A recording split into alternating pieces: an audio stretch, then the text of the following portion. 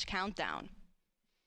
We will be beginning our live coverage in just a few minutes for that launch, and the rest of our commentators will make sure to take you along through today's countdown. You can see on your screen there how to watch.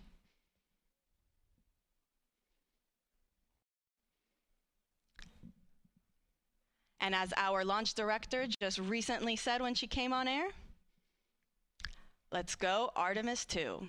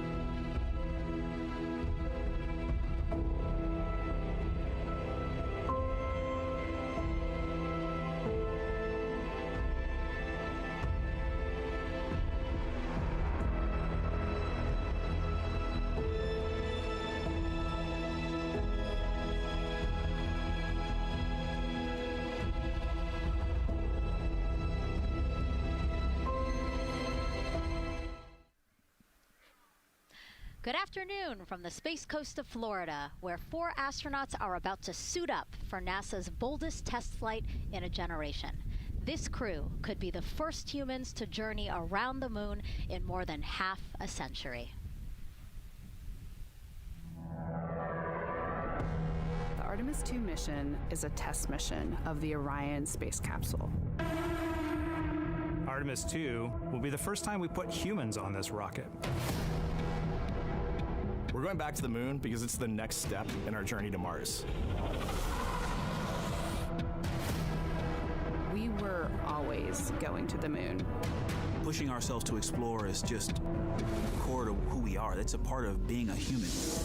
And liftoff. We shall return. Continuing to test out every bit of Orion. Coming back to Earth, 7 miles a second.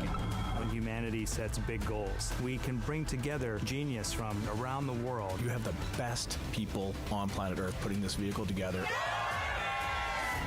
That's what's up. To innovate for the benefit of humanity and to inspire the world through discovery. And here we go.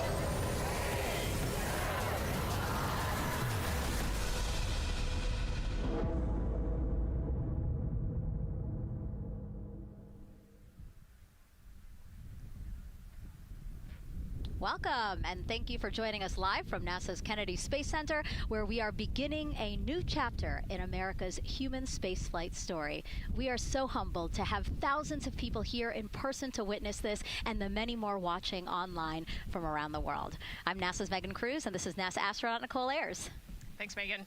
What a historic day to be here. What a historic day to be here. Obviously, for what we see right behind us here, the SLS rocket and Orion spacecraft on Launchpad 39B. Artemis II is a nearly 10-day flight test to prove NASA can safely fly astronauts around the moon before attempting to land on it in just 2 years, hopefully. Yes, like you said, it's a test flight, so we're going to put humans on this rocket for the first time ever, and we're going to test out the systems on board and hopefully get around the moon. And why does NASA want to return us to the moon? Man, we want to go back for scientific discovery, right? We want to create a permanent presence on the lunar surface. We want to be able to harness some of the volatiles or the resources on the moon in order to get us onto Mars later. So we're going to use the moon as a stepping stone to get to Mars, but also we're going to use the moon to learn so much about Earth and about the creation of the solar system. The moon is this untouched witness mark for the Earth and the solar system. And what I really love is like all the things that we do to get us to explore our universe, all of that technology, all the jobs created to support that, it all benefits us here on Earth. Yes, definitely. I mean, getting this rocket into orbit takes, 8.8 million pounds of thrust, right? And it's the people on Earth who do that and who create that, the engineers, the scientists. There are so many people who make this mission happen. And so if all goes well, this crew could travel farther from Earth than any other humans before them and see parts of the moon no one has ever laid eyes on. And now, speaking of laying eyes, here we are in the suit-up room with the Artemis II crew. Yes.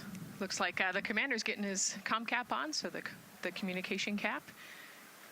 Looks like Victor's already got his on and the helmet going. He's just stretching out his wrist a little bit, right? Yes. And in charge of liftoff today is Launch Director Charlie Blackwell-Thompson. She and her team are just across the street from us inside of the Launch Control Center. They kicked off continuous around-the-clock operations just before 5 p.m. on Monday and started fueling the rocket about 4 hours ago.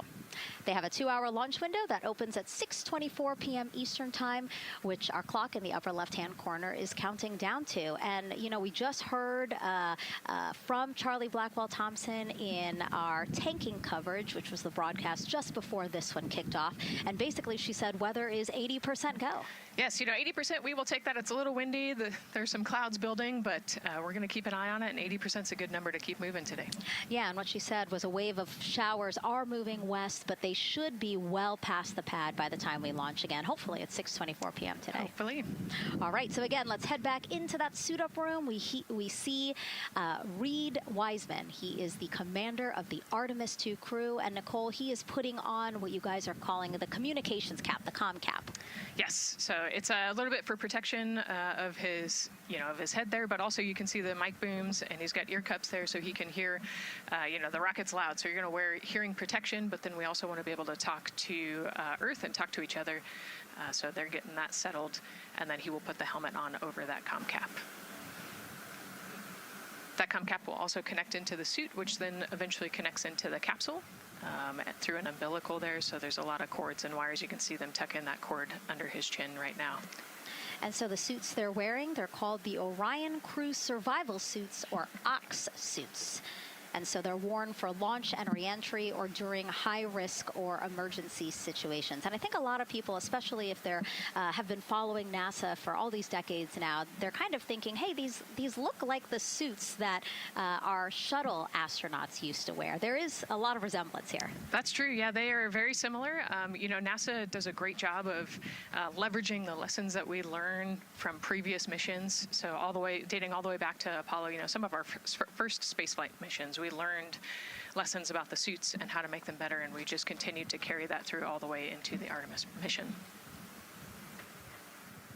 Time now to introduce you to some of our teams today. We have Gary Jordan at NASA's Johnson Space Center in Houston. He's going to be inside with the mission control teams, which will take over from Kennedy's launch control team right at liftoff. And then back here at Florida, there's Megan Carter inside Kennedy Space Center's visitor complex, Jasmine Hopkins at a launch viewing location, and then finally Daryl Nail inside the Launch Control Center with the launch team. Now, each is going to provide a very unique experience today, starting first with Daryl, who has been closely monitoring the launch countdown for us. Yeah, and welcome into Firing Room 1, a historic firing room here at the Kennedy Space Center in Florida. It's a pleasure and an honor to be here reporting what's happening as we lead up to countdown and liftoff of Artemis II. So far, looking pretty good. You see the rocket out there on the pad. It is launch day, and we just got that crew weather brief that you were talking about from Launch Director Charlie Blackwell-Thompson to the crew. It looks like a countdown at this point is in good shape, and that's great news. Fueling continues to track well. We just reached all stages replenish. And while we're talking about the fueling, let's talk about that tanking. Pull up the tanking graphic if we could now. That will give us an indication of where we are with tanking, and I can just tell you, as you see from this board right here, we are all stages replenish. So all tanks on board the SLS, the 2 liquid hydrogen, lower stage and upper stage, and 2 liquid oxygen, lower stage and upper stage, are at 100%, and that's exactly where we want to be. This kicked off at 7:30 this morning with a go for cryo load, and here we are roughly about 5 hours later, and we're fully tanked and now in replenish. The amount of propellant on board, roughly 733,000 gallons. That's about an Olympic-sized pool and a half. Huge amount of propellant. It's all flowed in there. The great news there, no leaks, no issues, and we're looking good at this point. So let's talk weather now. The weather, while it is favorable overall, it's not totally clean, and that was hinted at earlier when we talked about the storms. There is, of course, some onshore flow. Currently, our overall attempt percentage stands at 80% chance of acceptable weather conditions at the time of liftoff, which is going to be within our launch window. That's tonight from 6:24 p.m. Eastern Time until 8:24 p.m. Eastern Time. Winds are good. The lightning risk is low. But scattered showers still remain possible around the Cape and including near the pad. So the expectation is that there'll be some more active weather coming our way, but we're expecting it to push to the west. So the watch item is really any isolated shower that could briefly move through the area and trigger a constraint, especially for flight through precipitation. Well, you're looking now inside the astronaut suit-up room, and of course we got the 4 astronauts there. They talked to Charlie Blackwell-Thompson today, and you know, everything looks good there. We're tracking one minor NC issue at this point. We'll talk, it's a non-conformance. We'll talk about that a little bit later in our next hit, but for now, again, looking good. And of course, our administrator for NASA is here in the firing room. He checked in with the launch director, chatted with her for several minutes, and he's here in the firing room, which is a good positive sign, of course, for the day. That's it for the firing room. We'll send it back now to Megan and Nicole. Daryl, thank you so much. Yeah, let's get back into the suit-up room here, where we now have a shot of all 4 astronauts, and it appears all of them are undergoing their suit leak checks. Can you talk to us about what that is, Nicole? Sure. Yeah, you can see, as the suit expands, that we're going to pressurize those suits. So, in the case that we need it, if we lose pressure in the capsule, those suits will protect the astronauts and keep them pressurized and keep them survivable. So, these guys are going to hold their breath for about 10 seconds. Any movement in the suit could cause changes in the pressure, and so we want to get a really nice, precise, accurate measurement on the leak check. And so they'll hold their breath. Even just their heartbeat could potentially make some differences in those super sensitive sensors there. So you can see the red and blue valves there, the air in and air out, and it looks like Victor just had a good leak check. Yeah, and actually they do 3 leak checks, again, just to get an average reading to say, hey, we have confidence that these suits are holding the right pressure. As Nicole said, that tube that's going in, that's putting air into their suits, and then there was that gold instrument that you saw on their other side. That's how they can control how much pressure is being released in order to do these checks. Yep, and they will do the leak checks here in the suit room, and then they'll do more actually in the capsule as well. They'll do another leak check. So we're going to make sure the suits are ready to go before we even step out the door, and then we'll check them with the entire system on the capsule once they get out to the rocket. And you might also notice that some of the astronauts, while they're doing their suit leak checks, you might have seen Victor gave an okay sign. You might also see a thumbs up, and that's because concurrently, while they're doing these suit leak checks, they're also doing comm checks. Yes, yeah, we talked about the comm cap earlier and the umbilical and how they plug in. So yeah, they're going to test the comm, they're going to test the suit, make sure everything. They're actually probably testing the cooling system as well right now. They're going to plug into the portable cooling system and make sure that all of that is working. So like I said, we want to make sure that we've got 4 healthy suits before we go out. Yeah, this suit, 3 layers, so obviously it can get hot. Yes. So one of the layers is a cooling undergarment, and basically they flow cold liquid through that undergarment to keep the astronauts cool and comfortable before liftoff today. Yeah, it's like a onesie with a bunch of tubes running around it, and the water flows through there to cool you down. All right, lots of information to share with you all today. If you have any questions, we'd love to hear from you. All you have to do is send your questions our way by tagging @NASA Artemis, and we'll try to answer as many of your questions live. And we'll also have some questions for you throughout the broadcast, so we hope you can participate in those opportunities as well. Okay, as we continue to be inside the suit-up room here, why don't we learn a little bit about each of our crew members? Right now, we are looking at pilot Victor Glover, but hopefully we can get a shot here of our commander, Reed Wiseman.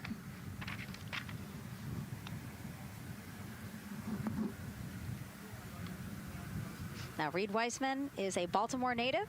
He's been in space once before as flight engineer for Expedition 41 aboard the International Space Station from May through November 2014. During the 165-day mission, Reed and his crewmates completed, get this, more than 300 science experiments in areas like human physiology, medicine, physical science, earth science, and also astrophysics. They actually set a milestone for station science by completing a record 82 research hours in a single week. He also served as chief of NASA's Astronaut Office from December 2020 to November 2022, and Reed has 2 daughters. Yeah, I love, Reed is such a great leader. He was the chief of the astronaut office when they hired our class of astronauts. And so, I think I have to publicly thank him for my job here today. But yeah, he's a family man, he's a good leader, and he's a great pick for the commander of this mission. Yeah, I think, in talking through some of his other accomplishments, obviously he has leadership qualities that makes him prepared for commander of Artemis II. Yes, he does. He's a well-experienced naval officer and now NASA astronaut. And so now here we are, pilot Victor Glover. NASA selected the California native as an astronaut in 2013. At the time, he was actually serving as a legislative fellow in the United States Senate. His first trip to space was in November 2020 when he launched as pilot of NASA's SpaceX Crew 1 mission. That was the first operational mission of NASA's Commercial Crew Program, which resumed launching American rockets from American soil to the International Space Station at the end of the shuttle program. Victor is a U.S. Navy captain and naval aviator who served as a test pilot, racking up more than 3,500 flight hours in more than 40 different aircraft. He and his wife, Deanna, have 4 children. Yeah, 4 children, a lot of energy, but that checks, right? Because when I think of Victor Glover, I think of a lot of energy, smart guy who's always excited and ready to go. And there you go, he's smiling in the suit room this morning. Oh yeah, he's a great guy. All of them are. This whole entire crew. They're just a good group of human beings, of leaders, of friends, family. You know, I have never heard anybody say anything bad about any of these 4. They're also well accomplished, and they're also deserving of this opportunity to return to the moon. Yeah, and they're also humble, right? They're just standard humans going to the moon, but you would never know that when you talk to them in a normal conversation. And so it looks like Christina here has completed her suit leak checks as well, her communication checks too. Yep, they've already got her gloves off. They're getting ready to kind of hang out and relax a little bit, I think, before they walk out. She is a mission specialist for this mission, native of Grand Rapids, Michigan. Was selected to the Astronaut Corps in 2013, so actually same class as Victor. She served as flight engineer on the International Space Station from March 2019 to February 2020.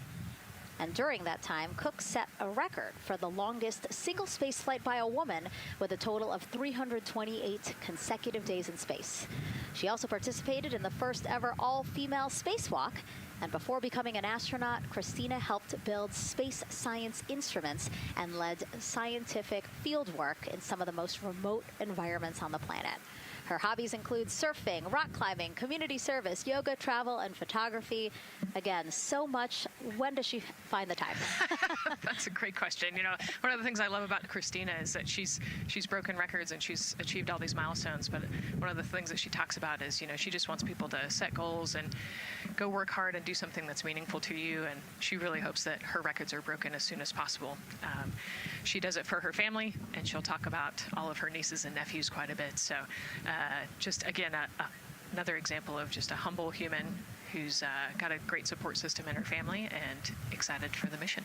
Yeah, she's always saying that she just wants the opportunity to push people farther, to push humanity farther, see what we can accomplish together. So, yeah.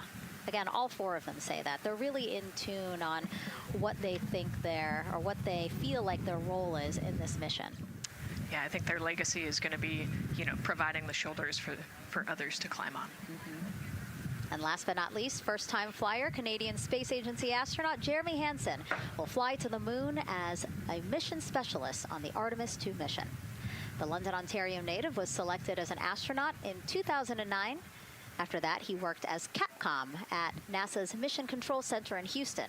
Capcom stands for Capsule Communicator, and that's the sole direct voice communicating with astronauts in space. He also participated in training exercises such as living on the ocean floor off the coast of Florida to simulate deep space exploration for 7 days. In 2017, he became the first Canadian to lead a NASA astronaut class. He also enjoys getting out on a sailboat, rock climbing, and mountain biking. Jeremy and his wife, Catherine, have 3 children, and he actually got to hang out with them over the weekend. So the crew arrived here for launch at Kennedy Space Center on Friday, and then their family members arrived Saturday. Yes, yeah. As long as their family can quarantine with them, then they will stay, you know, quarantined in Houston, and then they all fly down to Kennedy Space Center, and then you get to spend the last few days with your close family and friends. We actually do a behind-the-glass visit with some of those other maybe extended family members that couldn't quarantine with you. But yeah, it's a quaint time here once you get to Kennedy Space Center. A great sign here, all 4 astronauts have removed their helmets. And that indicates again that all 4 have completed suit leak checks. And so, Nicole, what they're doing now is they have these pockets on their forearms.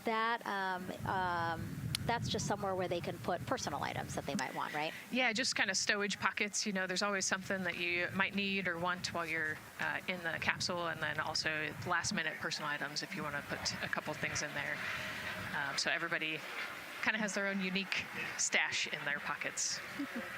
And then another pocket has emergency equipment that they might need, right? Like a signaling mirror, things like that. Right, yeah, the suit is basically all in one. You know, it's got the oxygen bottles there on their right legs. You'll see in a different shot, they've got pockets with survival gear in it, and that is to keep them safe. So if they had to egress the capsule, either from the launch pad or from the water, then they will have all of the survival gear with them. They'll have about 10 minutes of oxygen as well from that bottle so that they can get to safety quickly and safely. We are now 5 hours, 3 minutes and counting from the opening of our 2-hour launch window, and we have our first questions from social media.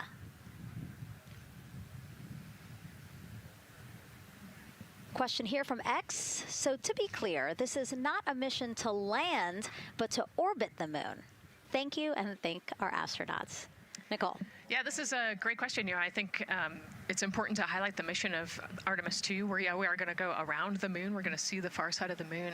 We're going to see parts of the far side of the moon that human eyes have never seen before.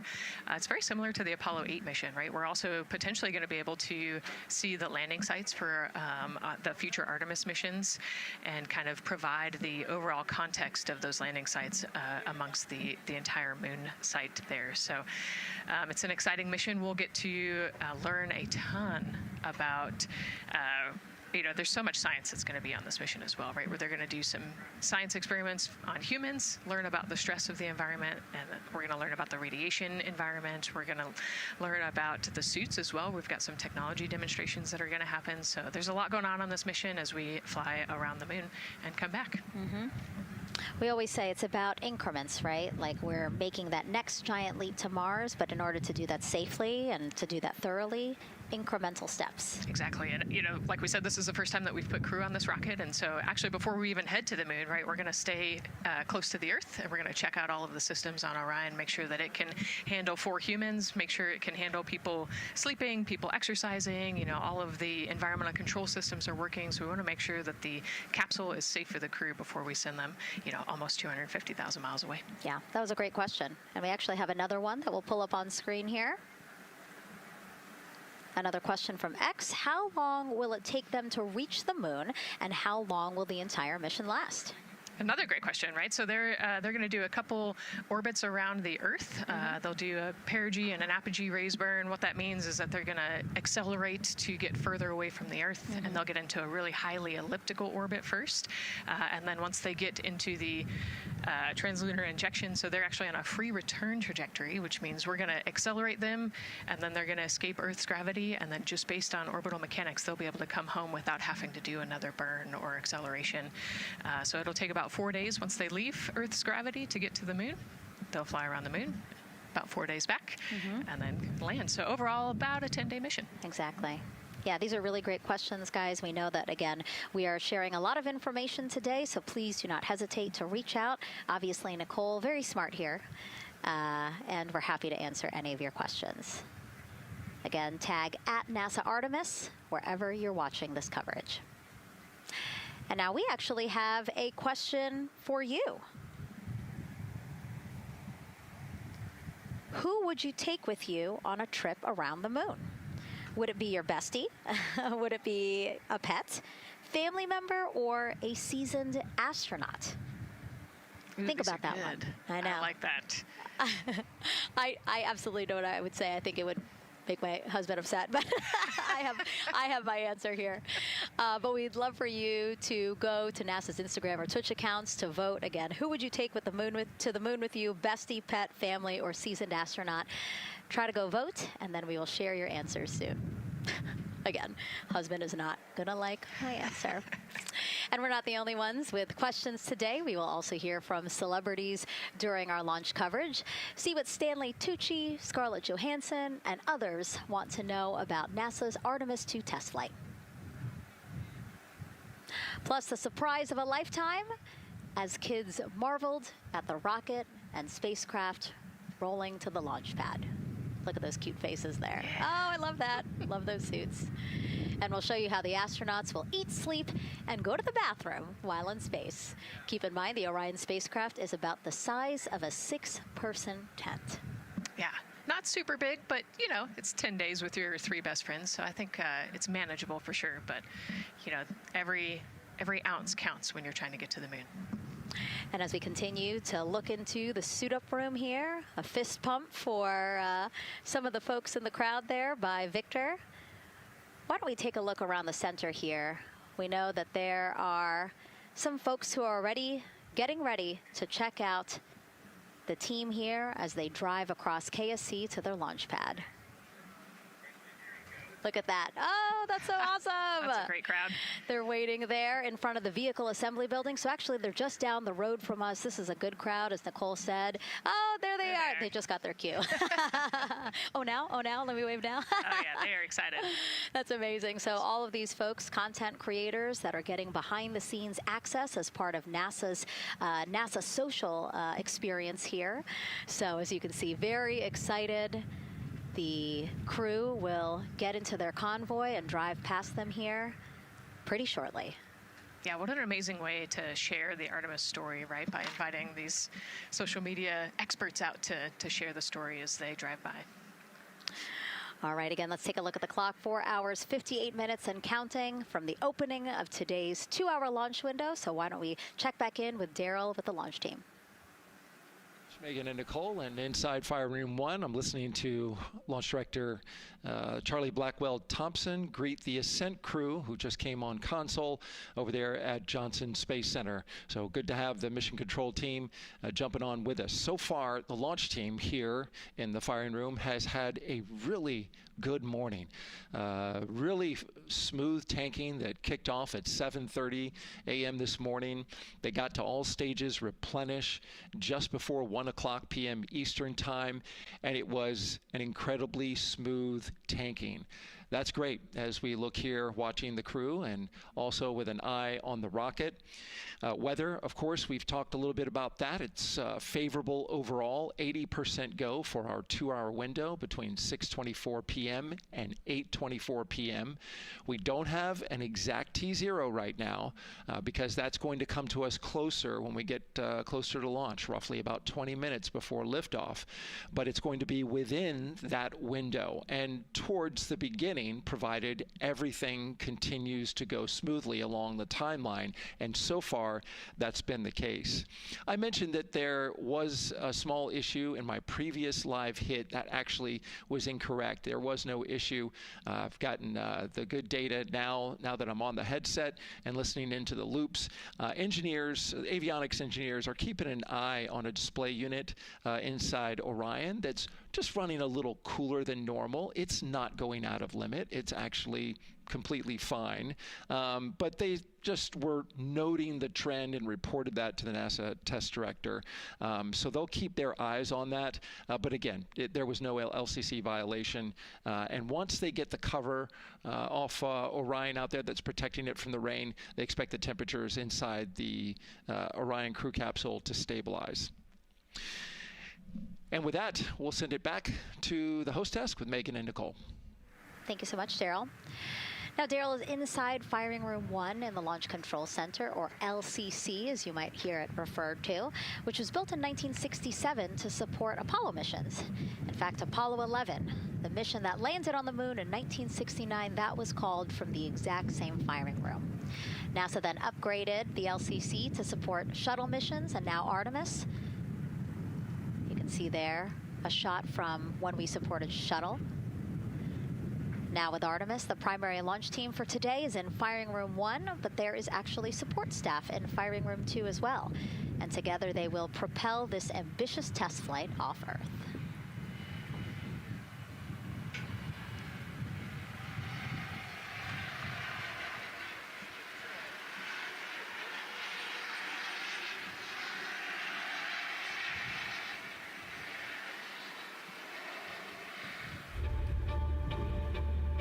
We're going back to the moon because it's the next step in our journey to Mars.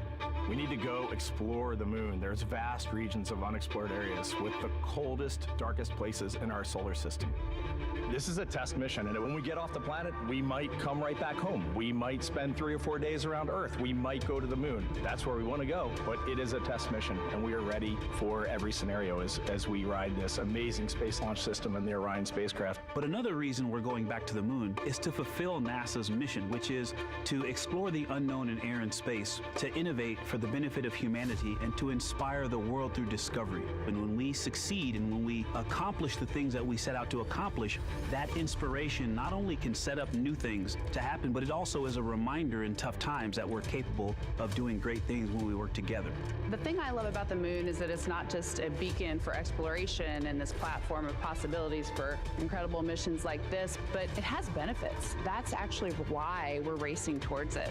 Those benefits are really wide in nature. You have everything from innovation, technology development, not only for future missions going deeper into the solar system, but technologies that come back to Earth. You have inspiration, a whole generation of people starting this pipeline of STEM workers and manufacturers and operators that are excited to see what you can do when you work hard and you come together as a team. When I think about the 4 of us flying around the far side of the moon, seeing that Earth rise, taking images and video and sending them back to you, the feeling that I have inside is hope. We know that Artemis II is not the solution for humanity on planet Earth, but it is a contribution in the positive column. We hope that just for a moment that people will pause and say, wow, it's extraordinary when you look back upon the Earth with over 8 billion people, and you see this concrete example of what humanity can do, this extraordinary thing when we set big goals and we work together to achieve them. Now, Kennedy's launch control team takes us to liftoff, but then mission control at NASA's Johnson Space Center in Houston takes over. That's where we have our Gary Jordan embedded with that team. Hey, Gary. Hey, Megan and Nicole, it's great to be joining you from here in Houston, Texas. I'm in NASA's Mission Control Center, where the Artemis II ascent flight control teams, led by Flight Director Judd Freeling, recently started their shift to monitor the Orion spacecraft integrity, the Space Launch System, and the crew to make sure all criteria is met to commit to today's launch and the mission ahead. The team you see here in this room today has been training extensively to prepare for the highly dynamic phase of flight that begins shortly after engine ignition.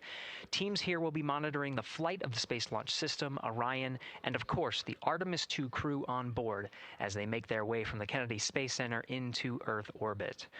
The lead console positions will be in this room, called the White Flight Control Room, a room which traces its legacy to the Space Shuttle program, with the first shift supporting STS-70 in 1995, more than 30 years ago.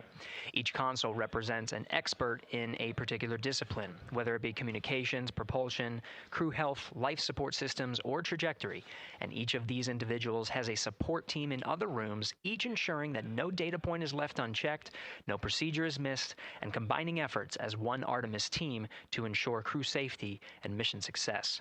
After liftoff, Mission Control Houston will be staffed around the clock over the next 10 days until the spacecraft is safed for the recovery teams and the crew is extracted from integrity and brought aboard the recovery vessel. The roar of a powerful Space Launch System liftoff is just the beginning. The mission is, of course, a test mission, and the first with humans on board Orion and in deep space.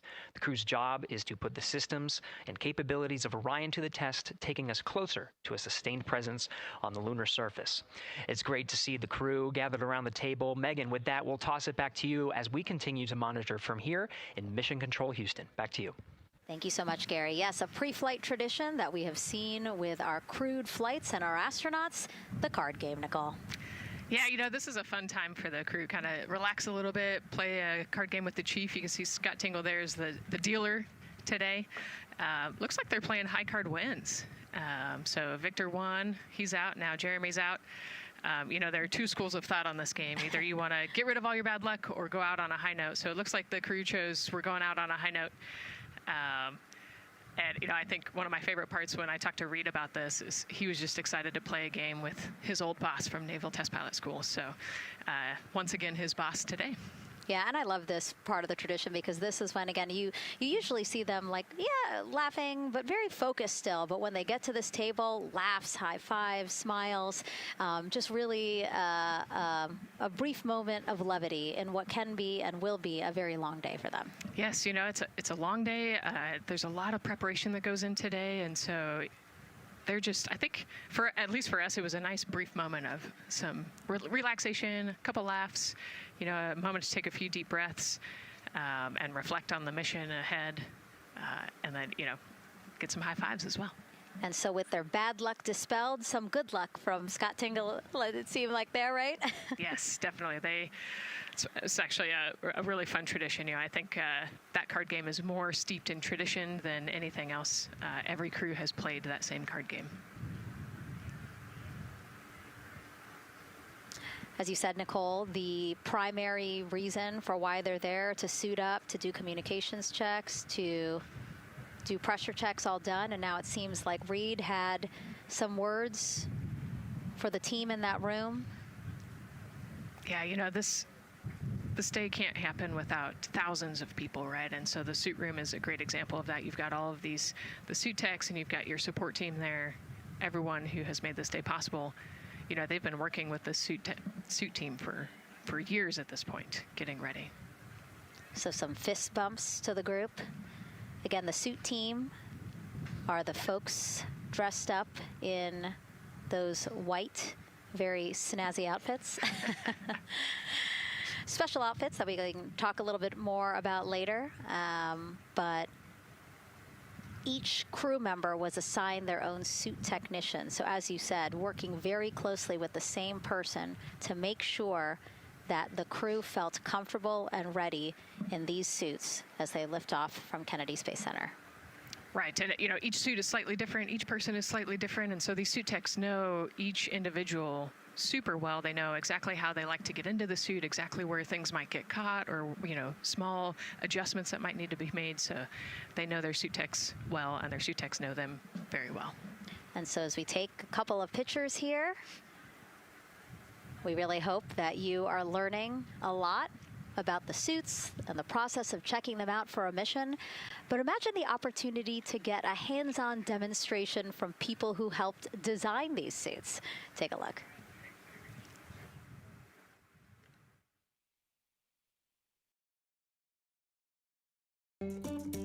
Anyone want to try on one of the gloves? I love showing the kids the suit. I love how excited they get about space. Oh! So that would be... It just goes in there? We got to bring some stuff for them to actually put their hands in, and some of them were very excited because they want to be astronauts when they grow up. I would love to be an astronaut. That would be incredible. I'd like to be like an engineer that like maybe designs the suits. Whether it's the calm, the orange color, every aspect has an important function for our astronauts in space. It's going to be amazing seeing astronauts up close to the moon again. And that was a special event at Johnson Space Center. What we just saw there, obviously a big part of why this mission is so important to NASA, really just an opportunity to inspire everyone, especially kids, right, Nicole, to dream big and be curious. Oh man, yeah, the kids are so important, right? I love talking to kids. You know, they are the future of spaceflight. They are the Artemis generation. And, you know, if we could just inspire even one of them to go on to be a scientist or an engineer or maybe even an astronaut someday, that's a win. And now let's turn our focus to the rocket for a little bit. Powering liftoff will be, again, NASA's Space Launch System rocket right behind us. And to learn more about SLS, let's go to Megan Carter, who's at Kennedy Space Center's Visitor Complex at an exhibit dedicated to Artemis and the future of spaceflight. That's right, Megan. I am so excited to be over here at the Visitor Center, but not just because of launch. I get to introduce you to the moon board. This is obviously a very complex mission, lots of moving parts and pieces, so the moon board is going to allow me to break some of those things down for you just a little bit more in depth, starting with that SLS rocket. Now, the SLS, or the Space Launch System, very big, very powerful.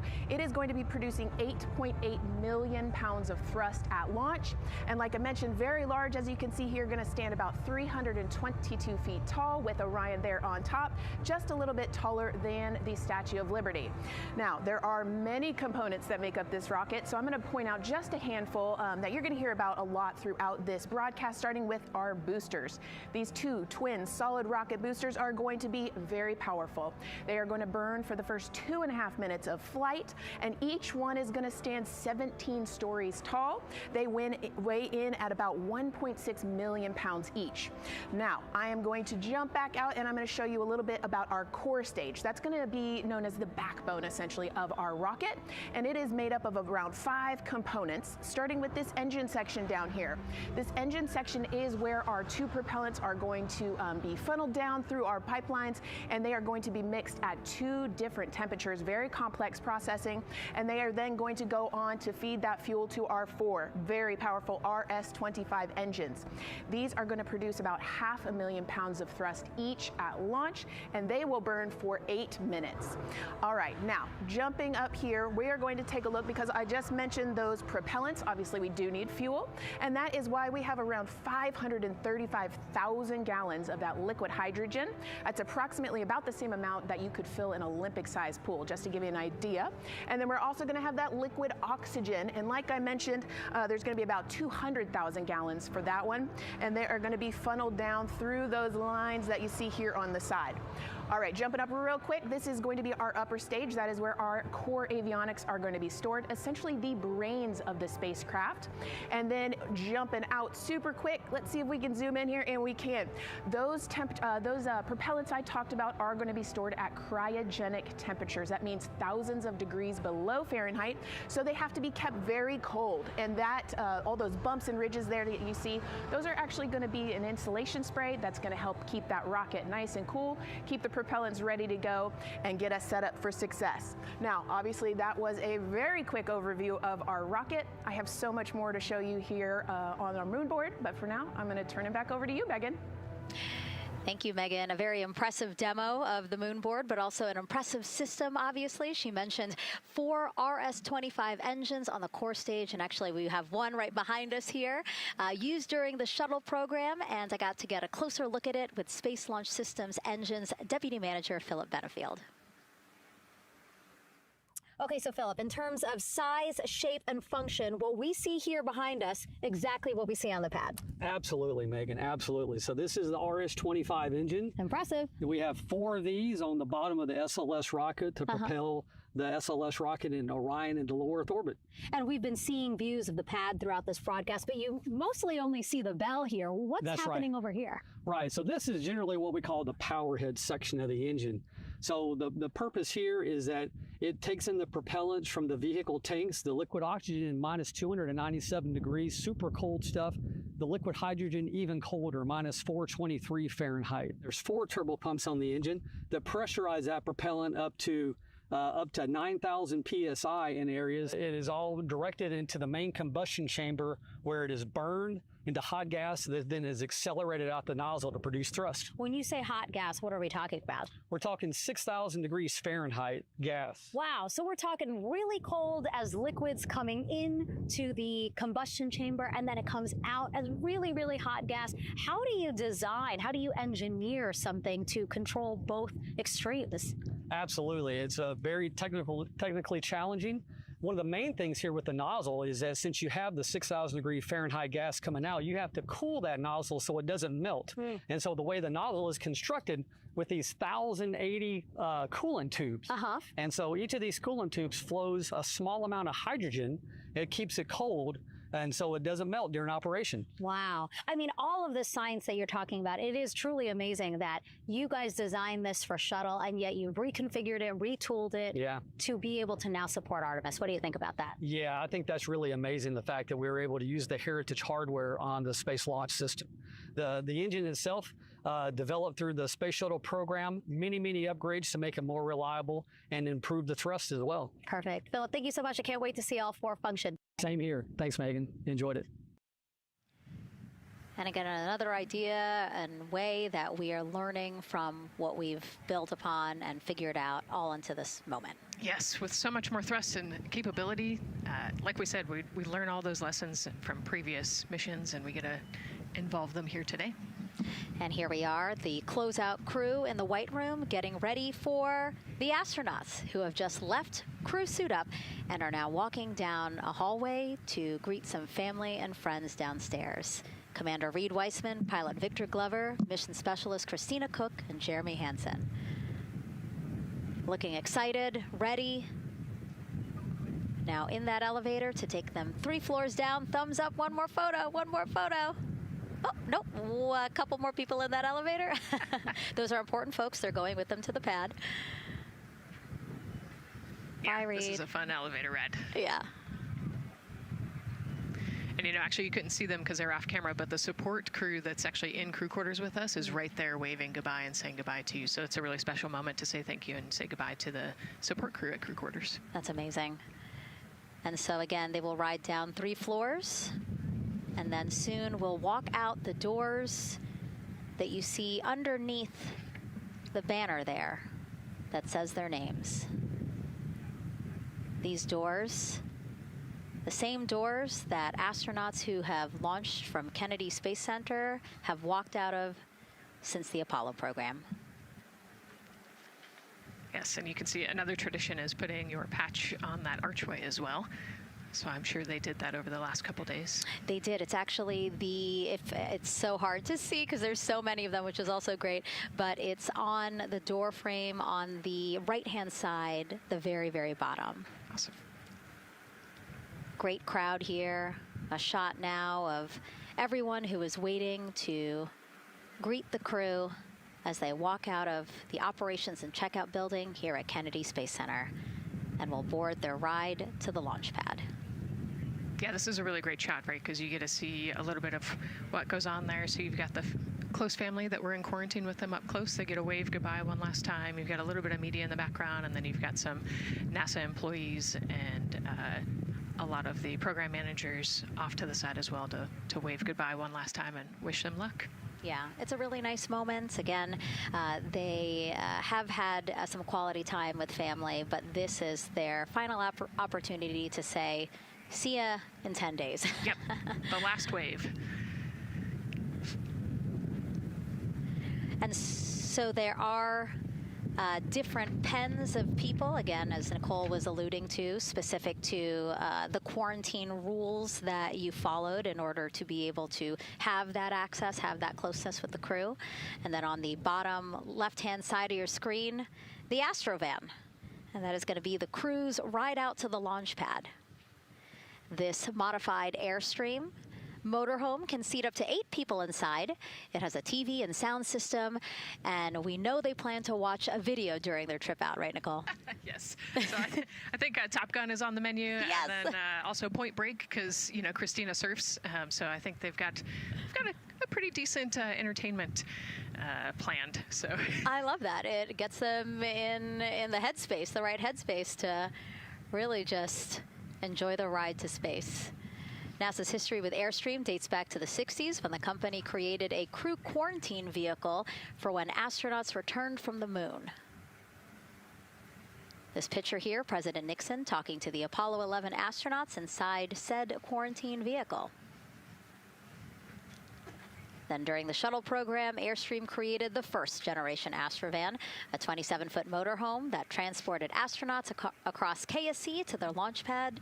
And again, that is what we're going to see today. A very similar picture. Again, the orange suits, the Astrovan, very reminiscent of what we have done before and how we got to where we are now. Yeah, and it's a pretty cool ride. You get about 20 minutes to get out to the launch pad and watch a movie, listen to some music. It's kind of an interesting, and then along the whole way here at KSC, all of the employees from Kennedy Space Center come out. You can see in the background of the shot you're looking at right now, all of those employees and everybody lining the streets, waving and wishing them luck.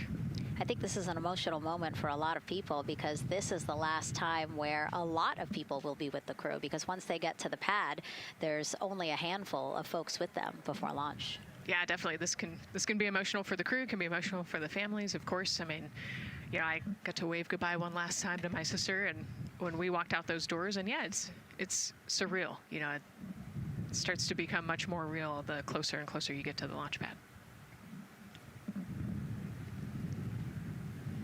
20 seconds now from when we expect the crew to walk out those doors.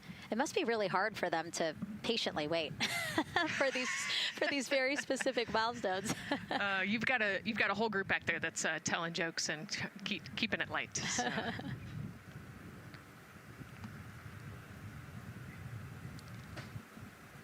And here they are, NASA's Artemis II crew. Commander Reed Weissman, pilot Victor Glover, and mission specialist Christina Cook and Jeremy Hansen taking their first steps outside for their historic test flight.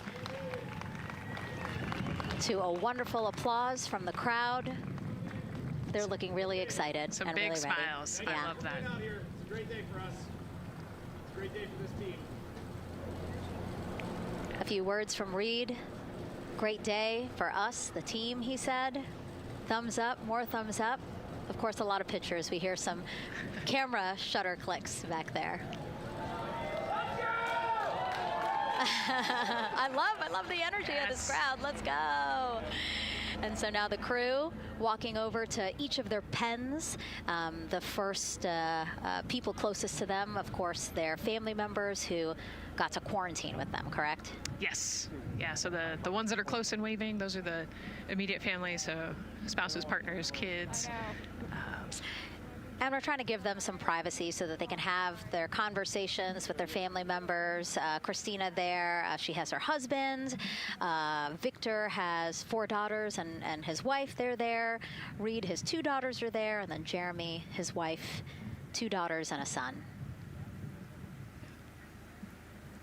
You know, when you were standing in their shoes, Nicole, when you flew for Crew 10, what were you kind of talking about? Like, did you really think about this moment and what you might want to say? You know, they've all already done their real goodbyes, you know, in person. And so this is more just kind of, again, that last chance to wave, last chance to get one smile. You know, you see Christina there smiling. So this felt much less heavy and just, you know, waving and maybe cracking a joke or something, saying hi. So this was a really, really great moment for our crew. Reed's 2 daughters there. Reed spoke about when he told them that he was selected to be the Artemis II commander. And he said he was worried. He's a single dad, didn't know how they would react. And actually, he said he was overwhelmed by their support. He woke up the next morning with cupcakes baked by one of the daughters, moon cupcakes. Yes, I love this story. Moon cupcakes the next morning. Like, how awesome is that, right? Everybody needs their support system, and clearly he has that in his daughters.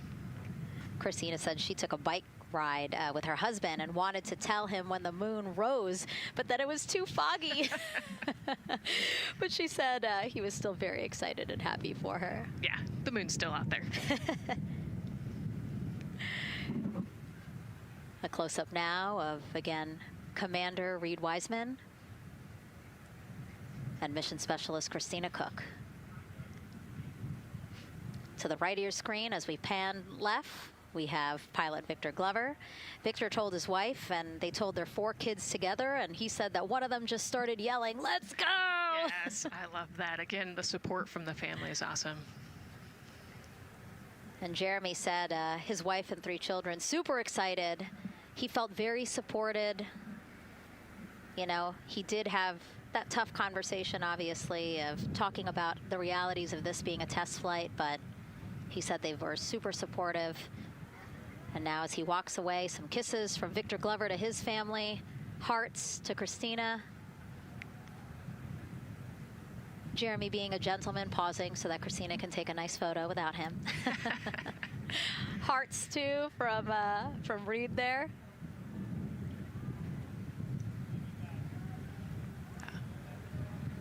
Hearing Victor saying, "Love you guys." Saying that to some of his crew members there. Woody. Some more applause from the group. A quick wave to some of the NASA program managers, and I think Norm Knight's out there, the FOD Flight Operations Director.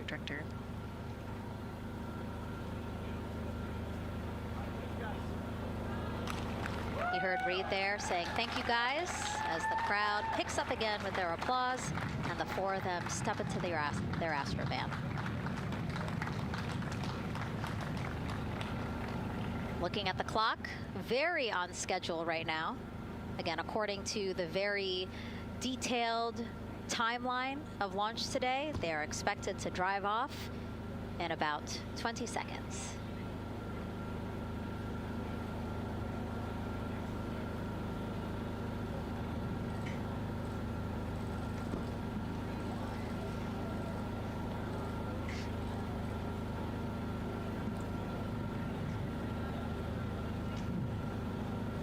So far, we're marching toward the launch smoothly.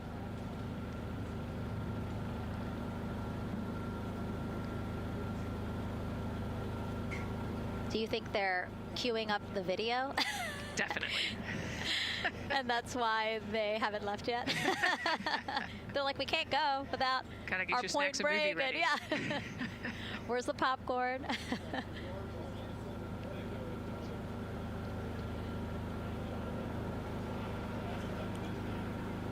Again, good on the timeline. Of course, they do have these very specific milestones, but this is not one that has to be completely stuck to the second and the minute. Yeah, we will make up that time easily. They will get a full security escorted ride out to the launch pad. It's a quick trip, 15, 20 minutes.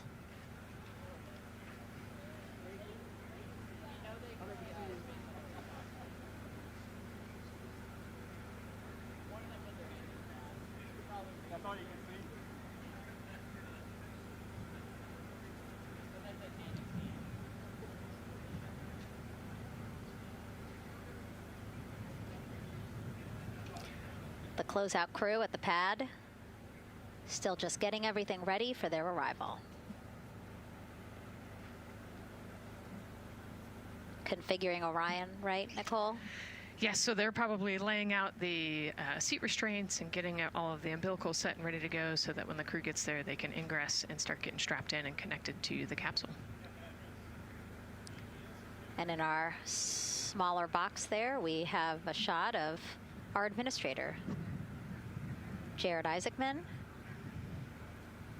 Bouncing around quite a lot today, was in the firing room right after the crew weather brief, saying to the crew that they are good for them to start suiting up, and now here to wish them well as they drive out to the pad. Yes, he's so invested in this mission. I love it. You know, he's been an active participant today, and exciting to see him there at the walkout.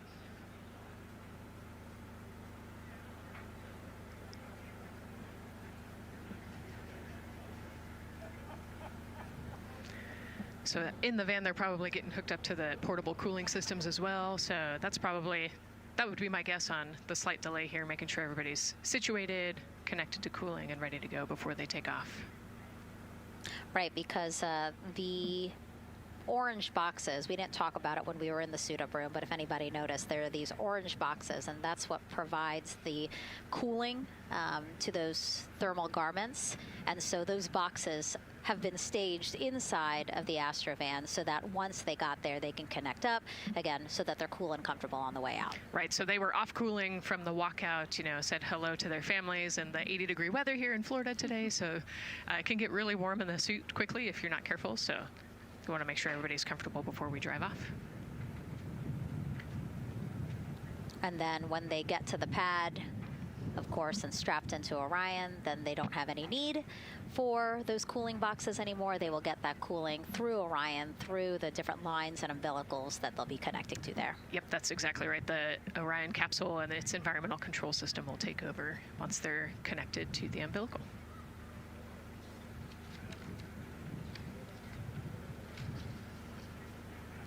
And so when we were watching them get into the elevator, I said, oh, there's a couple more people going in there. And they were, again, those folks in the white suits that we saw. Again, suit technicians. Yep. And there they go. And off they go. Reed, Victor, Christina, and Jeremy now on their way to Launchpad 39B, where they will fly to the moon, something no human has done in over 50 years. They may also set a new record as the farthest humans have ever been from Earth, a record set by the Apollo 13 crew almost 56 years ago today. We still hear cheers as they drive away from the operations and checkout building here at Kennedy Space Center. Now, while the crew make their way to the pad, let's get to know each of them even better. First, Commander Reed Wiseman. The moon, to me, it's the thing that connects me together with all the other humans in my life. I remember being a little kid lying in bed at night and just looking out at the moon in whatever phase it was in, and I was thinking, man, my friends that live like 20 miles away, they can probably look out and see that same exact moon. And then when I was in the Navy and I would look out at the moon and I'd be halfway around the planet, I would think, man, my brother can see that moon where he is, and he's halfway around the planet from where I am. To me, it's a connection of life on Earth. We can all look up and see that moon, and it's always changing. The moon is never the same 2 days in a row. I love that. My name is Reed Wiseman. I'm the commander of NASA's Artemis II mission around the moon. I grew up in a little town just north of Baltimore, Maryland, about 20 miles north of the city. There was a National Guard base nearby my house, and there were A-10 aircraft that would fly over every now and then. I just would look up at them and be like, man, I want to be up there. I want to go do that. And then my brother went to the Naval Academy, and I would go every year and watch the Blue Angels fly during commencement, and that just started to grow and grow and grow. For a while, I wanted to join the Air Force, and then I realized Navy flies as well, and they fly from ships in the middle of the ocean, and that was it. Like, done deal for me. That is exactly what I wanted to do for my career. Flying is freedom to me, especially when you're in a jet aircraft coming off of an aircraft carrier in the middle of the Pacific Ocean. Nearest land is over 1,500 miles away. So when you come off of that aircraft carrier, you are truly just alone with yourself out there. It is a magical experience to be out there all by yourself in an aircraft over the Pacific. Just it's free. I think anybody who accomplishes something that they set their mind out to, there's no one thing that does it for them. It's a combination of everything. I mean, the way my parents raised me, the way my brother and I, the way our relationship developed over time, my friends, being in the marching band, going to college, setting my own course, learning how to live on my own, being mentored along the way, being, kept on the path to success, but being given the freedom to, make excursions and fail every now and then and regroup and carry on. I think all those things come together in the end to get you where you are. I've had to overcome, I'm a human being. I've had to overcome a lot of fears. I'm pretty scared of heights. I joked about that on the International Space Station, but it turns out I'm only scared like at the edge of a building. When you're up on the International Space Station, even though you're 250 miles up, I never had that feeling of falling or that I was, at risk up there. I just kind of loved the feeling of floating and looking down at Earth. There have been challenges all throughout my life. By far, the biggest challenge was losing my wife in 2020 to cancer and now raising two daughters who are grown up now, but that's been the biggest challenge by far I've ever had to face. It is not easy. Being an only parent, trying to work a full-time job, and raising two kids is something that I think about every single day. I'm very proud of the work I've done. I haven't always done it well, but I've always shown up and tried as hard as I possibly can. And now Artemis II pilot Victor Glover and his journey to this history-making moment. I do wonder what it's going to be like when we are really far from Earth and can see it. The sensation of being so far away from everything that you know. I had that sensation on the space station the first time I got to sit in the cupola for a really long time. So I can only imagine what that's going to be like from 200,000 plus miles away. My name is Victor Glover, and I'm the pilot for NASA's Artemis II mission around the moon. When I was in 4th grade, I was 10 years old, and that's when the Challenger accident happened. And it helped me understand how the general public felt about the astronaut corps, right? Like, these are the people that we want to be, and that just gave me an easy thing to strive toward. The biggest fear that I've had to overcome in my life is doubting myself. Going to college when no one in my family had gone to college was a huge risk. I had more confidence in my athletic ability than in my academic abilities. I could play football with those college students that I saw on TV, but my classmates that I saw in the lab and around the University Union, I didn't know if I had what they had. I think addressing that self-doubt was a part of, swinging for the fence and trying to go get an engineering degree, not just go to college, but get an engineering degree and then go do something challenging and technical like flying. Apollo is known for sending humans to the moon. Artemis has an opportunity to continue the Apollo story, but I actually think it's important for this story to stand on its own. Artemis is a new program, and we're trying to do new things. And it's great to compare and contrast. When you look at our spaceship, you can see parts that were designed, built, and integrated in another country. When you look at our crew, you see that our crew is international. There are also men and women. And I just think that comparing and contrasting makes the story even richer. The piloting role specifically, I will have an hour and a half or so where I get to fly the spacecraft by hand. We haven't flown that many spaceships. And so the ability to fly one actually in space on a test mission is just a really unique opportunity. I can't tell you how I'm going to feel when we fly by the moon and see the moon up close and the Earth from 250,000 miles away, but I don't use the word excited because I'm focused. You know, what we do, this is very serious and it's very risky, and we are all intimately familiar with that risk. And so if we go out there and we're successful and we can pass that baton on to Artemis II, that's something to really be excited about. Great to hear from Reed and Victor in their own words about how they feel about this mission and their role in it as the convoy turns this corner here onto the road where the vehicle assembly building is and where the group that we showed you earlier today, ready with their flags. Wow, that group has expanded exponentially. Yes, this is great. So many people. Flags, oh my gosh, I love it. Oh, this must feel so special to the crew to see all of these people here to wish them well. Yes, this is heartwarming. Look at how many people there are. Everyone is so excited about this mission. Signs, people have made signs. I feel like the Astrovan has slowed down a little bit, you know, to really take in the moment. Wow. That's amazing there. Again, crowds continue going as we are now passing the historic vehicle assembly building. This is where the Space Launch System rocket was assembled and stacked with Orion. Its history, of course, goes back to the Apollo days, but today it is home to the Artemis missions to the moon and beyond.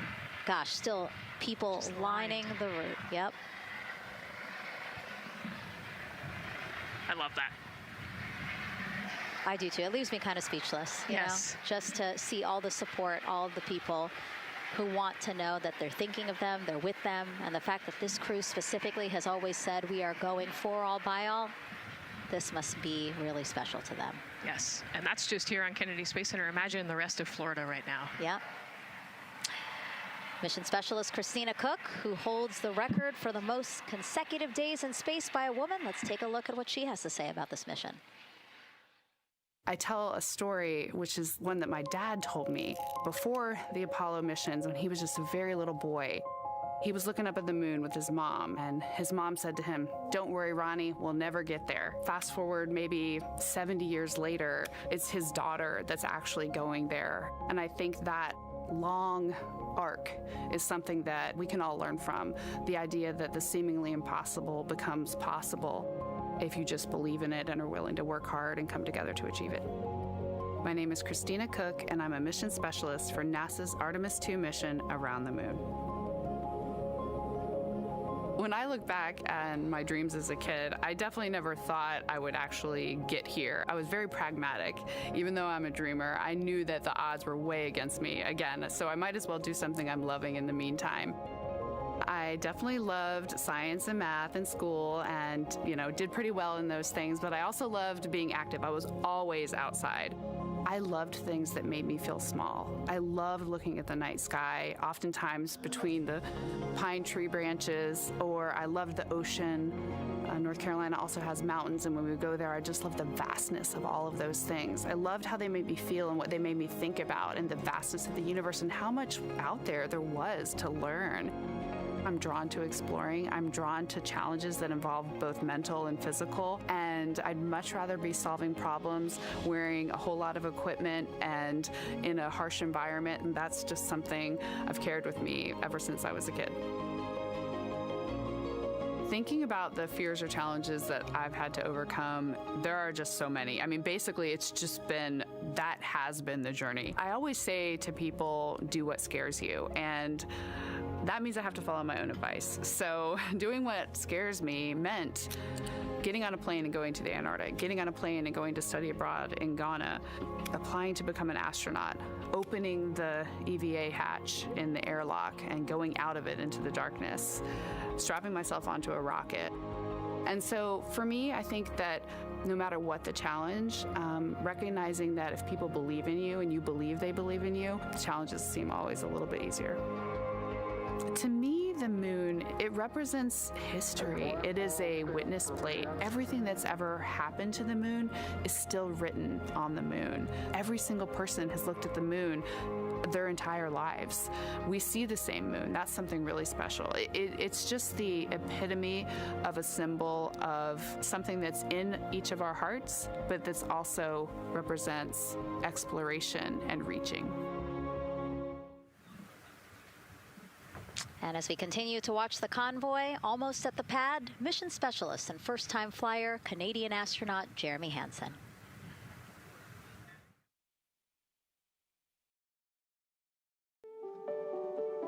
I have this very distinct memory of seeing an image of an astronaut standing on the moon. It's burnt in my brain because I went back to it so many times in my childhood, and I would look at that image, and I know it had a huge impact on me that humans had walked on the moon.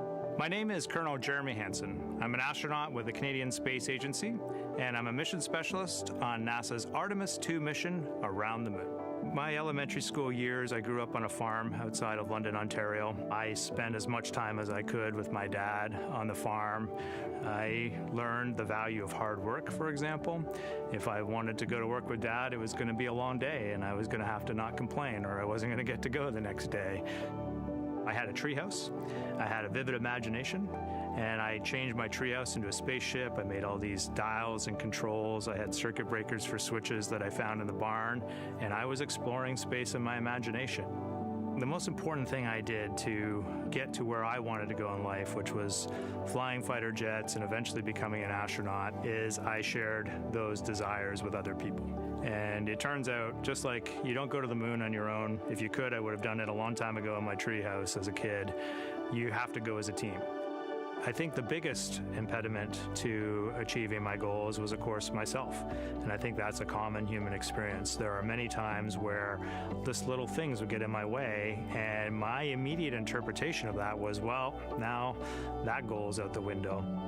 You know, people must have lifted me back up, and somewhere in the back of my head, that persistence came through. And I think that's a common human experience, to doubt ourselves. I've come to this, I guess, realization that I believe that we all have gifts to contribute, and the goal is to figure out how to use your energy towards adding positively to humanity's existence on this planet. But I love it when humanity sets big goals, like sending humans to the surface of the moon with an eye to eventually going to Mars, because when we do that, we can bring together genius from not just even in one country, but around the world. I've also learned from my indigenous mentors that they refer to the moon as Grandmother Moon. So you've probably heard of Mother Earth. They use Grandmother Moon because Grandmother Moon is responsible for the water in their community, just like the moon moves the water around the planet, affects the tides. And I think that's a really beautiful thing for us as we go back to the moon, to think about all the different cultures around the world and how they view the moon differently. And that's really neat because we all share that same moon in the night sky. What's really neat, too, was that drive to the launch pad, that point of view to see what the crew is seeing as well, as their Astrovan rides up the pad slope and are now on the surface, about to walk up to their vehicle. Yeah, you know, we talked about how tall this rocket is earlier. Wow. Look at that. Yeah, look at that point of view, yeah.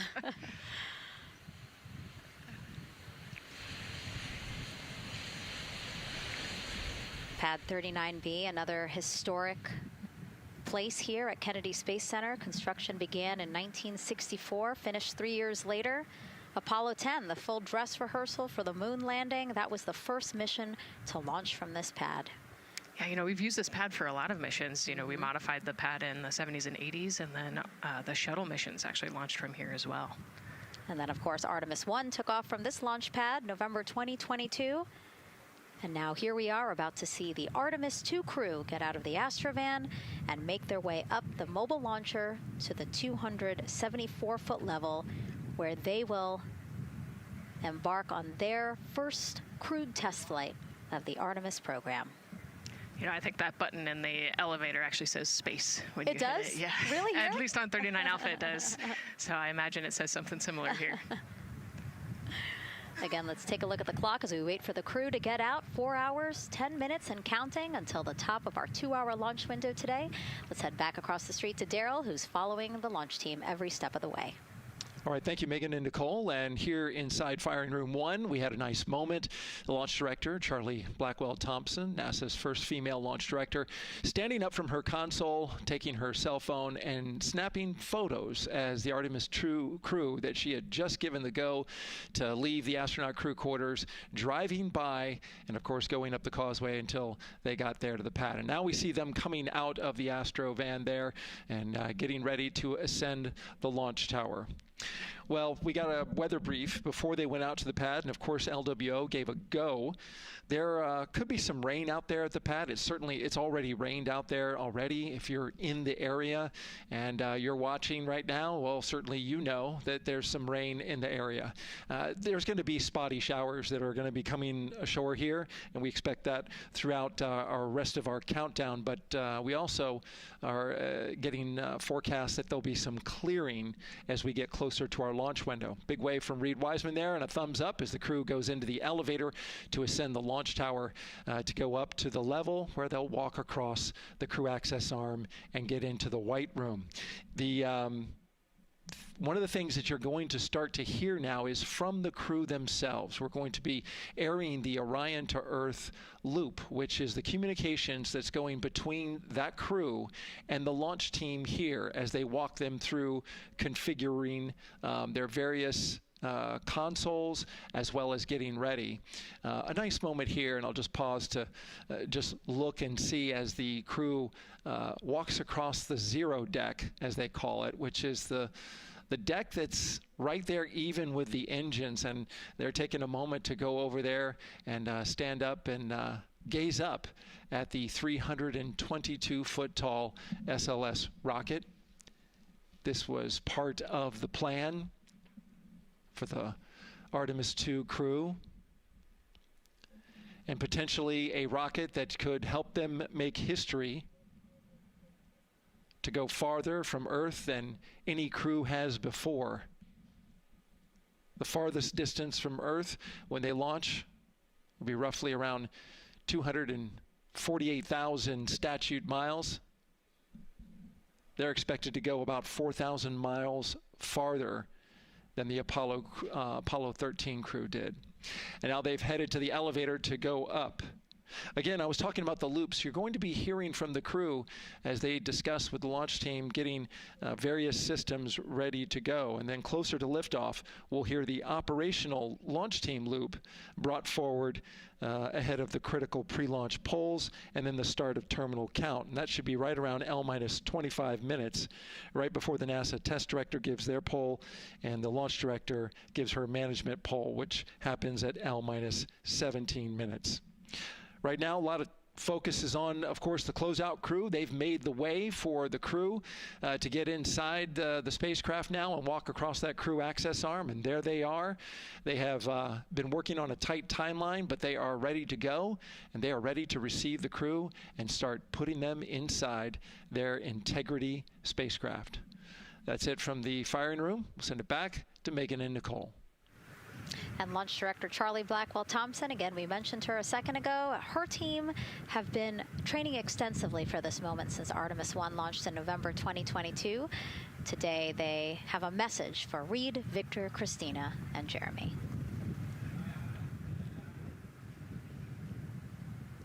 Today, you carry the work of thousands and the hopes of millions.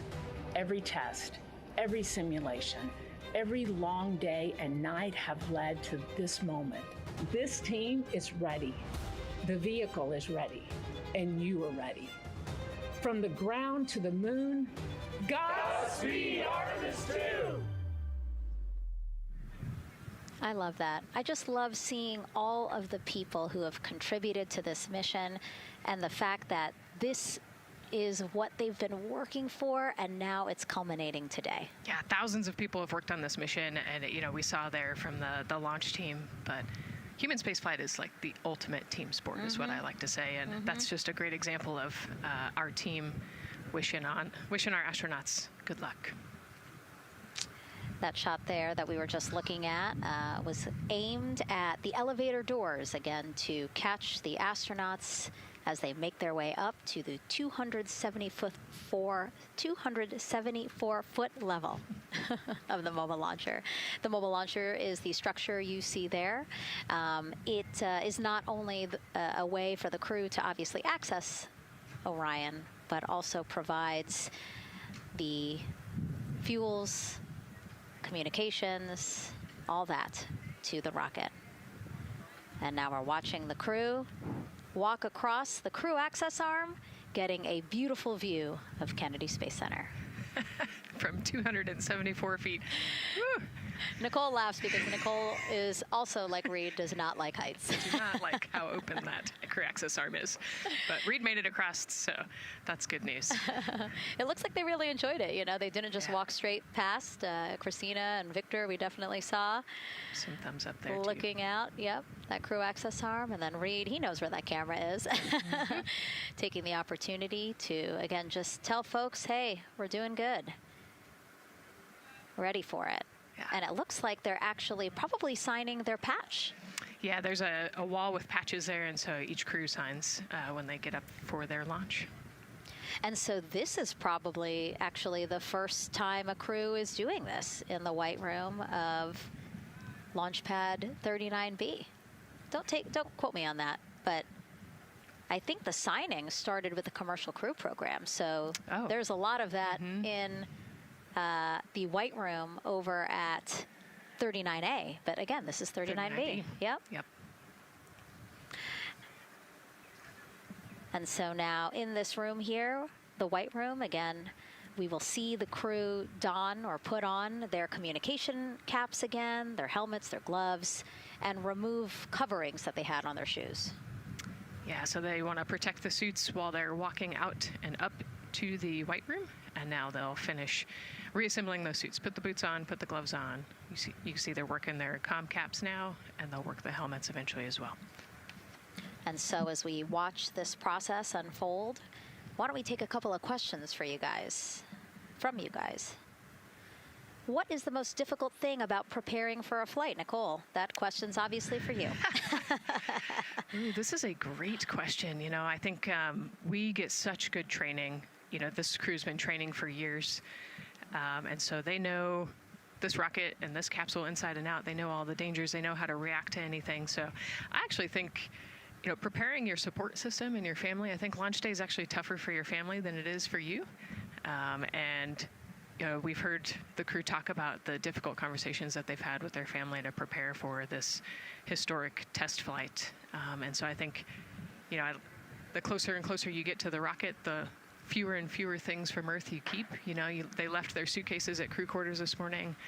They left their cell phones, their laptops, everything. And so you are just a human in a spacesuit about to get on a rocket with all of your loved ones watching. And I think that can be probably one of the most difficult parts about today. And while you were answering that question, Nicole, we did get a chance to check. Yes, this is the first time a crew has signed the wall of the White Room, again, here at pad 39B. Let's take another social question now. All launch windows happen to be in the evening. How come? Obviously referring to the April opportunities specific to Artemis II. Right. You know, this is a complicated answer. I don't know that I would have the exact mechanics behind it, but it has a lot to do with orbital mechanics and where we are in terms of the Earth and the Moon relationship.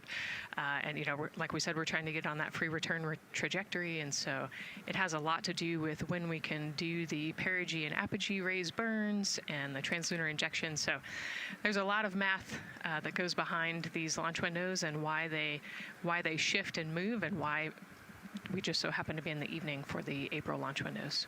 Yep. You did answer it well. All right. And before We asked you guys a question. Who would you take to the moon with you? Would that be a bestie, a pet, family member, or seasoned astronaut? Overwhelmingly seasoned astronaut. So Nicole, you and I are going to the moon. Was that your answer as well? That was totally my answer. Again, like I thought my husband would not like that answer because he'd want to come along too. But I think if asked, he would also say seasoned astronaut. So that's fair. Yeah, like we said, there's a lot of training that goes behind it. These guys can react to anything that comes their way, and so yeah, if you don't have all that training, maybe you do want someone that's a little bit more experienced. Yep. So correct answer, everyone. And now we have another question for you. What do you want to know about living in Orion? What the crew eats, how the crew sleeps, how to fly the vehicle, or how free time is spent? Another great question. Ooh, yes, I'm excited to see what they say. Yeah, so head to NASA's Instagram or Twitch accounts to vote, and we'll share the results as soon as possible.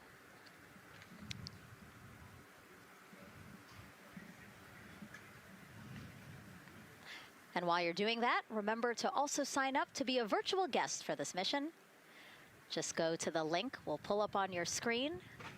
As a virtual guest, you will get mission-specific information, notifications of any schedule changes, and curated resources straight to your inbox. You will also receive commemorative stamps for your virtual passport after launch and splashdown.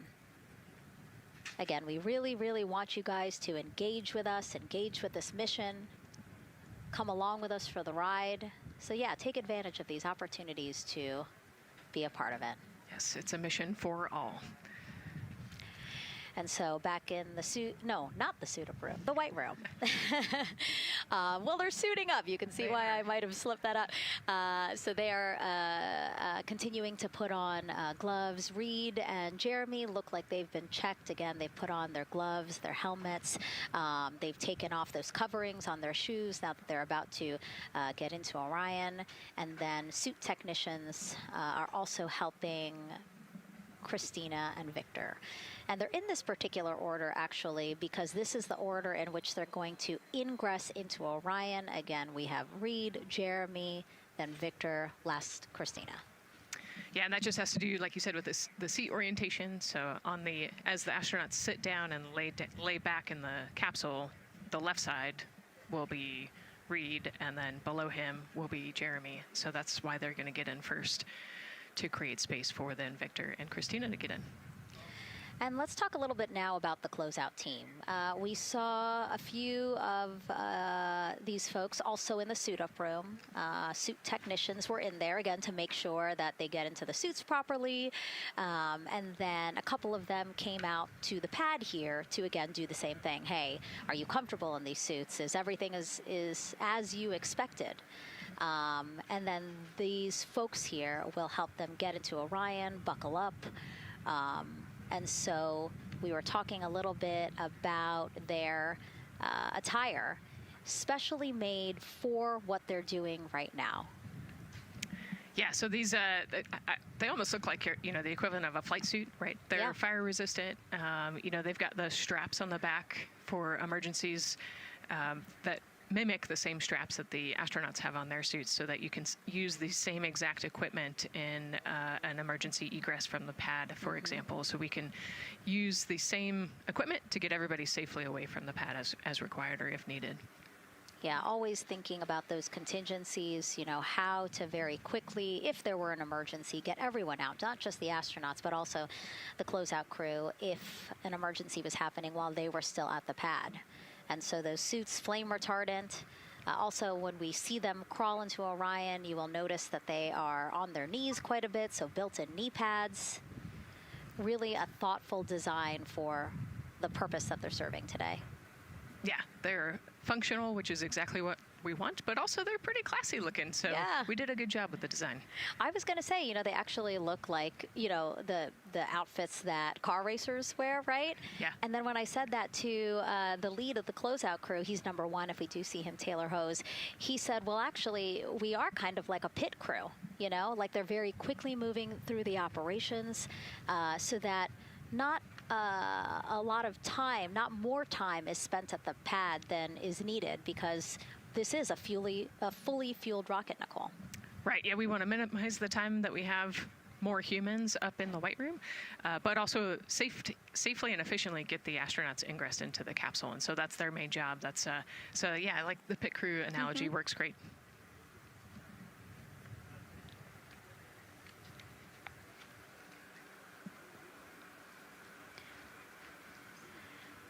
And so, Nicole, as we get ready to see them ingress, I know you'll be, again, an invaluable source as we talk through this part of the launch countdown, because you've been inside a mock-up of the Orion spacecraft. And I know that because you texted me a photo that you took, this selfie in the mock-up, and little did you know I was going to put it in this broadcast. Yeah, this was actually a really wonderful opportunity. Last week, our flight control team at Johnson Space Center hosted an open house of the Orion mock-up there in the Space Vehicle mock-up facility. And so I got to spend some time in the capsule with some of the flight controllers who are actually sitting on console right now and talk to them about everything inside the mock-up. So you can see I've got a bump cap on. It's like a small hard hat. There are a lot of, metal corners and things, and we are still squishy humans at the end of the day. And so they want you to be careful while you're moving around in there. But I got to see, how the crew will ingress. I got to look at the umbilical and the seat straps, and I got to see, the emergency equipment and the stowage and the toilet. I got to see it all. Got to talk about everything. It was pretty cool. It was a really great time. Michael and Bruce were great with me. They answered all of my questions. Yeah, because it's really good to be able to give that perspective because, and as you guys will see, yes, we do have cameras inside Orion and we'll of course take you in, but it doesn't give you a true feeling or idea of how big the space is, how things are configured. Again, like when we see them go in, they're actually on their backs. Yep. So, again, it's just hard to really get a sense of the inside there, but Nicole is going to really help walk us through that. Yeah, you said they're on their backs, and, you have to somehow get there, and so they're actually going to almost barrel roll onto their shoulder to get onto their backs and their feet up on those leg rests. Actually, Andre's holding onto right there. You can see Andre number 2's inside getting everything ready for them. And actually, those leg rests for the pilot and commander seat will come off once they get into orbit to create some more space for them. And it looks like we're getting ready to ingress here. Yep, thumbs up from Reed. Everybody configured with their suits, and so in we go. They actually get inside by walking backwards. That's the easiest way to get in, right, Nicole? Yeah, so he will step down right over the flywheel or the exercise equipment that they've got in there. We'll talk to that in a second. And then you actually step down right on top of the toilet area backwards. You can see him going now. Oh, and he's already turned around and walking in. You can see Dre's protecting his helmet and his visor there from all that metal. Yeah. It's a tight squeeze, but they've done this a lot, so Reed's already all the way across the capsule. Yeah, that was fast. Impressive, Reed. Impressive. That's why you're the commander. Oh, a heart there from Jeremy again. Yep, Canada. Yeah. Canada is about to get into Orion. And so you mentioned Dre. Why don't we talk a little bit about him? So that was NASA astronaut Andre Douglas. And he is actually one of the backup crew members for the Artemis II mission. He trained alongside the primary crew and will step in and if any of the 3 astronauts are unable to fly. Yeah, Dre's actually a classmate of mine, so fellow fly. Oh, yeah, so we've worked very closely together. It's exciting to see him in this role. Yeah, Virginia native, selected as an astronaut candidate in December 2021. He completed his training in March 2024 and was subsequently named as the Artemis II backup crew member just months later in July. Before joining NASA, Andre worked at the Johns Hopkins University Applied Physics Laboratory, where he specialized in spacecraft systems engineering.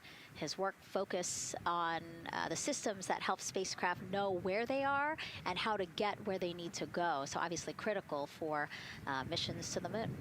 Yeah, he's a wicked smart guy. He's got like 15 degrees, I think, or something. Oh, my. So. And so now here we are back inside Orion, where the closeout crew, each one with either Reed or Jeremy. So it looks like Andre is with Reed. And this is a camera shot of behind Reed's head. So Reed, while Andre is buckling him in, that's a 5-point harness, Reed was configuring his control panel. Yeah, the displays. We're getting the displays ready so that they can monitor all of the systems and monitor the launch as they go. Christina there signing the wall.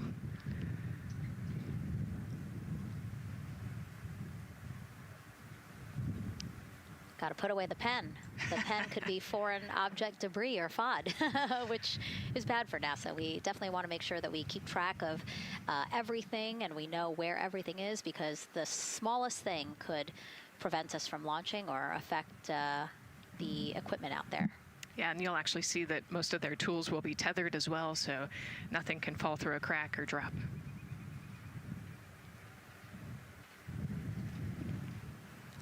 And so as soon as Jeremy and Reed are good to go in their seats and connected to their communication umbilicals, as Daryl had said before, we will start hearing the loops, the audio mission loops, specifically Orion to Earth 1, which is the communication loop that the crew communicate on to the different teams supporting launch today.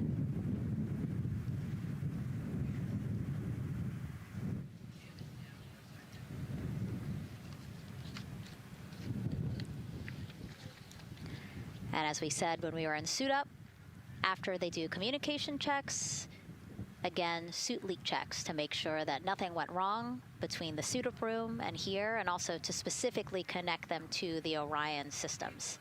Yes, this will be an integrated test with Orion and the suits to make sure the entire system is working and ready for flight. And so you'll notice Reed and when Victor sits down, Reed and Victor are the only ones with the display panels in front of them. Jeremy and Christina will actually share a personal computer device, and that will be on Jeremy's leg, and that's how they'll continue to follow along with telemetry and data. Yeah, it's actually pretty cool. This is one of the technology demos that we're doing, and so they're going to plug into the system, and it'll be a screen repeater on that that device for them, so that they can see what the pilot and commander are seeing. OTC ask, MS2 is online for context. This is OTC, repeat. MS2 ready for comm checks. The MS2 ready for comm checks. MS2, OTC, Orion to Earth 1, comm check. OTC, it's MS2, have you loud and clear on 1. You're welcome, sir.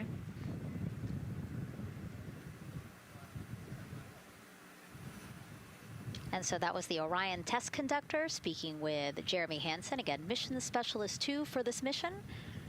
So his communication check over, you heard him say 1, Orion to Earth 1, has been completed, a successful test.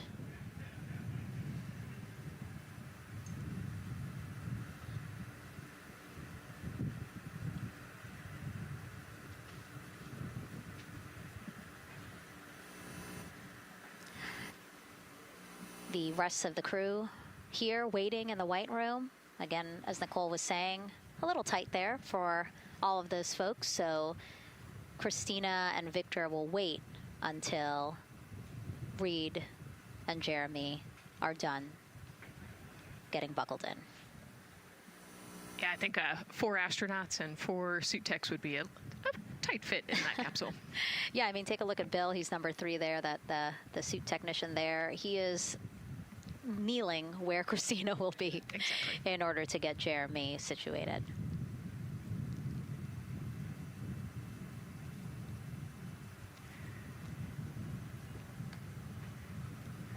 OTC ask, commander's ready for comm checks.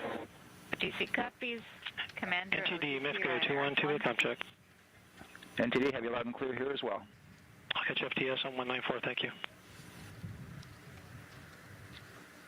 Commander, OTC, Orion to Earth 1. OTC, CDR has you loud and clear. Good comm, welcome, sir. And there you have it, a successful comm check with Commander Reed Wiseman. And so... And CDR, NTD on Orion to Earth 1 for comm check. CDR, I got you loud and clear, NTD. And good to have you on board. Good luck today.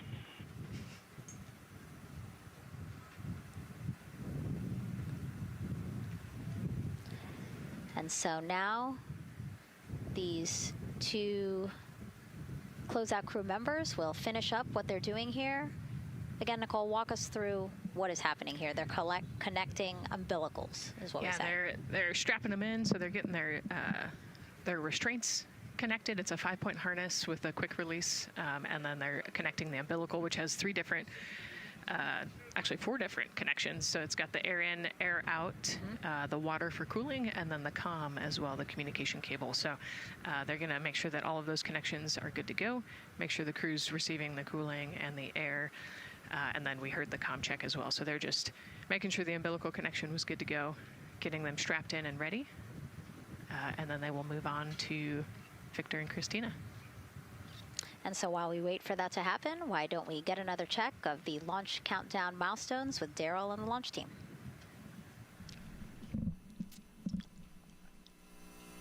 All right, welcome back into the firing room 1 here, where some of the launch team is having some pizza that was brought by the administrator. That was nice of Administrator Jared Isaacman to bring that by for the launch team to enjoy.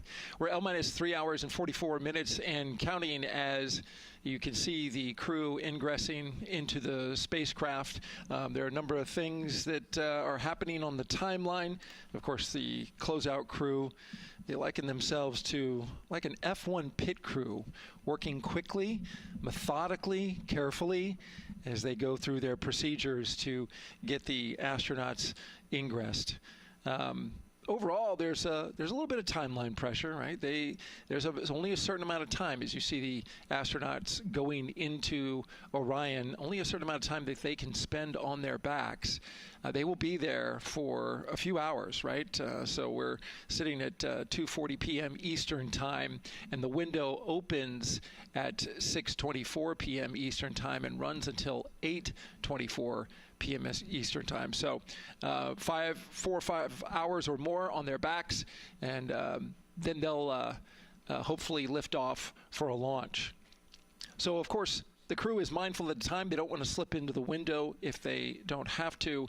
And so they're keeping a tight lock on the margin, the amount of time that they're working there. And there's a heart from Christina Cook. Great to see that as she gets ready to get into the Orion spacecraft, one that they named Integrity.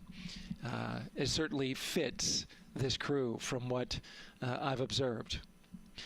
Now, right now, the rocket's tanks, they're in what's called replenish mode. So another factor for this closeout crew is, and the crew themselves, this is a fully tanked, almost ready to go rocket. It's got all the propellant it needs to go to the moon. It's just a matter of getting the astronauts in, getting them configured, and getting all the systems, the high energy systems, bringing them all online in order to launch this rocket. As they sit there, there is propellant boil off that's happening.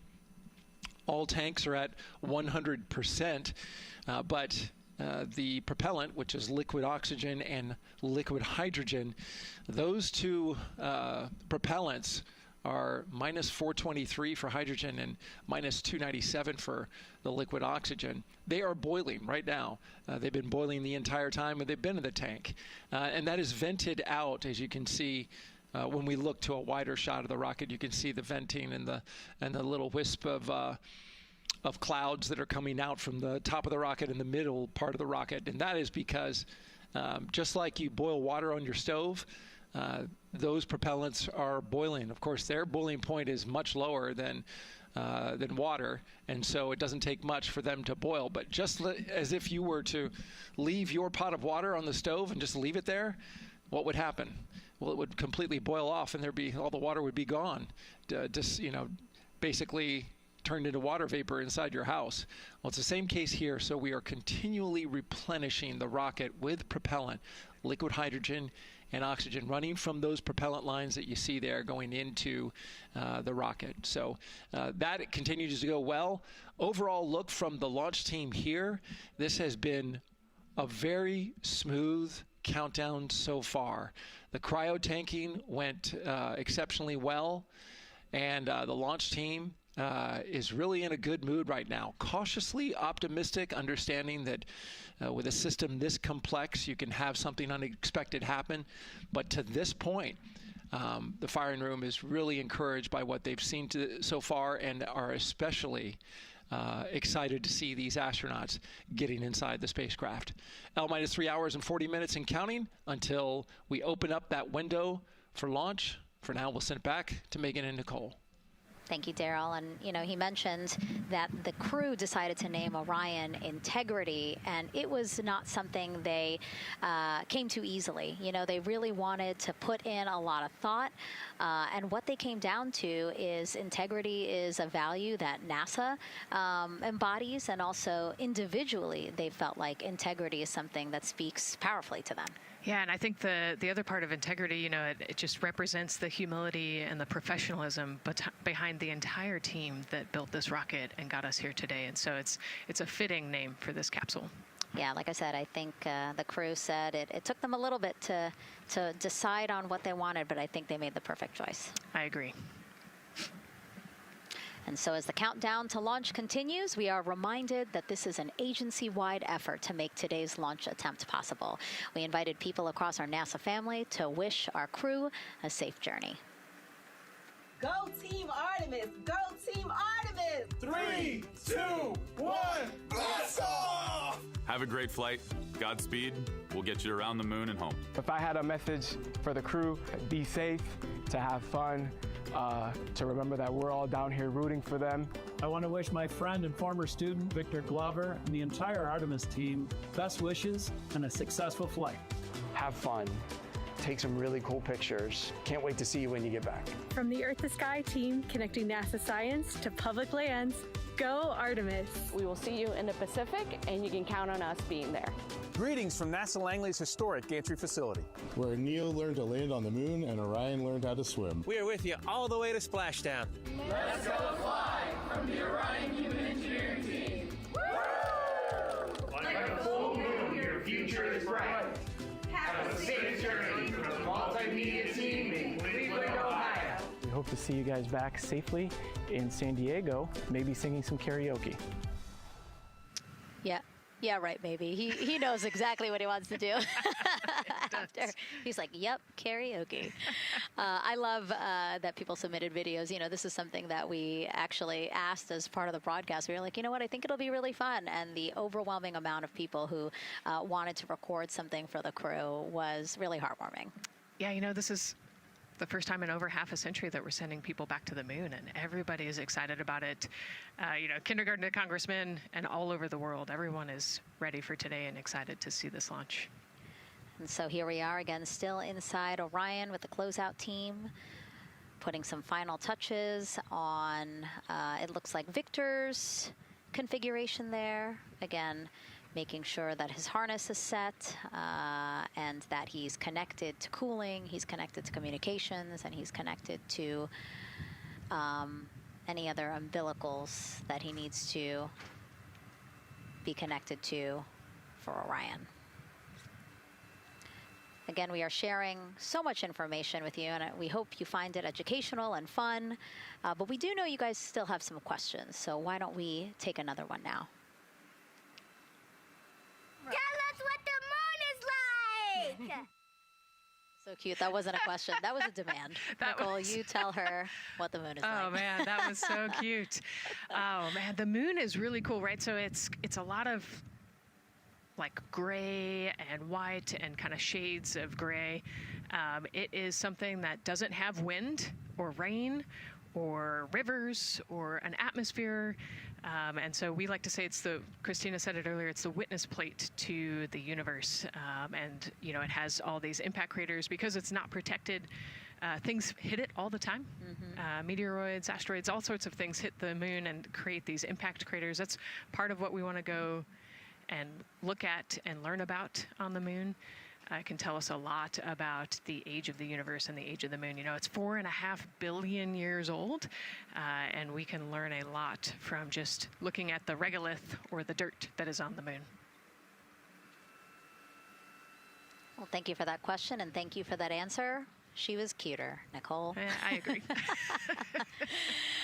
And then earlier today, we wanted to ask you, what do you want to know about living in Orion? And we told you to pick between what the crew eats, how they sleep, how they fly the vehicle, and how free time is spent. And the winner, most of you wanted to know how to fly the vehicle. And we are going to be doing that. Yes, we are.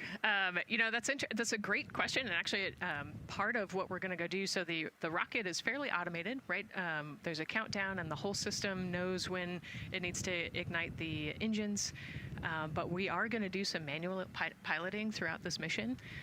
Once they launch and they separate from the ICPS, they're actually going to do a rendezvous and proximity operations demonstration. So what does that mean? They're going to take that portion of the rocket and they're going to try to fly closely to it. And so they will actually take manual control of the Orion spacecraft and try to get nice and close to the other portion of the rocket that had just separated. And so you can see actually a little bit in the view that you have right now. So on for Reed, the left-hand person, his right hand, there's a kind of a joystick, if you will, on the right side, and then on the left side there's something similar. And so they've got, you know, translational and rotational hand controllers in order to command the rocket in different axes. Yeah, it's really exciting. I mean, Victor said it himself, like one thing that he's really looking forward to is piloting Orion manually. So we'll get to see that during our continuous coverage. Again, we are covering this entire mission. We started with tanking, and we will go all the way through splashdown, so you will see what Nicole was just talking about, that proximity ops demonstration, where the crew will pilot Orion manually. And so, speaking of their 10-day mission, why don't we take a closer look at the crew's home away from home for the next 10 days. Here's Megan Carter again from the KSC Visitor Complex. All right, thanks, Megan. Yeah, it's getting real out there, so I am going to bring you back to the moon board so I can show you just a few things about the Orion. Obviously, it is going to be very compact, sitting up there on top of the SLS rocket. Very compact, like I mentioned, over 355,000 pieces. So let me show you a couple key components, starting with these three fairing panels right there. When the rocket blasts off, obviously it is going to get very fast. MS1, it's going to get on Orion Earth 1 for windy, and so we have these three fairing panels in place to help protect our astronauts. I am also going to take you into a little bit closer look and talk about the LAS, or the Launch Abort System. This is the one piece that is going to be in place to protect the astronauts should something happen to go wrong in the first few minutes of launch. They can actually hit those abort motors, and these can activate within milliseconds, basically faster than you can even blink, and that is going to pull the crew and the crew capsule away from any danger. Now, obviously, we hope that those are not needed, and if that is the case, then about 3.5 minutes into flight, the LAS and those fairing panels will actually activate and jettison away. They'll fall away from the rocket, because at that point, the crew can actually abort the spacecraft safely by themselves. Now, we've talked a lot about the crew capsule right here. This is where they are going to spend the duration of their flight. We're going to talk a lot more about that one in just a little bit, but for now, let me jump down here to the service module. This is the one, we're going to think of this as the powerhouse for the spacecraft. It's pretty much going to provide them with almost everything that they need for the entire mission. Temperature control, removing the carbon dioxide, providing them with oxygen, so much more. You can also do course corrections and things like that. So, super quick breakdown, but as you can see, all of these components together are going to make the spacecraft one that is built not just to fly, but to protect, sustain, and bring those astronauts home. All right, lots more to come, but let's see where we are with the crew. Back over to you, Megan. Hey, thanks so much, Megan. A lot of useful information there, and we did want to point out that you did hear over and the PLT NTD on Orion Earth 1 for ComCheck. NTD PLT, I have you loud and clear on OE1. And I have you the same. Welcome aboard. And so, again, we are now hearing mission audio loops, specifically the Orion to Earth 1 loop, the communication channel for the crew. Successful comm checks by both Victor and Christina. CDR, OTC Orion to Earth 1. CDR. Yes, sir. Configure ARS to suit mode per EPROC 10.1.1. Crew ingress and vehicle pre-launch config, step 1.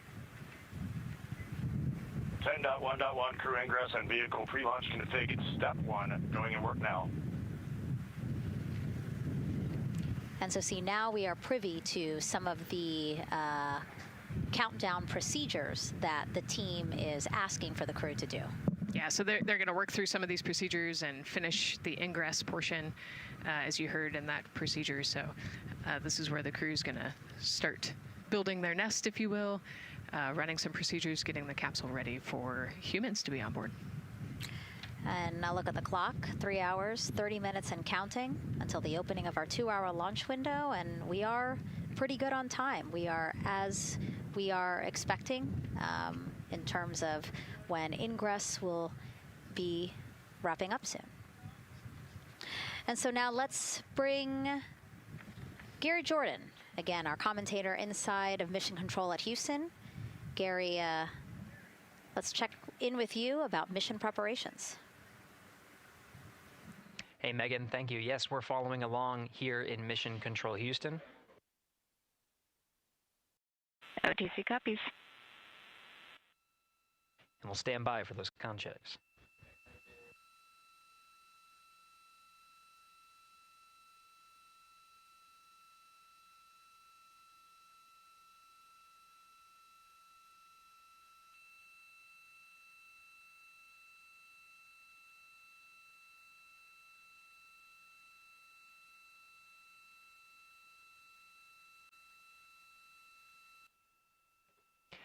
And again, we're waiting for those comm checks.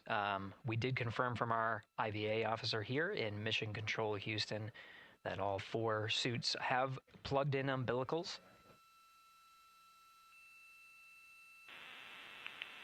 And CDR, NTD. Go ahead, NTD. Yeah, Reed, we're ready to proceed with the voice checks if you and everyone else is.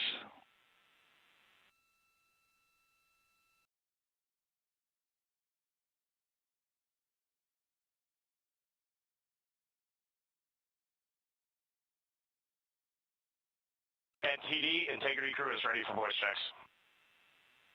I copy that. And integrity for the entire crew, comm check on Orion to Earth 1. CDR. PLT. MS1. MS2. Good comm check by all. NTD moving to Orion to Earth 2.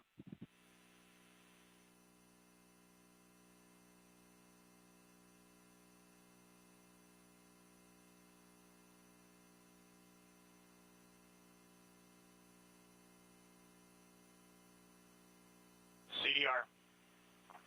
PLT. MS1. MS2.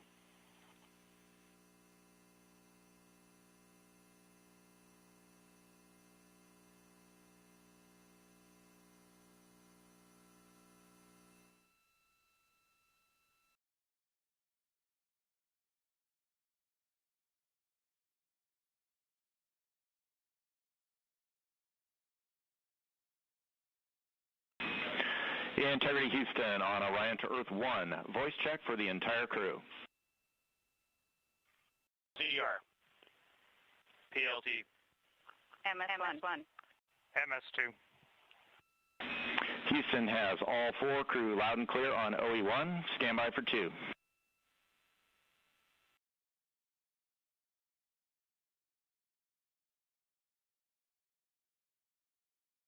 initial word was broken.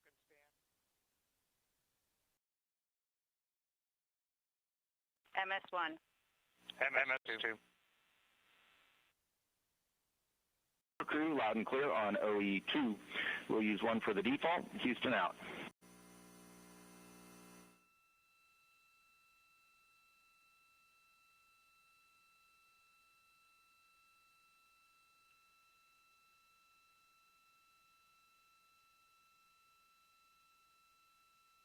And CDR, NTD? CDR. Yeah, we're going to go ahead and we're going to clear a couple of those messages on your screen here. Just want to give you a heads up that you'll see that. Copy all.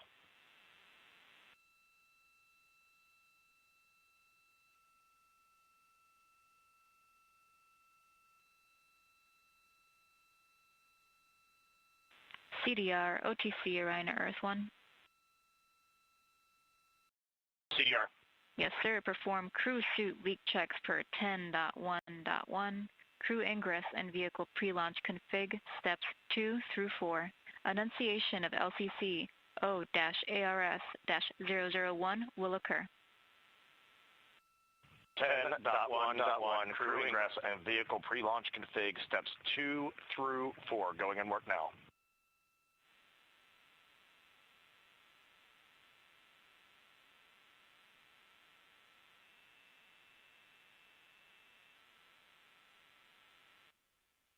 This is Mission Control Houston. We are following along as the 4 crew members of Artemis II work through their voice checks, then the umbilical connections and various pathways to get communications from all of the... refresh on your screen.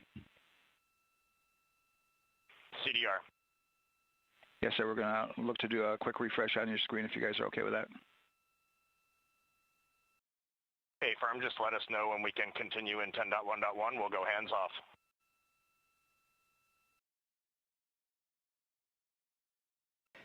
.1.1 referring to the procedures that they have through the various phases of ingress and some of the checkouts needed to prepare for today's launch. Here in Mission Control Houston, the IVA or Intravehicular Activity Officer will be confirming the leak check status and watching as the suits pressurize to once again confirm that the suits are in a good configuration ahead of launch. Of course, for the teams here in Houston, launch is just the beginning. The first flight day is jam-packed with activities.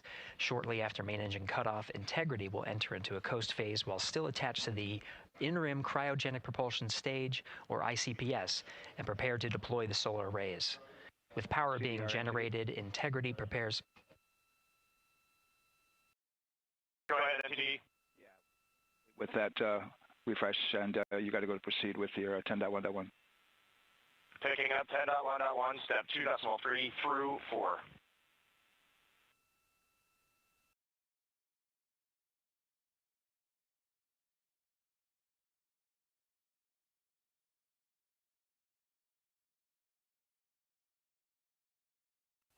Picking up the procedures, the crew again working through the various steps to prepare for launch, standing by for suit.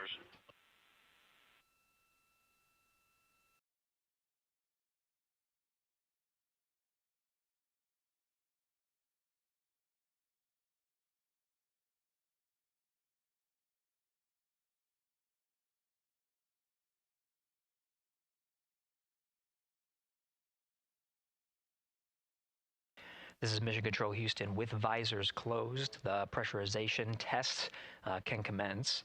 We'll stand by for word of a good leak check on all 4 of the crew member suits for the Artemis II mission. Again, this is the very beginning of a very busy flight day for our 4 crew members. After launch, they have a series of burns to prepare for. The first major burn being the perigee raise maneuver that allows them to continue in low Earth orbit, and the next being the apogee raise burn that puts them in a high Earth orbit. This is an orbit that takes them around the Earth for nearly a day, 23.5 hours to be precise, and allows the teams, including the astronauts and the flight control teams, to check out critical systems ahead of committing to the next day's translunar injection. But before they even call it a day, Integrity will separate from the ICPS, and the crew will command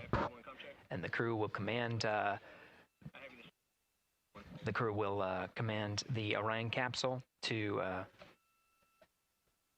separate from the ICPS and turn around and approach the upper stage, but not dock. This is to test Orion's in-space maneuvering capabilities and provide further confidence in docking to another lunar space vehicle like the Human Landing System that will be part of the Artemis III mission ahead of future moon landings.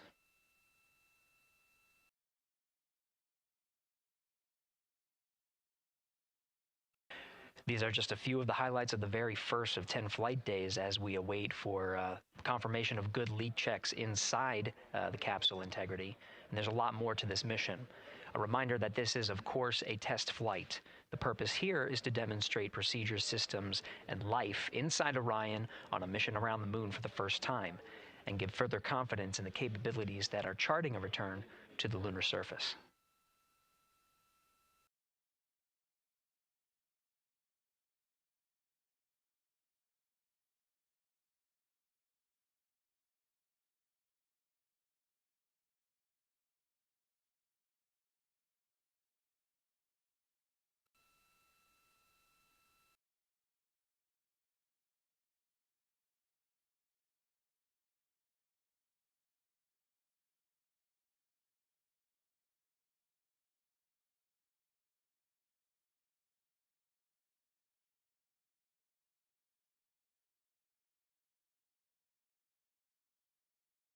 You may be able to see from this view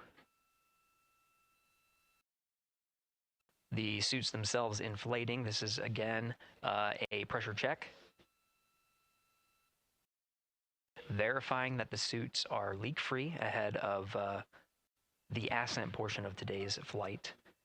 How you see the crew now with visors down will be the configuration of their ascent all the way through core stage separation, about a little more than 8 minutes after booster ignition.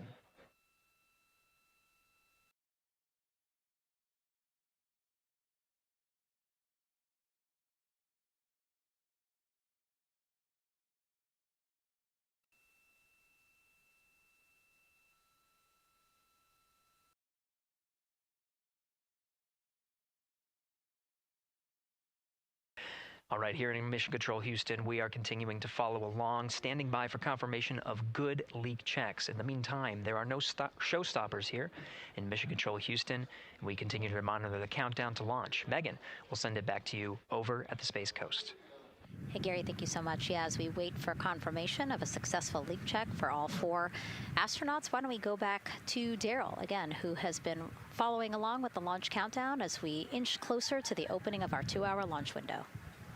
All right, thank you, Megan. And yes, getting some good communication. It's great to hear from the crew inside, even though it is as simple as a comm check.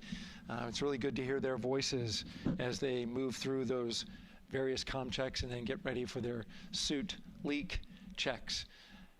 Fantastic views inside Orion that you're looking at now. Give you an update on the weather outside. We're still 80% go for our 2-hour launch window, which starts at 6:24 p.m. Eastern Time and closes at 8:24 p.m. Eastern Time. That's the good news. The bad news is that we've got some rain showers that are starting to head in. It looks like it may miss the pad. It wouldn't matter if it rained on it or not, though. It's received some rain earlier today. Water isn't going to hurt anything out there at this point. But the rest of the area might be getting a little bit wet, which may include the hostess, so keep an eye out for that.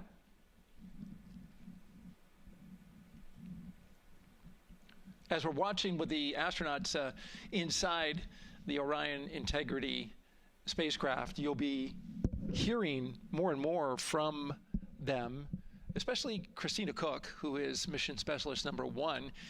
She not only is going to be making history. All crew, visors open, suit loop leak check complete. OTC. Okay, there you heard the suit leak check complete. They check those suits for leaks in astronaut crew quarters. They check them again inside the spacecraft. As you can see, the closeout crew, our astronaut support person moving around, turned off the camera, and so now we're looking from outside the Orion spacecraft, looking towards, oh no, let's see, get oriented here. Well, there we go. Back inside, we've got the view. But basically what I was saying about Christina Cook is that she will have the role of reading. CM is ready for closeout, performing video sweep using drag-on camera. OTC.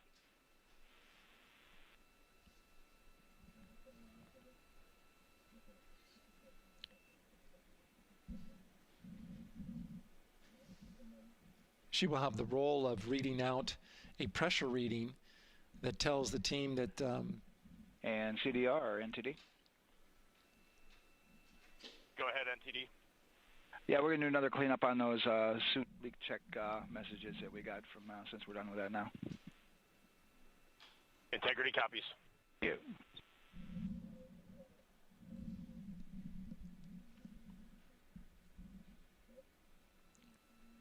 And that's communication going between Orion Commander Reed Wiseman and NASA Test Director Jeff Spaulding. But as I was saying, Christina Cook will be reading measurements from the counterbalance assist arm. So you're going to hear her be asked by the NASA Test Director to read that. That CBA, counterbalance assist arm, it's mechanically latched by the closeout crew using tools, but there's a hydraulic assist. It's pneumatically opened and closed, rather, with a pressure assist that helps open it up. Not only that hatch, but also the last hatch. There's 2 hatches there that we'll see that will be closed, but this is in case of an emergency out there at the pad. If the crew, for some reason, needed to exit quickly, then they would exit the spacecraft by pulling that lever, which would open both hatches. Those hatches are heavy. The Orion hatch is hundreds of pounds. ATC cameras 1 and 2 both set to record. ATC copies.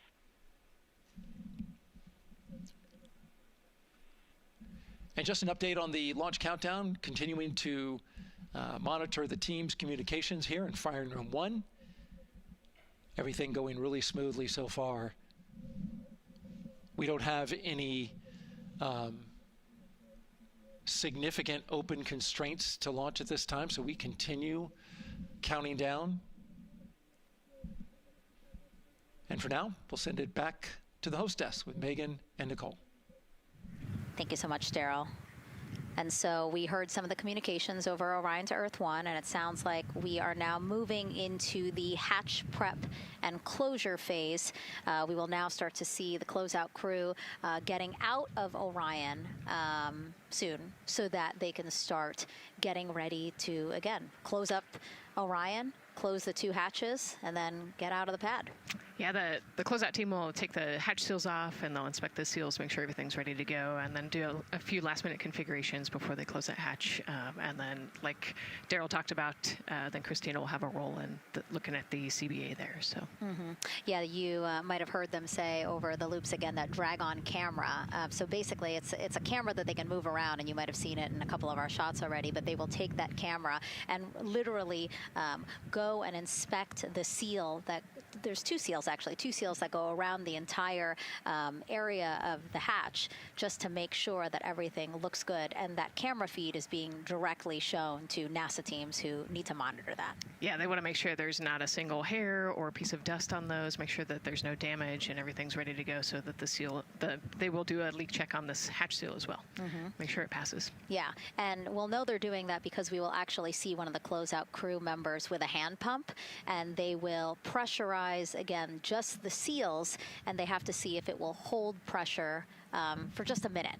And if it does, then they will go ahead to pressurize the entire Orion spacecraft, and then that again is to make sure that the spacecraft is holding the right amount of pressure. And that one's a lot longer. It'll take them like 8 minutes. Like it takes time to pressurize it, then they have to hold pressure, and then it takes time to depressurize it. Right, and they want to measure the difference in pressures at the beginning and end of that and make sure that it holds the right amount of pressure so that when they get to the vacuum of space, obviously the capsule holds its pressure. Yep. Okay. Well, again, as we continue to watch operations that are happening at the pad inside of Orion, why don't we go over to Banana Creek? It's one of our viewing locations here at Kennedy Space Center. They will have a spectacular view, and we actually have NASA's Leah Martin there chatting with a big group of people surrounded by a lot of folks on bleachers there. Hey, Megan, yeah, tons of people out here today, thousands of people gathering at Banana Creek to enjoy NASA's next big mission and humanity's next great leap today. It's a gorgeous day, and I'm joined here actually by some people who are probably the only people on center who are a little bit more excited than me to see this rocket lift off. Where are you from, and why are you here? So we're from the University of Tennessee, Knoxville. We're a group of 7 aerospace senior engineering students traveling here with Josh Dobbs, former quarterback of the University of Tennessee, with his extraordinary Dobbs Foundation. Now, you were actually telling me a little bit earlier, you're here local, you're from Orlando. What's it like being an aerospace engineer and then having the opportunity to come back here to the Space Coast and see this mission lift off today? It is absolutely amazing. I feel like the little 9-year-old girl inside me is so excited. Like, I'm from around here. I grew up watching launches in my backyard, and so this seems like such a full circle happy moment for me. Now, you are an aerospace engineer looking hopefully to join the workforce in the future. How does it feel to be here and see firsthand what that work does? It's just so cool to see what I've been working for the last 4 years and then the 12 years before that just actually be physically happening in front of me. It's something I never dreamed of as a kid. And I'm actually joined here by the astronaut himself, Mr. Josh Dobbs. Now, you have a history with NASA as well. You did an externship here. And how did that kind of play into your passion for aerospace and then the foundation that actually provided this opportunity for these students today? 100%. So I spent a month here around the Artemis I mission, which was a tremendous opportunity to learn about the space program and also what's next. And so to be back here for Artemis II, and unfortunately, Artemis 1 went in the middle of the season, so it's surreal to be here for Artemis 2. And with my foundation, like, the goal is to be able to take advantage of the opportunities that I've had and pass them along to the future of the industry and give them the opportunity to see what all their hard work can accumulate into. So it's an honor to be here. We're really appreciative of all the engineers and all the hard work that's gone into this moment, and we're excited to watch history happen today. Absolutely, and as a group, I think if you guys had one well wish for the team today, what would you say? I think we can all join together and maybe say, go Artemis? Go Artemis. That was a fun interview, and again, just so neat to see all the people who are here. I mean, still hours before liftoff. Not even hours before liftoff, but hours before a 2-hour launch window. So people just really committed to being here and seeing it in person. Yeah, you can see the Banana Creek is already buzzing back there behind Leah. You could hear the chatter in the background. It's an exciting time. Yeah, you could tell that it's a lot louder than we noticed because we just have very good mics, but you know, she's obviously yelling over a huge crowd there. So super fun, super exciting. And yes, I hope that we all get to see liftoff here shortly. Okay, so as we know, Victor, Reed, Christina, and Jeremy will have their hands full during their mission. So for some of their test flight objectives, let's go back to Megan Carter at the moon board. All right, as we have seen from those camera views, their capsule is very compact, obviously. So let me show you a few cool things about this piece. The Orion capsule is going to only be about 16.8 feet in diameter and a whopping 10.5 in height. Think of it about the same cubic feet as 2 minivans. So obviously every piece of that capsule has been planned with purpose. And a really great example of that is going to be these seats that we have seen that live view of. Now, these seats are going to be out for launch, re-entry, and splashdown, but in between, they are stored in between to give them more room for daily activities and things like that. While they are on board, obviously they are going to have a lot of things to do. One of those is going to be to manually fly Orion, as we've discussed, but they also have several other objectives as well. And they're going to be doing lots of system checkouts, checking out the service module, making sure everything is working correctly. They're also, like I said, going to have a chance to manually fly. Now, this was taken during one of their training simulations, but as you can see here, they will have advanced flight displays, hand controllers, touchscreen interfaces, so much to work with and practice with as well. Now, while on board, they will also have the ability to eat those shelf-stable meals that are designed specifically for microgravity.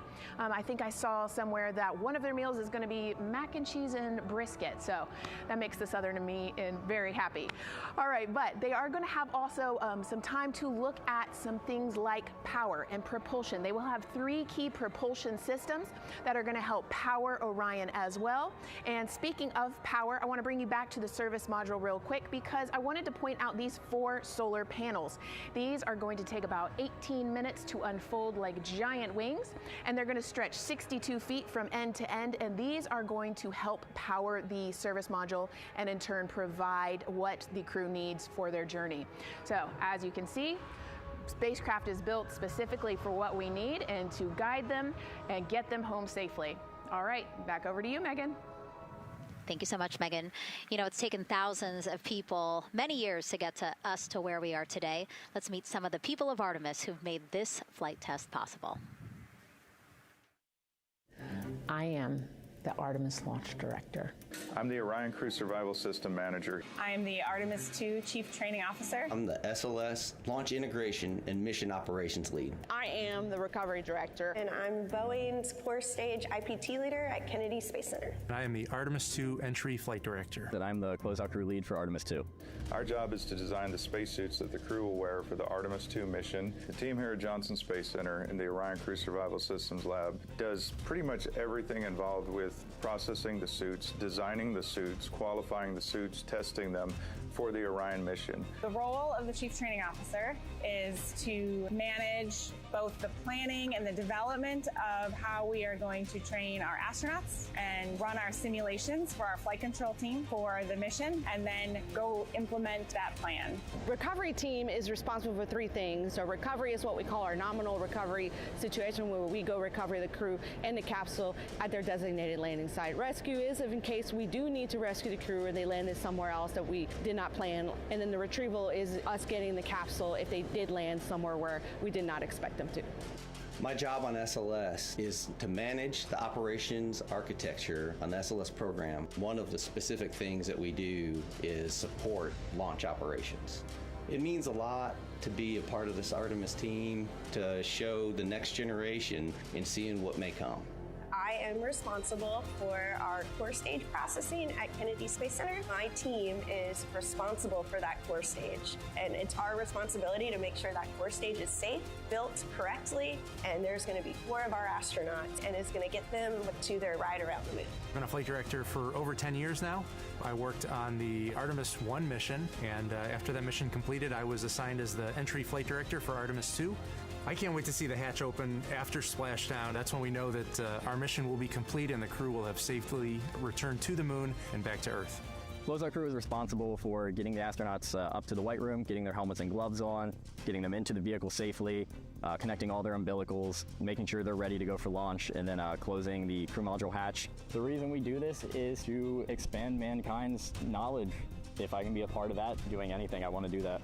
The launch director role really is to step back and kind of take that big picture view of launch. How are we doing on any NCs? How are we doing on our timelines, our procedures? Artemis II is a beginning.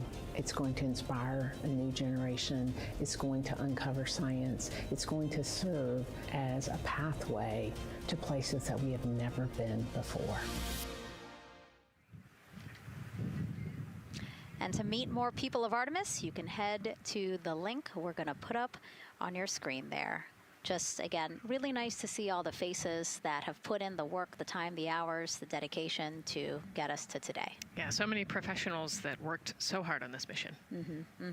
And what was really fun to see is, you know, we interviewed Taylor Hose, closeout crew lead, as he said, and that's who we are now seeing inside of the White Room as they are getting ready to close out Orion and close one of 2 hatches. We have the side hatch of the crew module as well as the launch abort system hatch, correct? Yeah, the astronauts are in the capsule. They're ready to go, and now the White Room is very busy as they're getting ready to close both of those hatches. That's a great shot right there where you can see them. Almost looks like they're doing that hatch seal inspection that we talked about.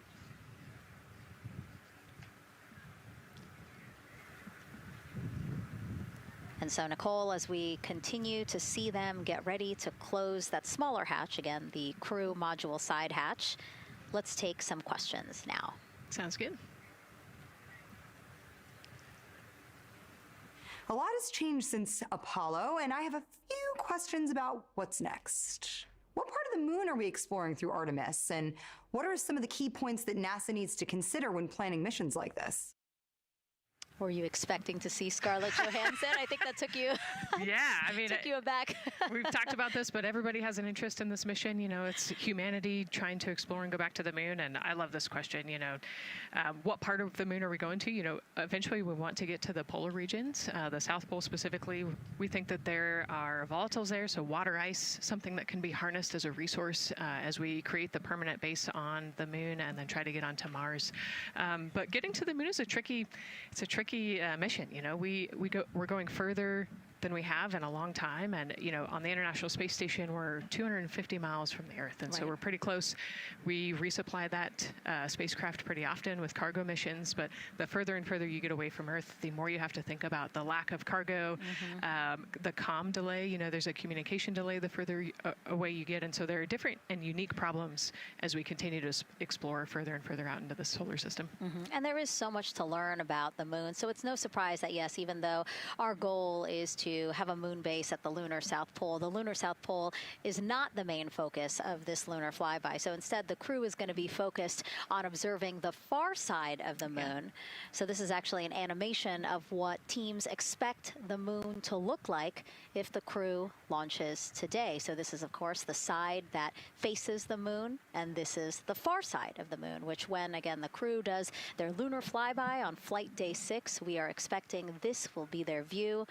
What an amazing view and an opportunity. Yeah, you know, there's so much to learn from this particular mission, because obviously we're not landing with this mission, and so they actually potentially could see the South Pole and kind of scope out what our landing regions look like in the context of the entire moon.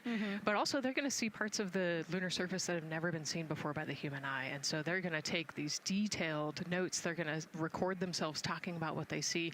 You know, we do a ton of geology training as astronauts, especially this Artemis II crew. They did a ton of geology training working with scientists to learn how to pick out the unique portions that we want to go study. You know, what is the context of the moon? What parts of the moon look interesting and look different? You know, the impact craters that we talked about earlier. So really trying to take all the pictures, take all the observations, write down, talk about their observations, and record as much data as we possibly can for the researchers back here on Earth. Yeah, it's so important to, yes, we're all talking about what they hope to do during this 10-day mission, but you really do have to think about all the training that goes into this. I mean, you have 4 crew members who won't, you know, have the support the way that they've been having the support. I mean, they'll be talking through communications, but you know what I mean? It's just them and the moon, right? So they need to be fully aware and equipped with everything that they'll need to do to be able to accomplish the objectives that we hope to accomplish during this mission. Right, and their specific flyby around the moon, you know, the lighting will be different and the path will be different depending on when we launch. If we launch today, it would be different from tomorrow. And so, you know, they actually had to learn the geography of the moon so that they can orient themselves when they're on the backside of the moon, because they're not going to have communication. You know, they're just going to have a, I think, 45+ minute comm blackout while they're while they're on the far side of the moon, and so they themselves have to know what things look like on the moon, how to orient themselves, and how to get the data that we're looking for. Yeah, really ambitious mission. Excited to be here at the start of it. All right, so another check of the clock, 2 hours, 57 minutes and counting to the opening of our 2-hour launch window for Artemis II. This pivotal test flight comes 250 years after America began its journey as a nation. As we celebrate that milestone, a special live performance now of our national anthem by singer Ann Wilson.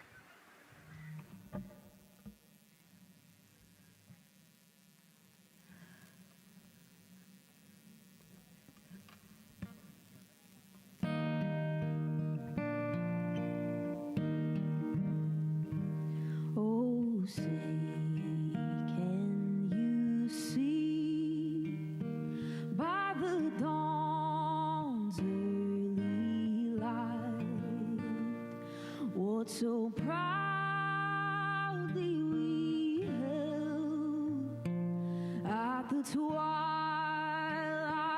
last gleaming, whose broad stripes and bright stars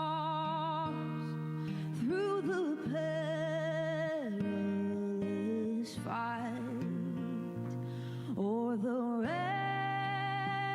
ramparts we watched, were so gallantly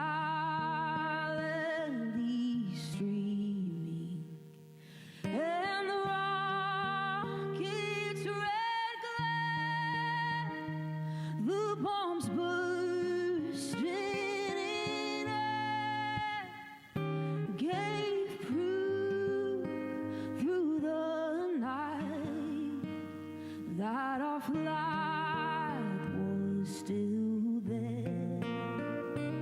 Oh, say does that star-spangled banner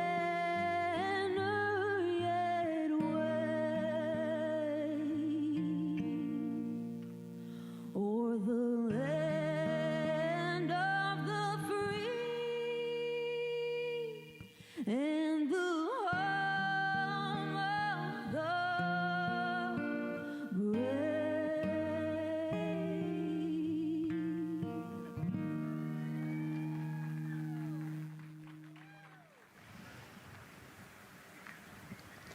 A beautiful rendition. Honestly, I'm a little emotional, a little speechless. Yeah, that was gorgeous. Yeah. I mean, again, we are a nation of explorers, a nation of curious minds, and to see us again 250 years after our Declaration of Independence was signed to when we are trying to return to the moon for the first time in more than 50 years, really powerful. Yeah, leading the way back to the moon. It's exciting. Mm-hmm. And that's so important to us. You know, we do want to be the leaders in exploration, but we definitely know we can't do that alone. You know, we often hear NASA leadership say that, you know, this is not something one nation can do. This is something that is a collaboration of nations, and that's why we have European countries. We also have Canada, again, joining us on this ambitious test flight. Yeah, of course, you know, it goes back to the old proverb, if you want to go fast, you go alone. If you want to go far, you go together. And we want to go far. We want to get onto Mars eventually, and so we're going to get to the moon first, and you can't do that alone. So thank you again, singer Ann Wilson, for that beautiful rendition, again, reminding us of what it is we are trying to accomplish for all, by all. We are now back inside the White Room with the closeout crew. Again, backup astronaut Andre Douglas, number 2 there, just outside in the White Room, which is right outside Orion there, with the crew seated comfortably inside. As you can see, they've dimmed the lights a little bit. The crew has the opportunity to set the ambiance, if you will. They were given the opportunity to adjust the lighting as they see fit, again, just so that they can get comfortable. It's kind of like when we are on a plane and you get the opportunity to... Sure, yeah, you don't want the bright lights in your eyes. Also, you want to be able to see the screens well, or see the, you know, the tablet on Jeremy's knee well, so they're going to adjust the lighting to what makes sense for the mission. And we saw in that very quick shot there, our best camera view of the 2 hatches is actually that drag-on camera, like we were saying, that kind of moves around. So sometimes it's hard to show that. So there you have it. You can see that the closeout crew has closed the side hatch. And so right now, that's a panel that they have to close out in order to then close the next hatch, which is the launch abort system hatch. And so, Nicole, can you just quickly, again, talk to people about the 2 hatches, again, crew module first, and then the launch abort system hatch? Yeah, so the crew module hatch is the one they're working on right now. They just got closed. You can see he's torquing those bolts down. And that is the hatch that completes the Orion capsule.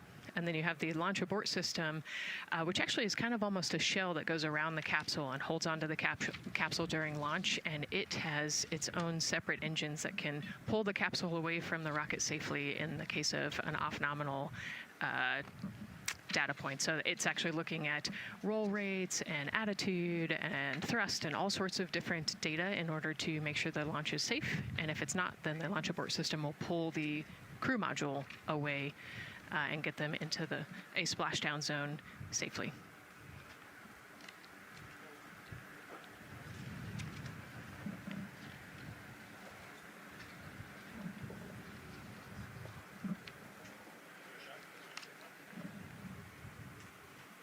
And as we wait for the crew to complete closing that side hatch of the crew module, let's head over back to Banana Creek, where we have Leah Martin standing by with the person who designed this mission's zero gravity indicator, named RISE. It was 2nd grader Lucas Yee from California. Hey, Leah.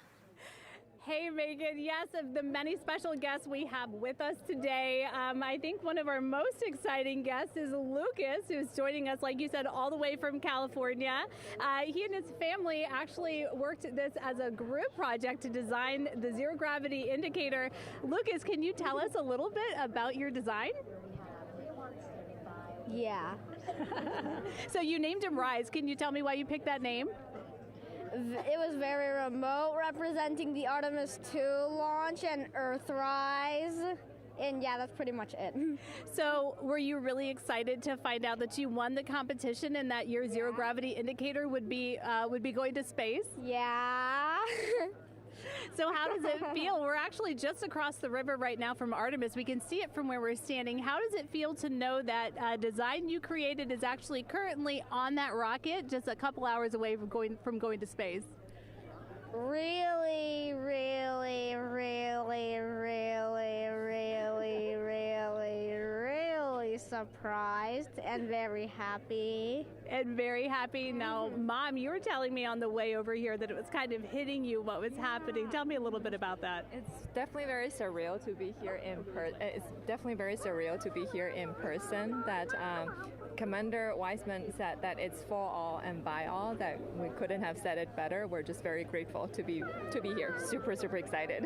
And we're so excited to have you here too. Now, Oliver, this is your first launch too, is that right? Yeah, that's right. And how does it feel to be here just a little bit away from watching the first group of astronauts in your lifetime on their way to the moon? It feels like very, very happy and surprised. So if you had one word of encouragement or something to say to the crew who's sitting on that rocket right now, what would you say?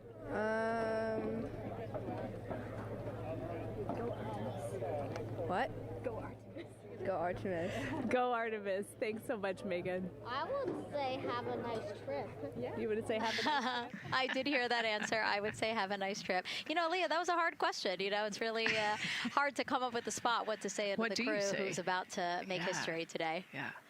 And so the Artemis II crew, again, ZGI, Zero Gravity Indicator. It's a plushie, a soft toy that is brought in to the spacecraft with astronauts so that it can be a visual indicator for when we have reached the weightlessness of space, right? Yeah, you saw a little replica there that Lucas had, and then in some of the views in the cabin view, you could see it swinging and hanging earlier. So I think actually Jenny was the one who installed it into the capsule. Oh, really? Yesterday, yeah. So we have to unpack a lot here. We got to talk about Jenny, who we will get to here in a second. But then, yes, we will also go back into the capsule so that we can show you where the ZGI is now. But the ZGI was chosen by the crew after a contest where the crew asked for submissions. They got submissions from around the world to, again, design their ZGI that is going with them to the moon.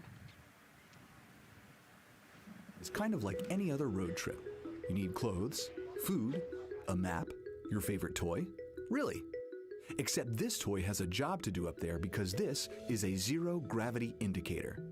While not a scientific instrument, this safe and soft object tells the strapped-in astronauts that they've reached weightlessness. For Artemis II, the crew wanted a one-of-a-kind ZGI, so we asked you to come up with it.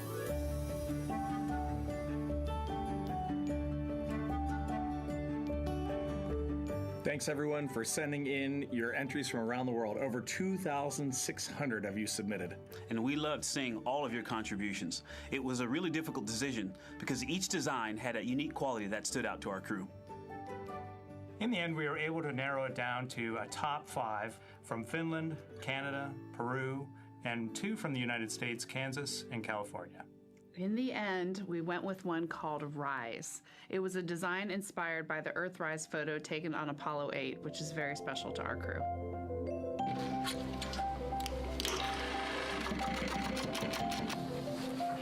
With the winner chosen, next came the task of bringing it to life here in the Thermal Blanket Lab at NASA's Goddard Space Flight Center. This lab specializes in custom materials to protect sensitive spacecraft equipment and is perfect for creating a ZGI that meets the rigorous safety standards of NASA. Because you have to be concerned with whether the thread's going to outgas or if it will hold up, if it's flame retardant. This is the Rise ZGI doll. All I have left to do is to close the opening here and hand sew the hat on, make sure it's stuffing is stuffed in there, and we have our pocket here for the SD card. And on that tiny SD card will be millions of names submitted to virtually join the crew aboard Orion. Got Rise. Not the real one, obviously, but this is a replica. I mean, so clever for Lucas and his family to design. Yeah, I love that he replicated the famous picture that we all love of Earthrise, and then I love that the bill represents the space in between the moon and Earth. It's just such a cute and wonderful way to represent this mission. Yeah, and again, Earthrise, very important to this crew. It harkens back to the picture that was taken by the Apollo 8 crew where they saw Earthrise, and so very appropriate since, again, now here we are going to see Earthrise again with this mission. Yep. So yeah, so this is little Rise here. And then you heard in that video that there is an SD card that is zipped inside with the real ZGI with the crew. So get this, more than 5 million people submitted their names as part of NASA's Send Your Name to Space campaign. And actually, Christina said that her niece and nephew's names are inside that SD card. How cool is that? Her nieces and nephews are going to go with her. Yeah. Love this. Love that people are engaging in such a cool way. And actually, if we take a look back inside of Orion, we can actually see the actual ZGI inside with the crew. As we said, the purpose of a zero gravity indicator is to show when we've reached the weightlessness of space. Now, I know that it's probably dark in there because, as we said, the crew decided to just dim it a little bit for them. But here again, as we see, Reed on your left, Victor on your right. Below Victor, or next to Victor, again, because they're on their back, it's a little weird. It's a little hard to explain their orientation. But between basically Victor and Christina is where Jenny Gibbons has placed the zero gravity indicator. And Jenny, who, again, Nicole just brought up, Jenny is one of the backup crew members. So we mentioned how Andre is the backup crew member for the NASA astronauts. Jenny is the backup crew member for Jeremy. Yeah, Jenny's one of our Canadian astronauts, and yeah, so she's been also helping with preparations for today and helping get the White Room ready, get the capsule ready, and she's actually going to be a Capcom for Artemis II as well. Yeah, she's from Calgary, Alberta, completed astronaut training in 2020, mechanical engineer, combustion scientist, and actually before becoming an astronaut, she was an assistant professor. So again, another very well-accomplished person on the team. And I know the Artemis II crew has really enjoyed working alongside both Andre and Jenny. Yeah, actually, Jenny was our EBQ mentor when I went through our ASCANner initial training, so she helped us with all of our spacewalk training, which was kind of cool as well. Okay, and there we have Andre again, number 2, with the rest of the closeout crew team there. Why don't we get another check with Daryl and see how the launch countdown is going.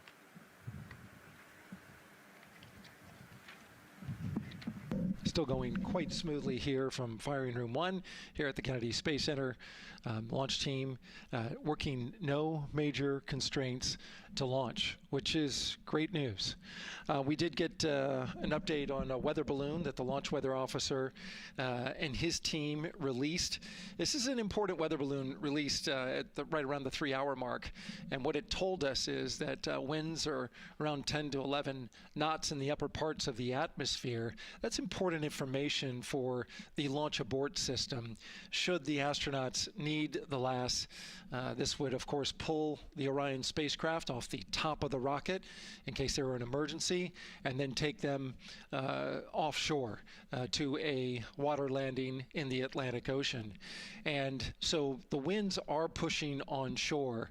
And because they're pushing onshore, the launch weather officer is keeping a close eye on the strength of those winds, because if the Orion were to come off the top, and it's powered by 3 rocket motors which can propel it or pull it especially fast off the top of the rocket, it would go up into the air thousands of feet and then splash down in the water. And if you've got wind pushing against it, you don't want that spacecraft to come back and land on land.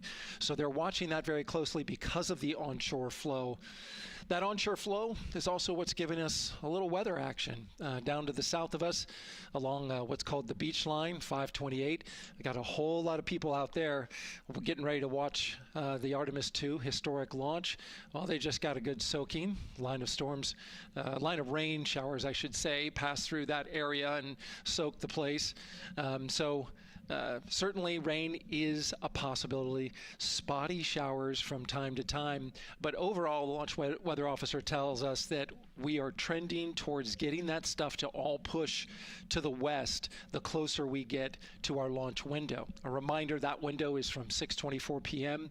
to 8:24 p.m. Eastern Time. We don't have a specific T0 at this moment. There's a lot that needs to be calculated before we get there. We also need to get through the rest of the countdown on time. As of right now, we are right on time. The launch countdown is going exactly as planned. That's not something that we saw certainly in Artemis I. There was a lot of flexing in the timeline during those 3 launch attempts back in 2022. But so far today, on our first launch attempt, we're really enjoying some really solid countdown work, some solid operations by the launch team so far. And to quote our friend Lucas, who created Earthrise, we all really like that. We'll send it back to the host desk. Thanks so much, Daryl. Yes, we really like that, and we really like Rise and Lucas. So thank you for that. That was really cute.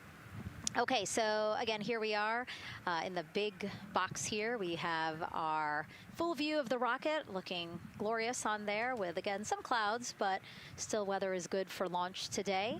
And then we have the closeout team continuing to do work in the White Room. We got confirmation that they have successfully completed pressurizing the counterbalance pressurization. Basically, as Daryl explained it before, the side hatch for the crew module is very heavy.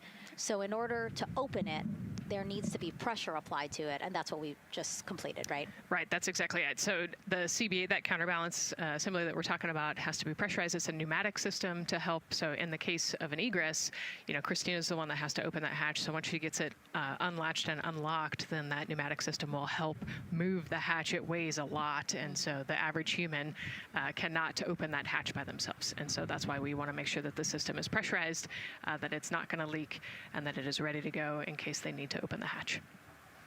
So that is complete, and now what is happening are the seal leak checks. So that is in progress. Again, 2 seals go through the entirety of the hatch, and we will take the seals to pressure, hold it for about a minute, and just make sure that it is holding pressure. Again, we want to make sure that the crew has a safe, pressurized environment in any sort of situation while they're in Orion. Yep, that's right. So we're going to take a look at it. We're going to take a look at the starting pressure, and then after a certain amount of time, we'll take a look at the ending pressure, and then there are certain tolerances that we will accept for flight. 2 hours, 37 minutes and counting from the opening of our 2-hour launch window today at 6:24 p.m. Eastern Time.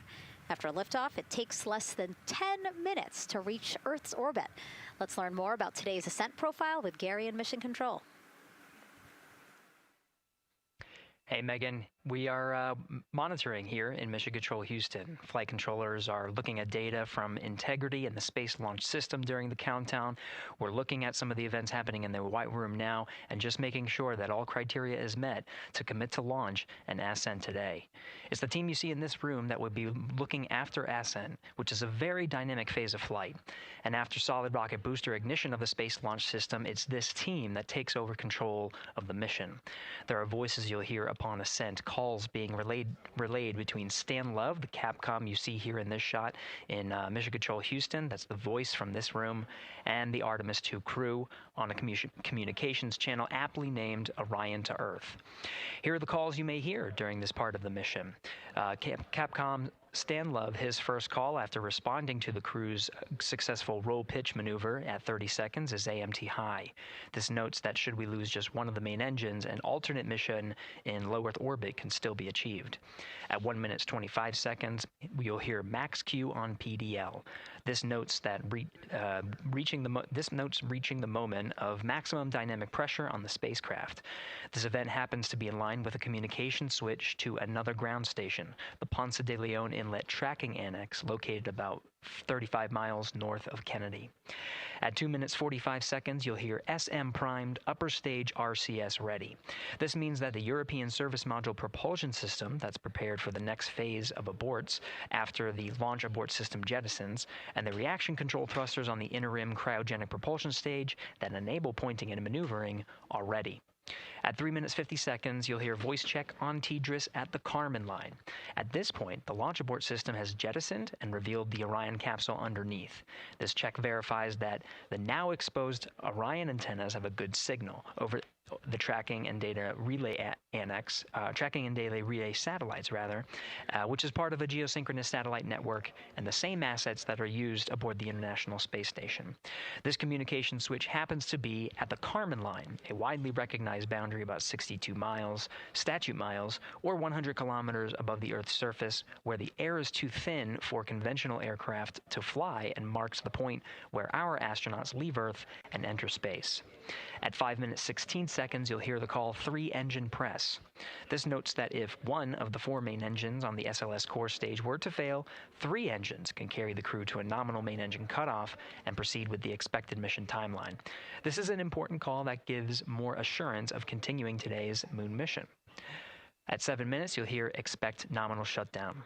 You'll hear this call should the main engine performance be as expected up to this point. Shutdown plans can vary and may impact G-forces experienced by the crew or future burn plans, but a nominal shutdown is more indicative of continuing the mission on the expected timeline. At 7 minutes 30 seconds, you'll hear AOA open.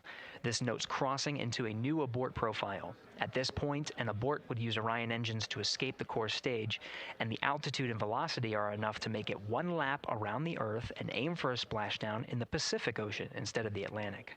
And then, of course, shortly after 8 minutes, you'll hear nominal MECO. You won't hear MECO right away. Teams here wait until the core stage has separated and the trajectory is confirmed as expected before that call to the crew. Now, this ascent profile is approximate, as there may be calls that move a few seconds depending on the trajectory, and of course these are the calls and times for a nominal trajectory. Teams in this room have been training extensively to prepare for any and all scenarios, and they are confident and ready to take this crew into space today. In today's pre-brief, the flight director Judd Freeling expressed his confidence to the team, citing the hundreds of simulations to prepare for this very moment. These are the calls you'll hear during ascent less than 3 hours from now, but now we'll turn our attention to the countdown to launch and send it back to you, Megan, at the Space Coast. Thanks so much, Gary. Now, one of today's 4 astronauts, of course, Canadian Space Agency astronaut Jeremy Hansen. Let's go now to Jasmine with her next guest. Thanks so much, Megan. Yeah, we're joining you live now from the Operations Support Building here at Kennedy, where crowds are starting to gather, and we're honored to have Lisa Campbell of the Canadian Space Agency joining us. Lisa, Jeremy Hansen is about to make history as the first Canadian to venture to the moon. What does that milestone mean for your agency? Thanks so much, Jasmine. It's wonderful to be here. It's such a special moment, both for our astronaut colleague Jeremy Hansen, but also for Canada. We're here because of decades of public investment in space robotics, in space collaboration, and so for our country, we're very proud. He's so ready. He's been waiting for this his whole life, preparing, training, and he's a wonderful example of Canada. Yeah, and that's a perfect way to capture Jeremy. He really has been prepping for this his whole life. This will be his first space flight. So what has it been like watching him become part of this Artemis II crew? Well, as I mentioned to you, I've known Jeremy since 2020, and he's a colonel, a fighter pilot, a father, and he really is a very dedicated, passionate human being. So both for him to realize this goal of being an astronaut and flying, he also is hopeful that witnessing that will raise awareness about the value of a space program, of the benefits here on Earth, of exploring the universe and our place in it. Wow, that's beautifully said. And really, this international collaboration has been going on for quite some time now. We've worked together in low Earth orbit and now going into deep space together. So why is it so important that we have these international partnerships? It makes us stronger. We can go faster and further together. Canada is one of the original signatories of the Artemis Accords, and Canada and the United States have been partnered for more than 60 years in space. Wow, that is phenomenal, Lisa. And this really is a team effort in many ways. We also have Jenny Gibbons. Yes. She'll be listening in on Capcom. What is her role going to be like? So Dr. Jenny Gibbons has been training all along as the Canadian backup with the Prime crew. Last night, she was in the Orion capsule checking out all of the communications, making sure all of the systems test out and work perfectly. And then she will be among the first lunar Capcom, helping the astronauts navigate during their mission. Wow, Lisa, that is so exciting. Any final words for the nation of Canada before today's mission? Just, we are so proud, so excited, and we can't wait to welcome Jeremy home. Fantastic. Lisa Campbell, thank you so much for being here today. Thank you, Jasmine. Of course. And with that, let's get back to NASA's Megan Cruz.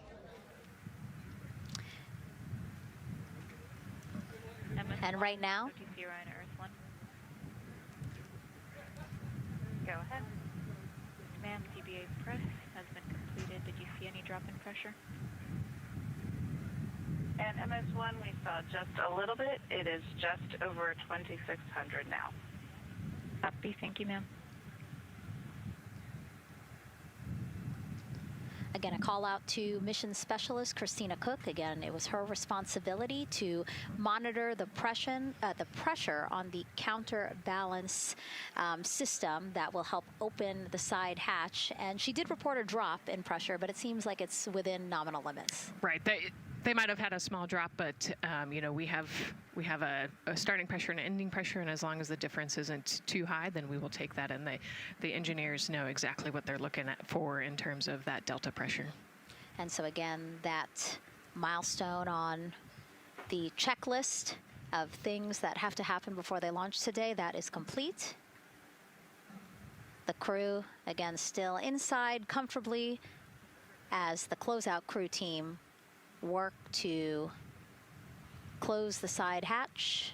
Again, a separate seal leak check, followed by a full cabin leak check, and then they will close the last abort system hatch. Lots to do still in the White Room and marching down the countdown timeline well. And so Bill, again, number 3 there, he is holding a silver flex hose.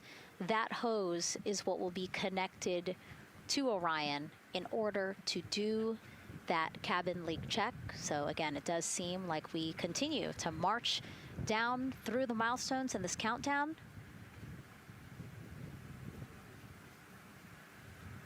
Hopefully lifting off today within our 2-hour launch window that opens at 6:24 p.m.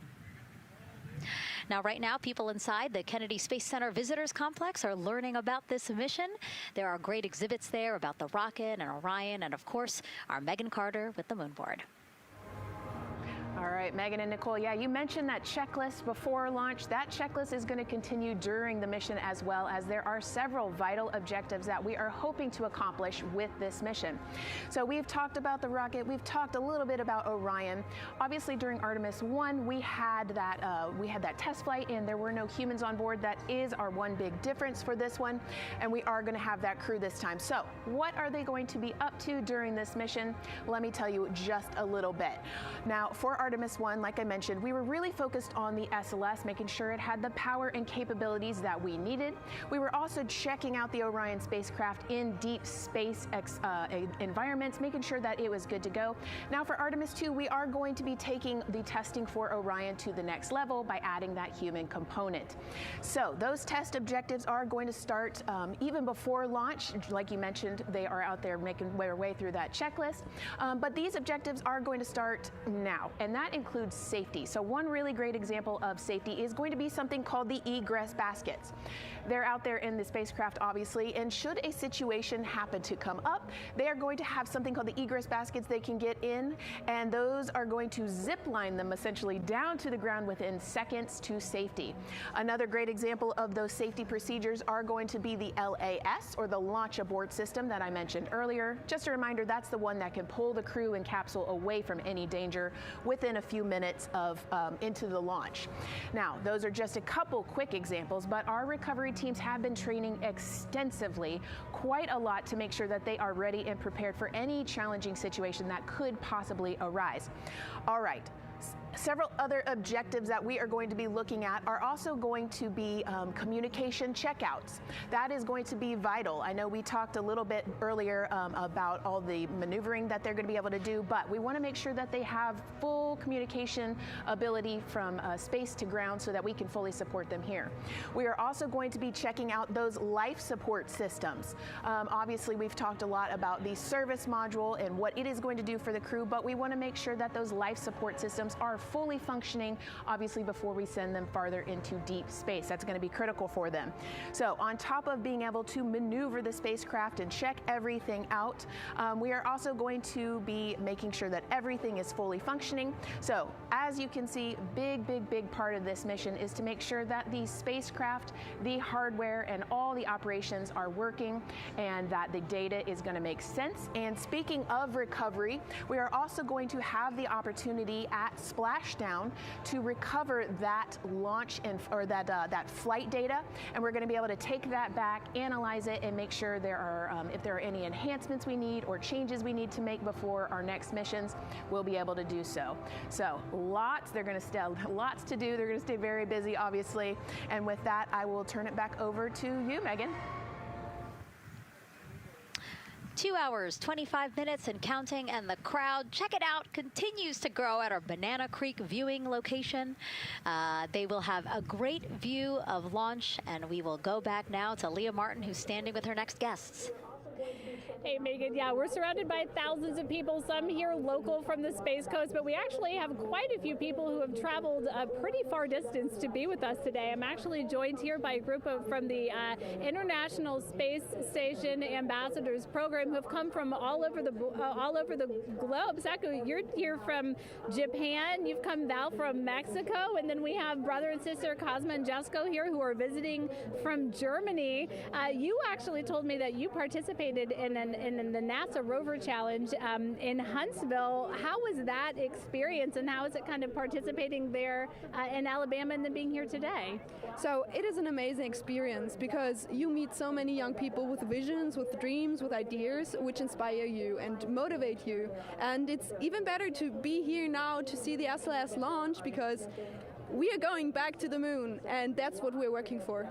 Absolutely. And, you know, the Artemis missions, we talked a lot about the Artemis Accords and this being an international effort. You were actually telling me, Saku, that you're interested in becoming an astronaut with JAXA, pursuing your PhD to be able to do that. Tell me a little bit about that. Yes, actually, I applied for the Japanese Aerospace Agency, the astronaut selection like 2 years ago, and then I didn't make it all the way, but I'm still working on it, and hopefully I can be at the Launchpad sometime, and then I hope to go back to the moon and Mars, and yeah, I'm working on it. Absolutely incredible. And Val, you're from Mexico. We were talking a little bit about women in space. This is a team who, you know, is predominantly made up of women. What is it like knowing that Christina is on that rocket right now, about to be the first woman to travel around the moon? I think that's such an amazing news. It's just so inspiring that we are taking the first Black person and also the first woman to the moon. It's just the first step in humanity and a big step in equality as well. Megan, a lot of excitement here, not just in Florida, but from around the globe, and we're keeping our eye on that rocket, and we're ready to see it lift off. Thanks, Leah. Yeah, a lot of excitement, but also a lot of inspiration. Again, this is part of, or a big part of the reason why. 130.6. Good readback. Aux 1 voltage, 131.3.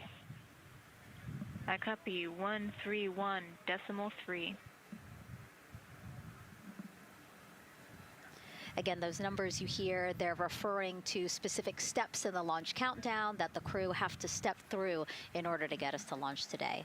And so we were saying, yes, inspiration, a big part of why NASA does what it does. We want to go together and we want to explore together to learn more about ourselves and here on Earth. Yeah, humans, I think, naturally want to explore, and so going together, like Lisa said earlier, we're going to go farther and faster than we possibly can alone. And, you know, what a way to celebrate that today. Yeah. Going back to the moon in the first time in over half a century.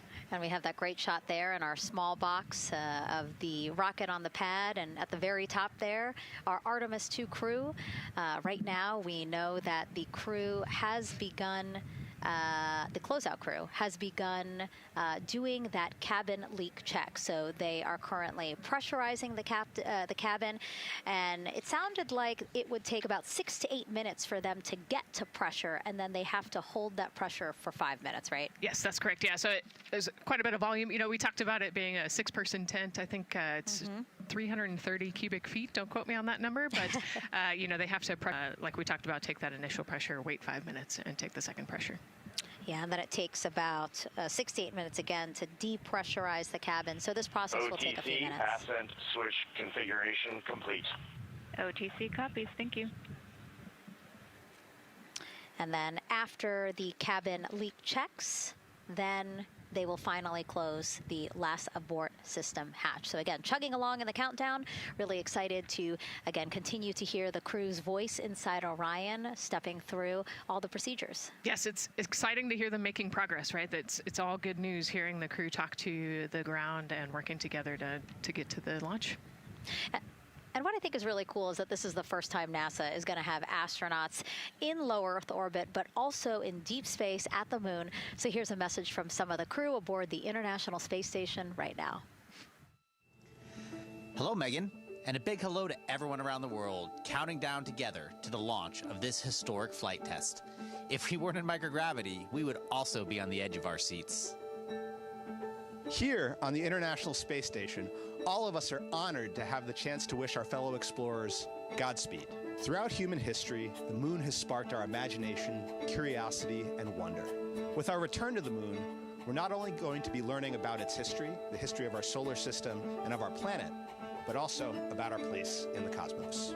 We are so proud of the Artemis team and so excited for what you will see and learn on behalf of all of humanity during your trip around the moon. As we push the boundaries of exploration and expand our knowledge with scientific discovery, we advance our collective civilization together as one.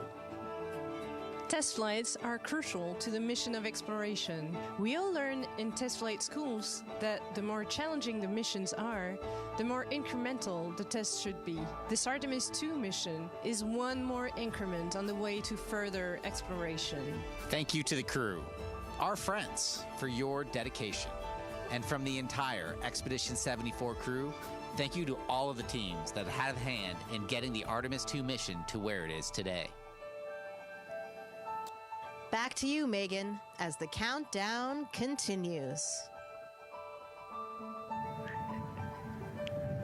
Oh, I love that so much. I just love seeing them there. And again, you have to remember the International Space Station is an orbiting lab. We learn so much there, and we're going to learn so much more from Artemis II, because this isn't just a test flight. It's an opportunity to learn more about the moon, deep space, and how humans can live and work so far from home. So here are some of the science objectives that NASA hopes to accomplish with Artemis II. Artemis II is our return of humans to the moon, flying around the moon on board Orion. But along with that, we're doing a lot of great science. One of the exciting things about the Artemis missions to the moon is that science is actually a fundamental pillar of why we explore, why we're going, what we're doing in Artemis. I think it's incredibly exciting that not only are we testing the vehicle, but we're testing science on board. Science where the astronauts are conducting experiments, science riding along with the astronauts. We have astronauts looking outside the window and really observing the lunar surface. It will help us understand the deep space environment. It will help us understand how that environment affects our astronauts, our systems, and life in general. So deep space is a challenge for us because you have to leave Earth's protective magnetic field. Here in low Earth orbit, the crew members are protected from some of the harmful radiation. going to the moon, they'll no longer be protected, so they'll have a higher radiation exposure. Much like Artemis I, we have so many radiation sensors and detectors that are inside the capsule so that we can fully understand and appreciate the radiation environment for protecting our astronauts. In my hand here, I'm holding a tissue chip model. This is the exact design that's going to be flying alongside the astronauts. We'll be collecting samples from each of the crew members, and we can make these organ chips out of the astronauts themselves. So every crew member will have their own avatar on board, and then upon return, we can evaluate that deep space radiation environment and what that compares to the astronaut themselves. Not only are they going to help change the course of medicine for the astronauts, but revolutionizing that on Earth as well. We're looking at sleep, we're looking at team dynamics, we're looking at how you interact with the environment. We're also looking at the immune system, so what are the biomarkers? We're using saliva as a method to study hormones and different things in your body that may change during a mission like this. And then finally, how do we function after microgravity, being close to the moon, then returning to Earth. Which will ultimately help us achieve our goal of getting humans to Mars. And then on top of that, we have an opportunity to look at the moon from deep space on the far side for the first time in over 50 years. Having human eyeballs and brains back around the moon is going to unlock a new generation of lunar science discovery. The human eyeball is capable of taking in so much data in just a split second. They'll be able to tackle impact history, volcanic history. They'll be able to look at how the albedo, or kind of the shade and hue of the moon and the color of the moon, can tell us something about how that terrain evolved over time. We're integrating science in ways that have never been integrated into human exploration before. We have a front room mission control flight controller position called the Science Officer. We have a brand new science back room where it's basically our brain trust of lunar scientists and geologists supporting the crews of the future. And Artemis II will allow us to really test how this works so that future missions are really set up for success. We'll also be deploying some CubeSats. They're small shoebox-sized spacecraft of their own. They're each provided by another country, one of our partners. As they conduct their research, they'll complement what we are doing at the moon with Orion. It is so incredibly exciting to be a part of this mission. And it has been, really one of the privileges of a lifetime. I can see the work I'm doing benefit crew members right now and benefit the crew members in the future. So it's incredibly exciting and it's very rewarding. As this rocket launches humanity off of the Earth, we'll be setting the stage through our science to prepare humanity to leave Earth and explore the solar system. And what we learned during this and future Artemis missions to the moon will eventually get us to Mars. Here's Jasmine Hopkins again, now with Nikki Fox, Associate Administrator of NASA's Science Mission Directorate. Thanks so much, Megan. Yes, we're back on the balcony now, joined by Dr. Nikki Fox. Nikki, in this nearly 10-day mission, we are covering a lot of science, from CubeSats to tissue chips. What are you most looking forward to learning? Oh my goodness. I think for me, the most exciting thing is actually being able to interact with the crew while they are flying, doing this historic journey on the far side of the moon. They are going to be seeing pieces of the moon that no human eyes have seen before, which is really spectacular. It's going to be an interesting trajectory. Some of it is in darkness. Then at the terminator, so in darkness, they'll be able to look for like impact flashes and things when micrometeorites pummel that poor moon. And then at the terminator, they can see shadows and interesting things, which kind of gives you depth perception. And then, of course, in the sunlit, picking out everyone's favorite craters. Also, if we launch today or tomorrow, they will see a total solar eclipse from the Orion capsule. How cool is that? That is very cool. We are thrilled for this Artemis II crew to be able to see the moon in a way that we've never seen before. What is so unique about that far side? Why are we going there? I mean, honestly, it's just, it is unique. It's very different to the near side of the moon. The actual sort of terrain, the morphology, it's very, very different. And so it will be very exciting to see that as we're going past that. Absolutely. And Nikki, we are performing a lot of science at the moon this year, actually, not just Artemis II. Can you speak to the commercial lunar landers we're planning to send? Yes, we are very, very proud of our commercial partners as they take our payloads for us to the lunar surface. And very excited. Next one up is Blue Origin's Blue Moon Mark 1 going. It's got some science on it. It's got the scalps that went on the Blue Ghost. so we'll be able to sort of look at that plume as it's coming down onto the lunar surface, and then also the laser retroreflector that will be the array that's up there too. So even on that first test flight, packing it with science as much as we can. Wow, Nikki, so much science. It's hard to keep track of everything. But the unique thing about Artemis II is we're sending crew. Can you speak to the importance of the human element of science? Absolutely. I mean, we can program, like we do with our beautiful rovers on Mars, we can program them to do certain things, and it's what we think we need them to do. When you have an astronaut up there, they can make that sort of like really unique split-second decision. The thing I'm most looking forward to is when they think they're going to be looking here, is hearing one of them say, "Oh my goodness, look over there." And I think that's just incredible about how we do that. Also, flying our tissue chips with the astronauts, our Avatar experiment.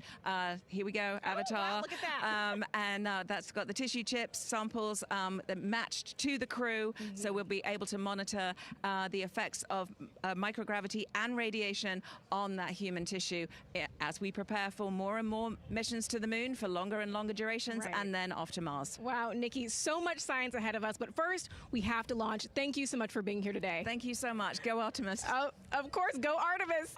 And with that, let's turn it back over to the countdown with NASA's Megan Cruz. Nikki is so fun. She has so much energy and so much passion about the science. And again, yeah, it's just so important to remember that so much science is happening with this mission. It's not just to test out the hardware and the life support systems. Yeah, you saw the science video, and then we talked to Nikki. Man, there's so much going on, right? We talked a little bit about the lunar observations that we're going to do.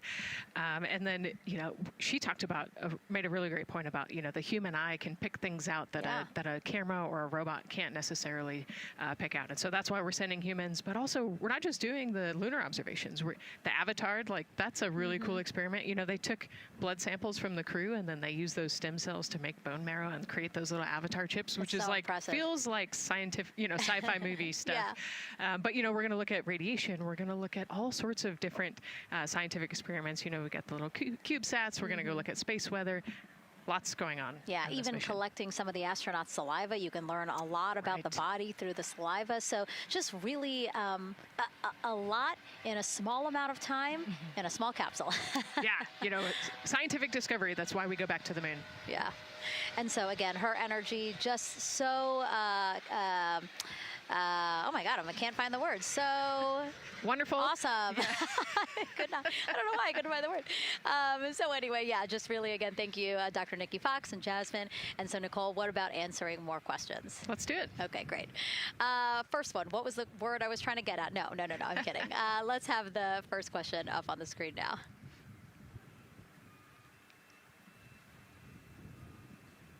I know we got him. I see him being asked.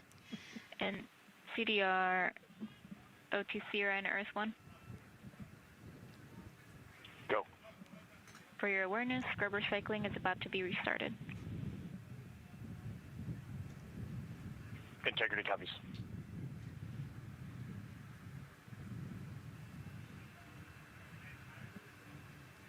All right, let's try that again. Can we get the next social question, please? What are the G-forces experienced by the Artemis astronauts during launch and reentry? Ooh, these are actually pretty similar to a Dragon launch or a shuttle launch.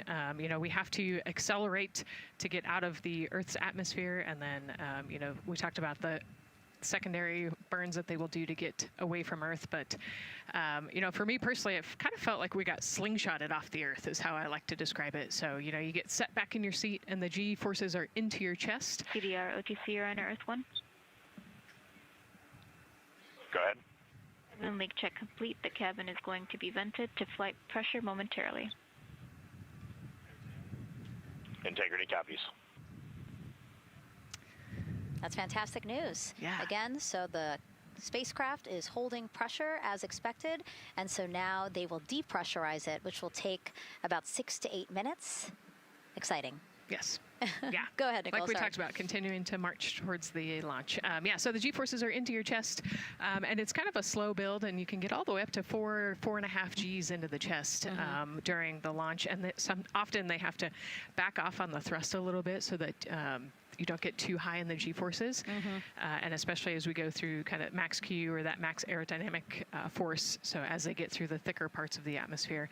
And then very similar G-forces on the way home, so slow, steady build up to about 4.5 Gs as the rocket actually decelerates. You know, you heard in one of the packages, when they come back, they're going to be going 7 miles a second. Gosh, that's and incredible. So you have to slow down somehow, and to do that, you have to actually, you know, when you brake in a car, you feel those G-forces, and so for the astronauts, it'll just be, again, into the chest based on the orientation. Great. Thank you so much for that answer, Nicole, and for that question. We're going to continue to try to take as many as possible. Again, you know how to send them to us at NASA Artemis.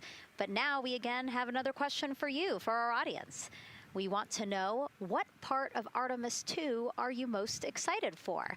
Liftoff, Earth views from Orion, lunar flyby, or splashdown? Tell us again on NASA's Instagram or Twitch accounts, and we'll share your answers a little later in the broadcast. That's a tough one. I don't know what my answer would be. I know. I don't know either. I'm excited for it all, but that's a cop-out.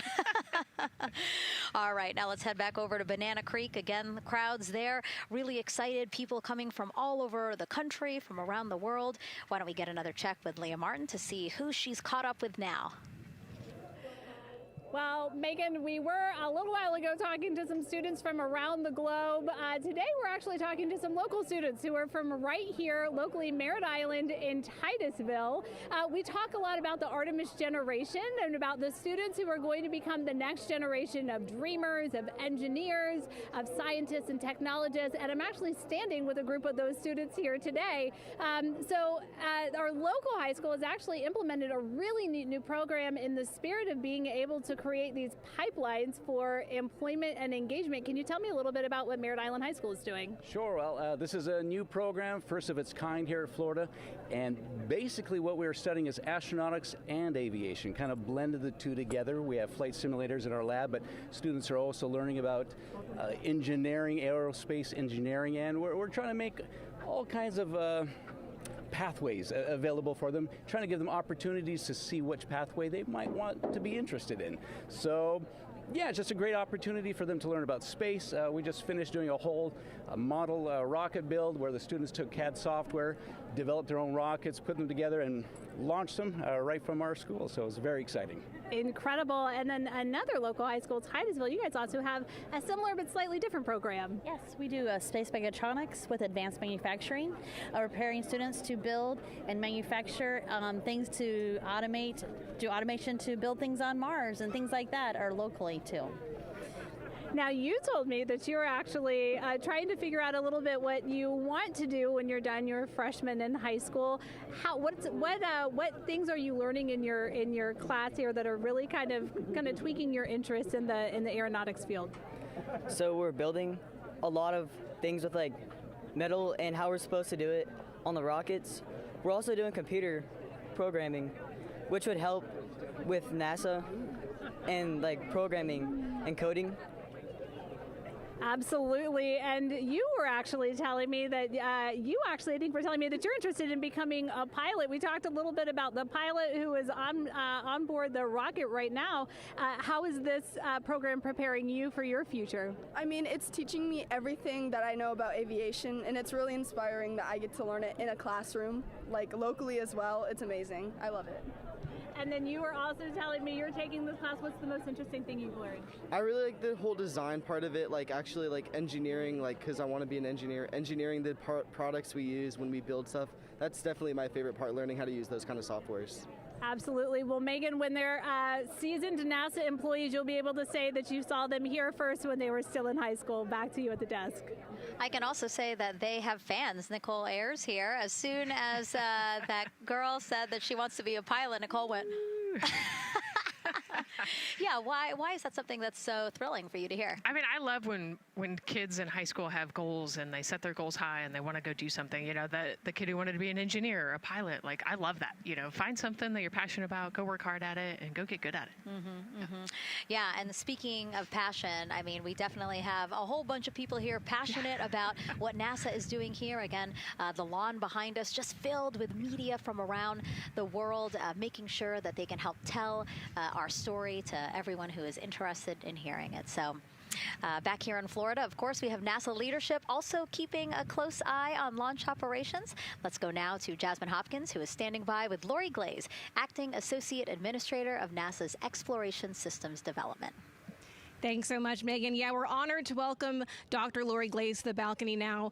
Lori, this is our very first time having crew on an Artemis mission. How does that feel, and how does that change our overall approach to the mission? It's a really good question, and it really came home today when we were watching the crew walk out, and then we saw them get into their van and go out to the pad, and we've been watching them getting into the crew module. And so we've really put an enormous amount of rigor into assuring the safety of our crew. One of the most important things on this mission, different from Artemis I, is we now have environmental controls and life support systems. One of the most important things we're going to do on this mission is test those out and make sure that we can keep our crew healthy and safe throughout their mission. We also on this mission have an activated launch abort system, which we had the system for Artemis I, but it wasn't active. But we definitely had that active on this mission. We want the ability, again, if something goes wrong, to be able to have that ability to abort and get them back to the ground again safe. Absolutely, Lori. I mean, as you're driving home, safety is paramount here at NASA, and your program is responsible for all of these Artemis elements. We have the Space Launch System, Orion, ground system. So how do you get everybody cohesively on the same page for a day like launch? And that's a great question, and it's really been wonderful to watch our teams working together. We have the ground systems, which are kind of the bookends of our mission. The ground systems help prepare us to get the rocket ready to take off. They're doing all of the loading of the tanks right now and getting the crew into Orion, and then at the back end they'll be there to recover the crew when they land in the ocean. But they know that their job is to make sure that that rocket is ready to go and that the crew module is ready to go. And then the rocket itself, the space launch systems, they know that their job is to deliver the crew module to the right point in space so that they can conduct their mission. And then again, they have to make sure that everything is ready, that they set them on the trajectory that is going to bring them around the moon and set them up to land in the right place in the Pacific Ocean. And that's their job, and they know how important that is.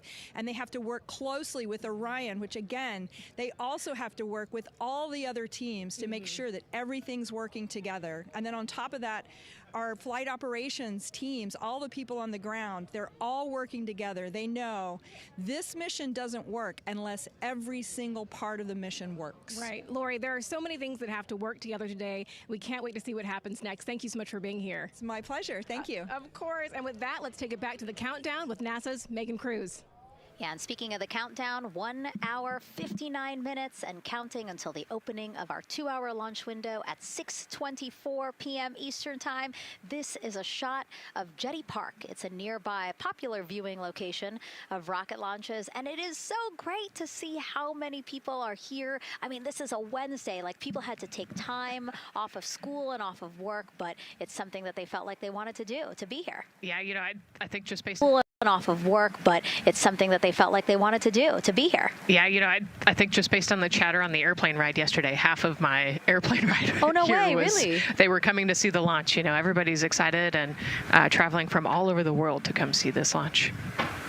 And it really is a great day. We had some sprinkles here in the crowd, but for the most part, I mean, it's just a beautiful day to witness history. It is, yeah, you know, a little bit of sprinkles, but for the most part, the clouds are staying away, and you can see the blue sky behind us, so hoping for good weather in a couple hours. Absolutely. And so Dr. Lori Glaze mentioned what we learned from the Artemis II mission helps pave the way to sustained human presence on the lunar surface. So what are the objectives of this mission to eventually accomplish that? Let's check in with Gary in Mission Control for more. Thank you, Megan. Yes, the Ascent teams are here in Mission Control Houston, working through their steps to prepare for a go for launch. Right up here on the front board, we're watching the teams in the White Room work through their checklist and closing the hatch as we verify ours, working as one NASA team.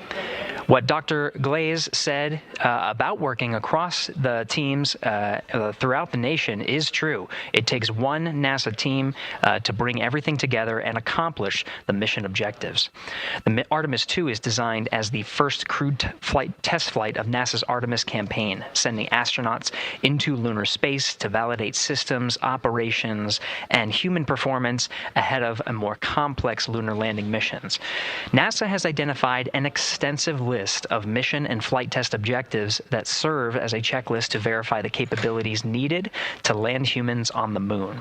For the Artemis II mission, there are 5 overarching priorities that cover the mission and flight test objectives. First is, of course, the crew. As the first crewed mission inside the Orion spacecraft, this mission serves to demonstrate the capability of safely sustain the flight crew throughout the mission, including launch, the deep space component, and return. Number 2 is systems. This mission brings it all together to validate the performance of all ground and flight systems needed for a long-term lunar campaign, from launch infrastructure to spacecraft operations in deep space. Third is hardware and data. We'll be gathering performance data as much as possible over the deep space network, but we also aim to retrieve onboard data and hardware after splashdown to gather additional insight and improve future Artemis missions. Fourth is emergency operations. The crew and flight control team will be testing emergency systems such as abort procedures, rescue operations, and contingency responses. During the flight, astronauts will rehearse a number of these procedures to ensure that in the event of a real emergency, the planned procedures and operations are sound. And finally, there's subsystem validation. Engineers will be verifying subsystems across the board to ensure reliability across life support, propulsion, avionics, and navigation systems aboard the Orion spacecraft. Human spaceflight is a complicated endeavor that requires precision and confidence across all disciplines. You may hear the phrase, human spaceflight is the greatest team sport, a few times in today's coverage, and it's absolutely true. Not only does it need mastery of specific components, but the integration extends across thousands of people and facilities around the world to come together and make it all work. A lot of the work from many people has led to this moment, a rocket at the pad with humans on board, ready to put everything we worked for to the test. I'm certainly excited about it. The teams here in this room are looking forward to supporting the mission, and I hope those watching are as excited as we are. We are following the countdown here in Mission Control Houston. Everything continues to look good. Now inside 2 hours from the beginning of the launch window. With that, I will send it back over to you, Megan and Nicole. Hey, Gary, thank you so much. We are getting word that the launch team is working something that we would like to give you an update on, so let's get on over to Daryl. All right, thank you, Megan, and we are live in Firing Room 1 here at the Launch Control Complex. Yes, we are currently not working any constraints with regards to the rocket or the ground systems, but the launch team has been made aware of an issue that the range is working, and currently they're monitoring that work that is going on over at the range. We understand that issue is related to the flight termination system. Now, the flight termination system, just to give you a quick explainer, every rocket has a flight termination system. It's the system that the Eastern Range here uses in order to send a destruct signal to a rocket in case it veers off path. So it's a very critical, important safety component in terms of how the range keeps the public safe here. We understand that the flight termination system, they're working on an issue. And so as they continue to work that issue, they've asked for some assistance from the launch team to help verify some of the work that they're doing on their FTS system. And this is where it gets a pretty unique situation here. The assistance they've asked for is to verify what's going on with their system. They want to check it to see that the work they're doing is okay. And in order to do that, the FTS console operator inside the firing room has been asked to help them verify it. And the way that they're going to do that, and the solution that he proposed to check and verify the system with the launch director, and she gave the approval, is to go get a piece of heritage equipment from inside the VAB that was used during the space shuttle program. And this equipment is able to receive commands by the range through the flight termination system. And so with this piece of equipment, this console operator who works FTS was granted permission to go over to the VAB next door and get this equipment that he's very much aware of and used during the space shuttle era. And so that is in work right now. The bottom line of all this is, at this moment, the range is no-go. But that is not stopping us from moving forward in the countdown. We can continue to process and work the countdown. The closeout crew will continue to do their work, and the launch team will continue to do their work as well. But we'll keep you updated on what happens in regards to, as far as my understanding goes, a pretty unique situation here with trying to bring resolution and kind of help out the situation that we're seeing at the range right now. And that's the latest here from the firing room. I'll send it back to Megan and Nicole out the host desk.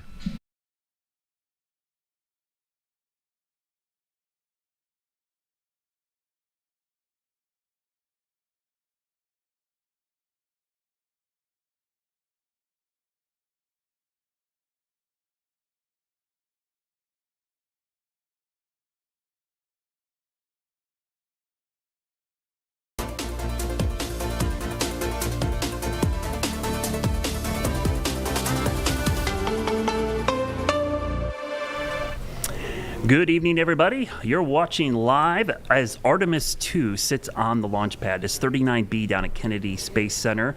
Tonight, NASA looks to launch 4 astronauts on the first lunar mission in over 50 years. Good evening. I'm Chief Meteorologist Brad Panovich here in Charlotte, North Carolina.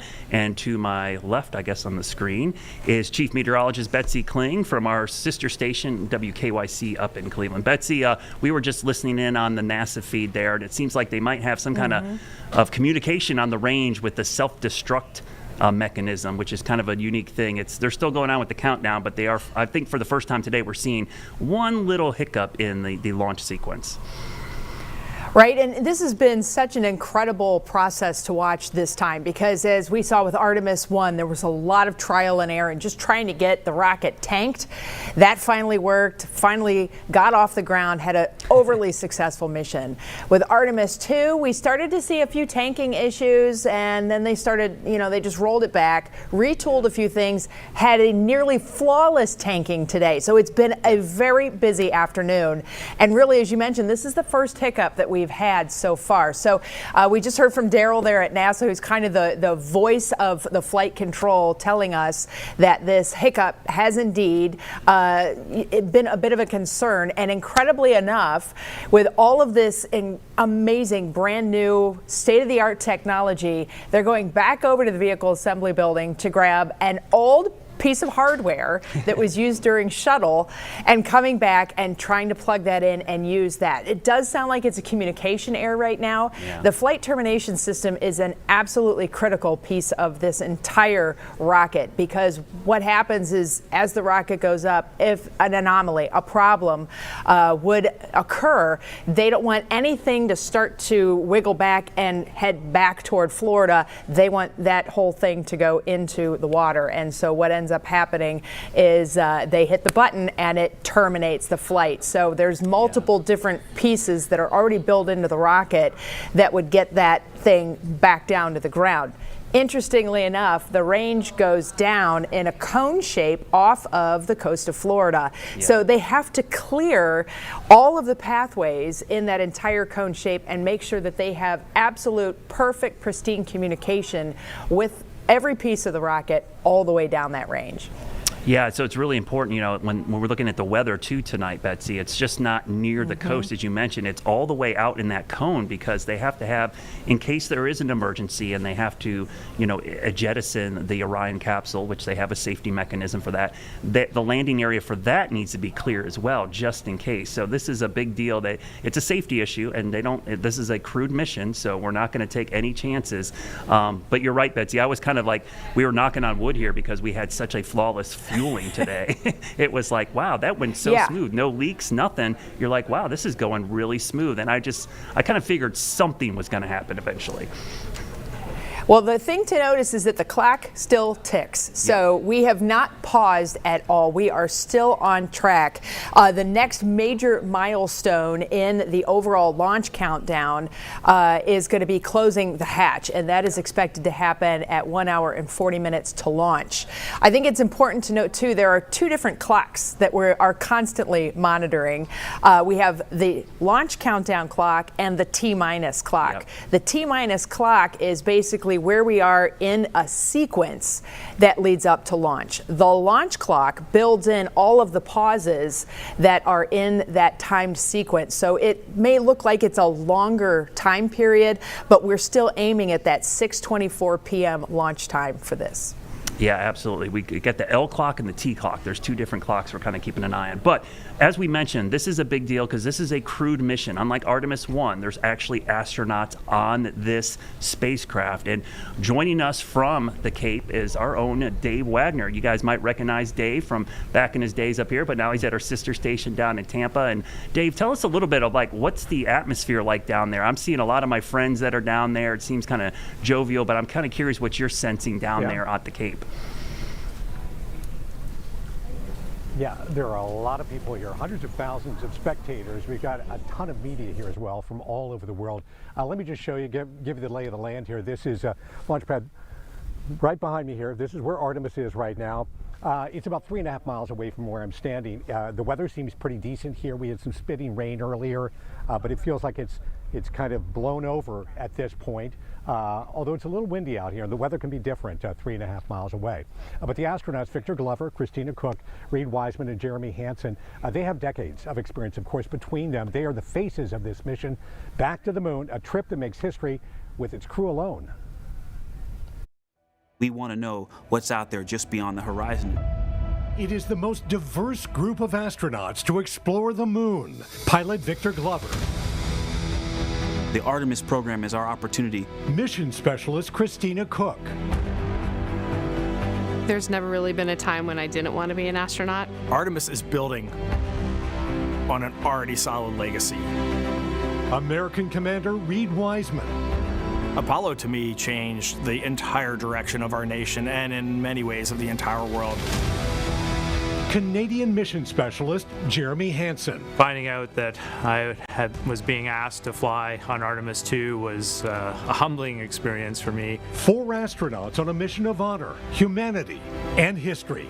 It is a 250,000-mile journey to the moon that's required years of training. When I first found out that I was assigned to Artemis II, my thoughts were disbelief, an immense sense of honor and responsibility, and readiness. Christina Cook is an engineer, the only one on this crew without a military background. I'm ready to try to make everyone proud and to really fulfill what this mission truly means to all humanity. I think we could also do that verbally pretty easily. She's no NASA newbie. Christina walked in space 6 times, including the first all-woman spacewalk. Plus, holds the record for the longest single flight by a female astronaut, nearly 11 months in space. All right, point your toes, let us know if you get stuck or you need any help.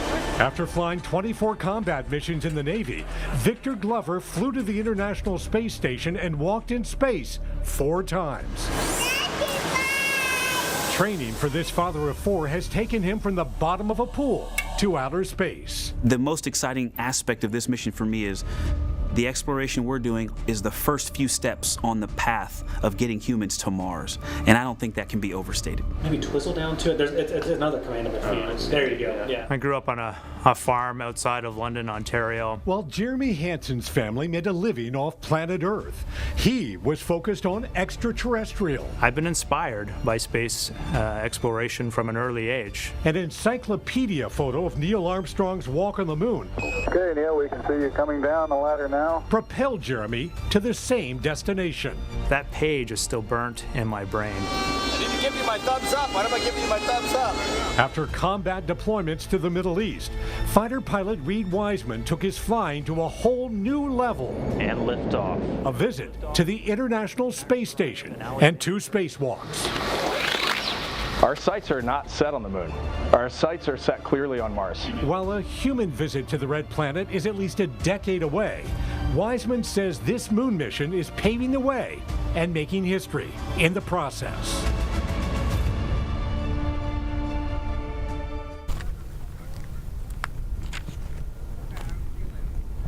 The Artemis missions hope to put more people on the moon and build a permanent base on the moon. And right now, the crew is strapped in. They're ready to go. Personally, I talked to a woman who helped select, a former astronaut who helped select this crew for this mission.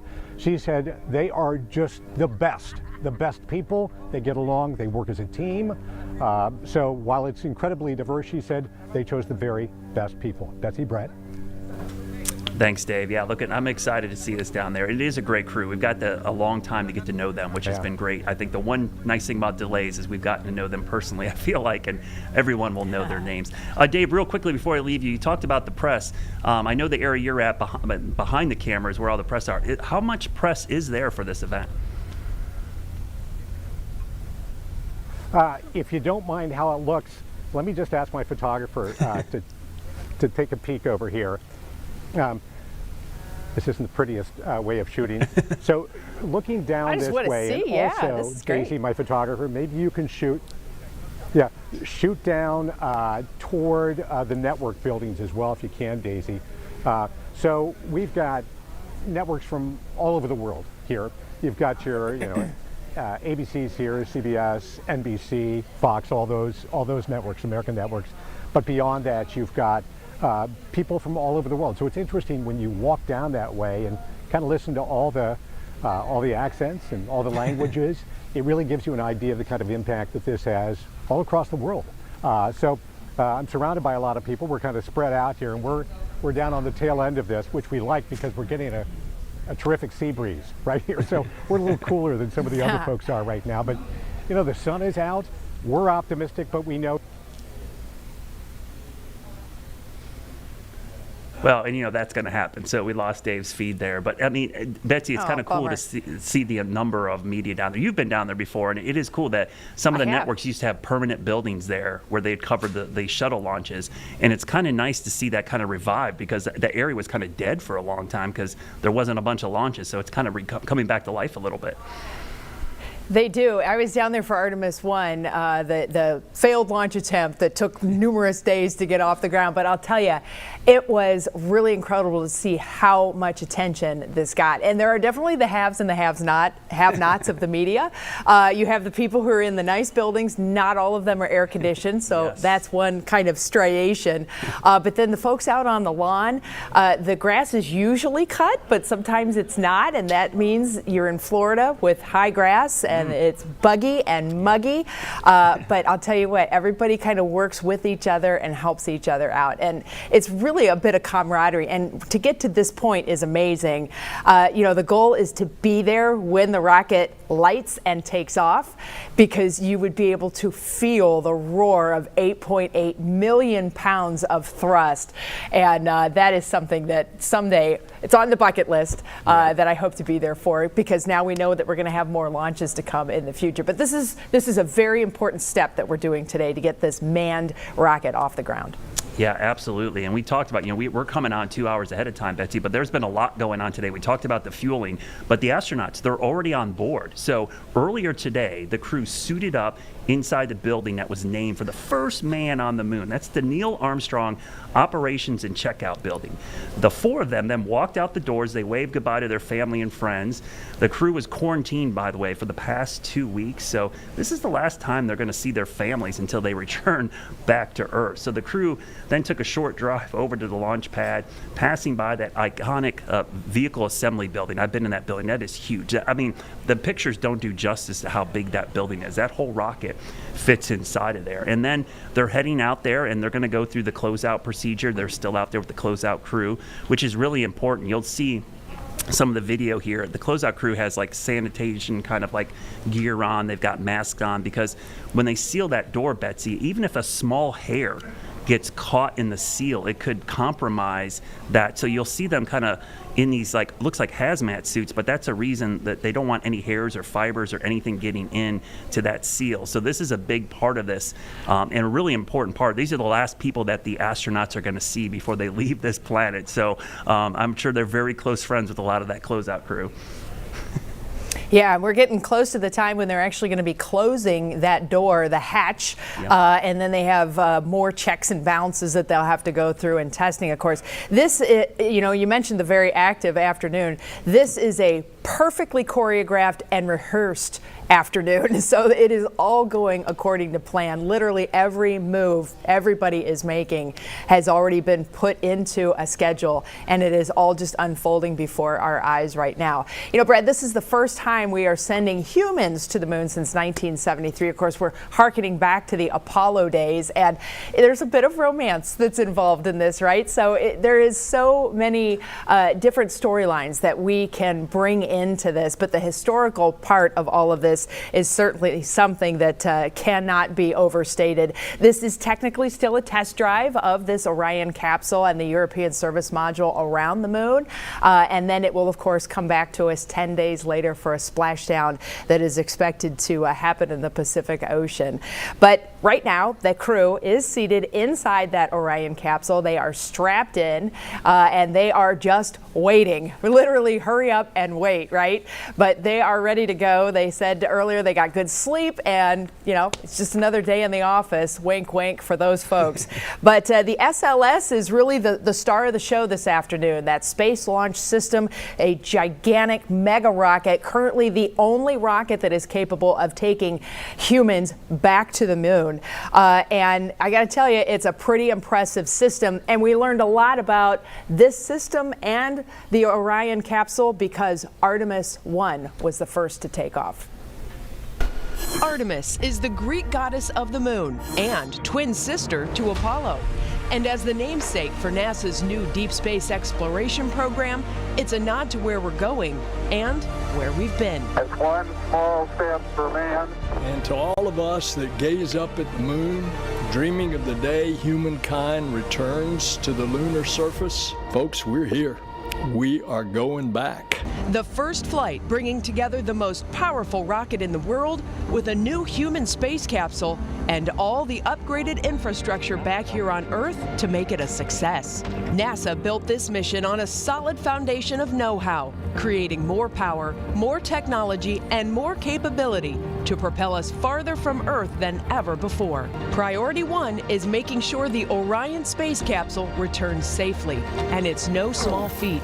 Orion will be coming in faster and hotter than any human-capable spacecraft before, reaching speeds of up to 25,000 miles per hour and temperatures of up to 5,000 degrees. Engineers will closely follow how Orion's heat shield performs. Its re-entry conditions are so extreme, no facility on Earth can recreate them. This will truly be a one-of-a-kind test. Next, retrieving the Orion capsule after splashdown. Nothing will give engineers better information for how Orion performed than the capsule itself. They will also retrieve the parachutes that slowed its descent through the atmosphere. Third, testing out all that new gear. From the launch pad to the rocket system's precision time separation, the capsule's navigation, and of course the return to Earth, every facet of hardware and software debuted in this new era of space exploration will be scrutinized. February 1st, 2003. All right, we've got another report that coming in from Florida. We've got our own meteorologist down there to kind of give us an update on the weather situation down in Florida, because the big concern today was a band of showers with the sea breeze. That moved in. Now we're watching wind and cumulus clouds. Let's go down to Lee. She's down there from our First Coast station. Lee, what's the weather been like down there, and are you noticing any concerns for launch that could be weather related? I am feeling a whole lot more confident now, I have to let you guys know. So earlier we were seeing showers move through. We got the sprinkles on the windshield, had to protect the camera. But I was feeling good that the sea breeze was going to move in, push west, and clear us in time for launch. And that is exactly what has happened here in the past 30 minutes. So if you look behind me, let me step out of the way. By the way, that's the rocket right behind me. So I'm going to get out of the way.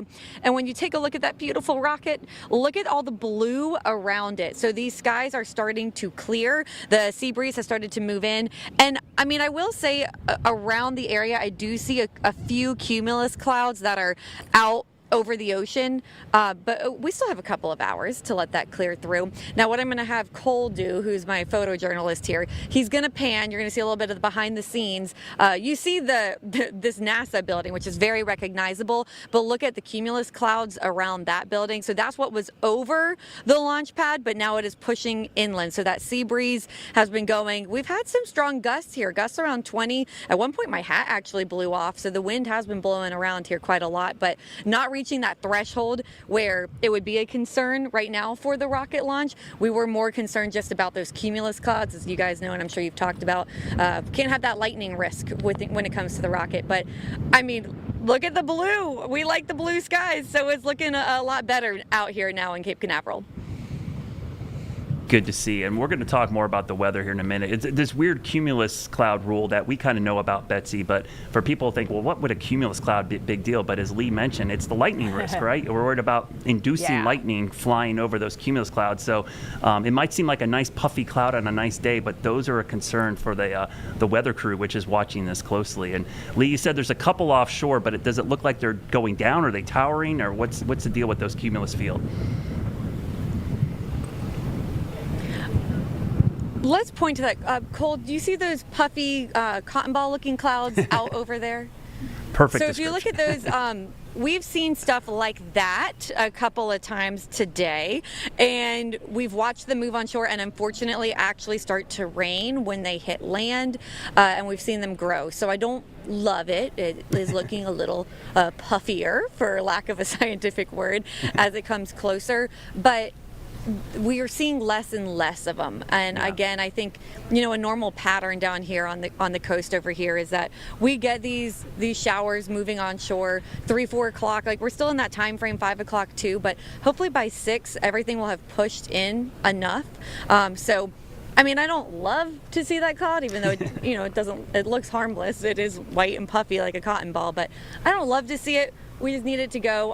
I believe for this rocket behind me, for this launch pad, it's a 5-mile radius that it needs. So 5 miles clear of any sort of cumulus clouds, hopefully, to get out of here, because as I said, for obvious reasons, a rocket can't go through a cumulus cloud and potentially spark lightning. For very obvious reasons, we don't want the lightning to hit the rocket. So hopefully they just keep moving west and get out of the beach area. Yeah, that's a good thing. There's a lot of explosive fuel on that rocket. You do not want lightning anywhere near it. Hopefully we'll kind of shoot that gap here coming up.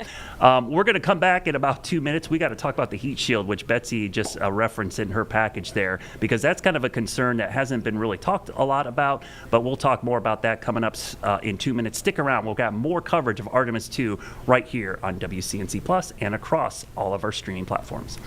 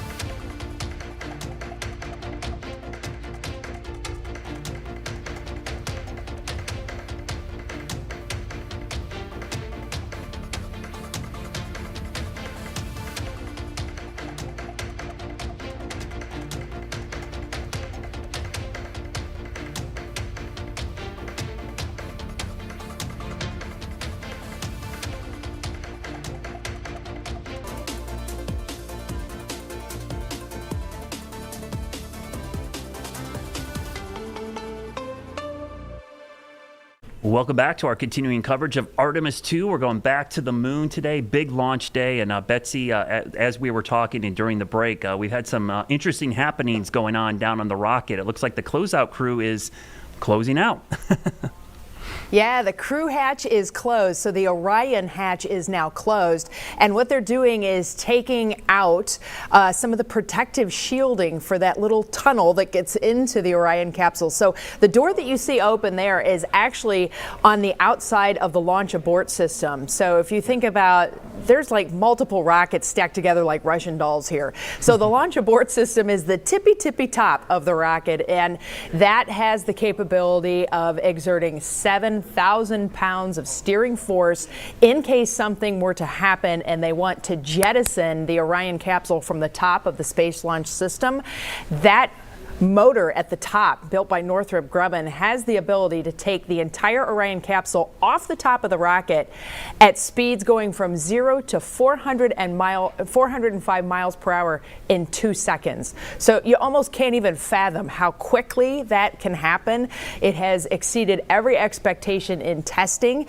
Thankfully, we have not had to use it officially yet, and we don't plan on using it right now. But as you can imagine, getting from the external launch abort system to the internal Orion capsule, the exterior of the Orion capsule is also a very precious and precise coating, and there's all kinds of things they don't want to contaminate there. So they have built in these panels to kind of surround that entire little tunnel area, and they're taking all of those pieces out now in order that they'll be able to close the launch abort hatch, which should be happening here pretty soon. Yeah, so still progressing, even though they're having this issue on the Space Launch System's flight termination system, which is a communication issue, it sounds like right now, Betsy. We haven't heard of any resolution to that, but they're going to grab some other parts, it looks like, from the vehicle assembly building. So hopefully they'll get that. While they're troubleshooting that, they're going to work on doing the countdown, just keep it going. And this is kind of the way we talked about earlier. This is definitely a precise kind of choreographed setup, and this will continue even with other issues. Everyone's working their own problems. It just goes to show you, Betsy, I think, how many people are part of this and how important everybody's job is, because there's all these moving parts going on simultaneously as we're trying to get this rocket off the pad. Well, and if you can imagine, there are millions and millions of parts on this whole rocket to get this thing off the ground and around the moon and back. And every single piece has to be accounted for. If you've noticed some of the crew as they're working on the hatch and whatnot, everything is tethered. Literally, they have tethers of their ball caps, of microphones and whatnot. And that is because they don't want anything remaining that's not supposed to be a part of that rocket. So they're working on getting all of these little external pieces put together and take them out. They'll close that hatch. Then the team there at the launch pad will evacuate the pad, and then, basically we wait and watch. Interestingly enough, Brad, this entire time we have not heard any problems with the tanking. This was really the big problems with Artemis I, and then with the first launch attempt, with the wet dress of Artemis II, was just getting the rocket filled, and so it would hold on to the amount of liquid hydrogen and liquid oxygen that it has to have. There's also liquid helium that plays into this, that's on kind of that secondary rocket, the ICPS. That's the rocket that will basically launch Orion away from the Earth's gravitational pull and send it on its way to the moon. They got all that fixed back in the vehicle assembly building, rolled her back out to the pad, and here we sit and wait now as we are, T-minus less than, closing in on an hour and a half, right? So T-minus hour and a half or so, and then we'll see where we are from launch in the countdown to 6:24. Yeah, so they're still going to troubleshoot the other problems, and that's just this is part of the process, as we know. And as you know, unfortunately, we saw months of delays with Artemis II. It's we wanted to originally launch back earlier this year. January came around, February, so we had all these issues plaguing this launch, and we want to talk about some of those right now. We're going to bring in a new guest. This is our Meredith Garofalo. She is from our sister station in Columbus, Ohio. She's a meteorologist as well and a space reporter for us, and Meredith, you talked a lot about this on our chat about some of the problems they've had. We've dealt with weather issues. Talk a little bit more about why there's been these issues leading up to today and why so far so good, things are going okay today. Well, I can tell you it has been such a journey to get where we are right now. I mean, we had fuel leaks. We also had weather that was not so good, and then we had the politics added to that. So not a good recipe for us by any means. However, now we are moving forward, and we want to go back and look at the timeline for you and just show you what we have been dealing with. So this SLS rocket, it first rolled out to the launch pad, as we know, back in January, and at that time, NASA was actually gearing up for the first set of those launch windows. Now, quickly though, as we know, trouble did appear during dress rehearsals as crews practiced fueling the rocket. That's when fuel began leaking, and what followed was finger pointing. For those who follow the space program, it felt like deja vu. The launch of Artemis I in 2022 was delayed by months because of similar launch delays. Now, in a new interview just this week, Betsy talked with former NASA Associate Administrator Jim Free. Jim played a huge role in Artemis I and actually talked with Betsy about the fuel leaks.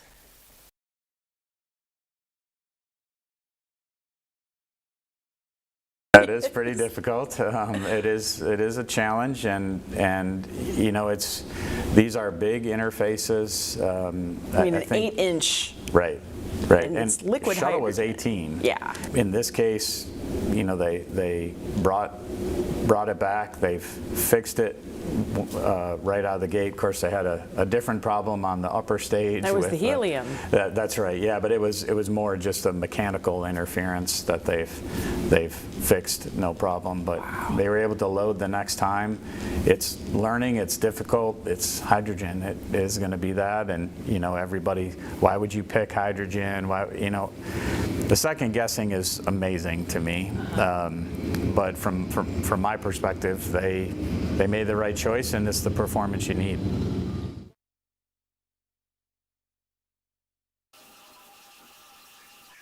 And that was former NASA Associate Administrator Jim Free. And Betsy has a fantastic interview that's coming up. You won't want to miss that. That's going to be a little bit later on. But first, how about we talk a little bit about something, as meteorologists, that's always a conversation: the weather. That, as we know, can make or break a launch. And if you remember earlier this year, it was seriously cold, not just here for us in the Midwest, all the way down in Florida.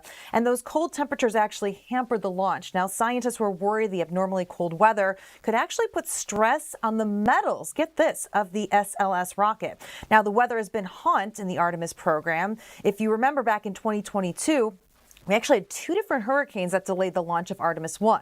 We had Hurricane Ian, and we also had Hurricane Nicole. Now, that delayed launch opportunities and actually forced officials to do a complete inspection of the rocket. Now, Brad and Betsy, between Artemis I and Artemis II, we know 4 years have passed. And in recent weeks, NASA Administrator Jared Isaacman said he wants to make delays. He wants to make them a thing of the past, actually.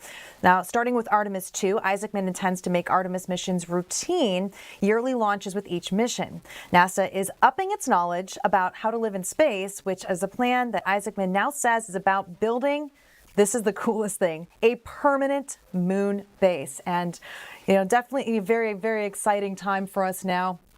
A lot of us may not remember the original space race or even the last time with the Apollo mission, but now here we are witnessing history, and it's a whole nother level with all the technology and all the advances that we have made since then. Yeah, it truly is. And Meredith, I know you talked to the weather officer down there. It's kind of interesting. As meteorologists, we think about certain things we're worried about, but it's interesting all the fascinating rules they have for launch safety, and especially with a crewed mission. What were some of the things you learned by talking to them about what they look out for and how difficult it is to kind of worry about the weather when you have a big vehicle like this that's going to go up into space? Well, whether there's people aboard or not, you still have to treat it as something that's going to space, something that needs proper care. And so you're looking at things. You're looking at the clouds, as we talked about, those cumulus clouds. Can they generate lightning? Can you also have too much wind, whether it's at the surface or when the rocket is going up, that it could put the astronauts in danger? You also have to think about how lightning is created, how sparks are created. So if you have lightning created, whether it's through the rocket or through the clouds, that's something else where if you have everything coming in to play, there could be those concerns. And so it's a lot of different moving parts. They have these rules in place, but especially for those ground winds, it all comes down to that last minute. You could have a thunderstorm earlier in the day, as we know. And sometimes it's a good thing because that could pull all that energy, pull that moisture out of the atmosphere and really make a difference for us. So it's something that we'll be watching very closely, and the team over at Kennedy Space Center really monitoring things to hopefully get this off and the weather's not an issue. Yeah, so to figure out what's happening right now, we've got some updates from NASA. They're giving some new details on what they're working right now, so let's head down to NASA and hear what they have to say. Now from the launch team as we speak.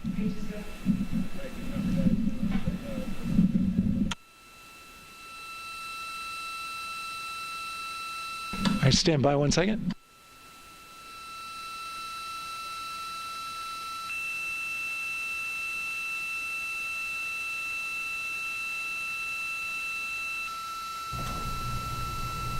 Okay. Sorry about that. We're just getting an update, in fact, about what I was about to report out on the range. And the good news is the range is go. So we reported that they were working to verify their equipment regarding the FTS system. And they asked for a little of that verification work to be done by one of the FTS engineers here in the firing room. He went out to the VAB to get some legacy hardware to help out with it.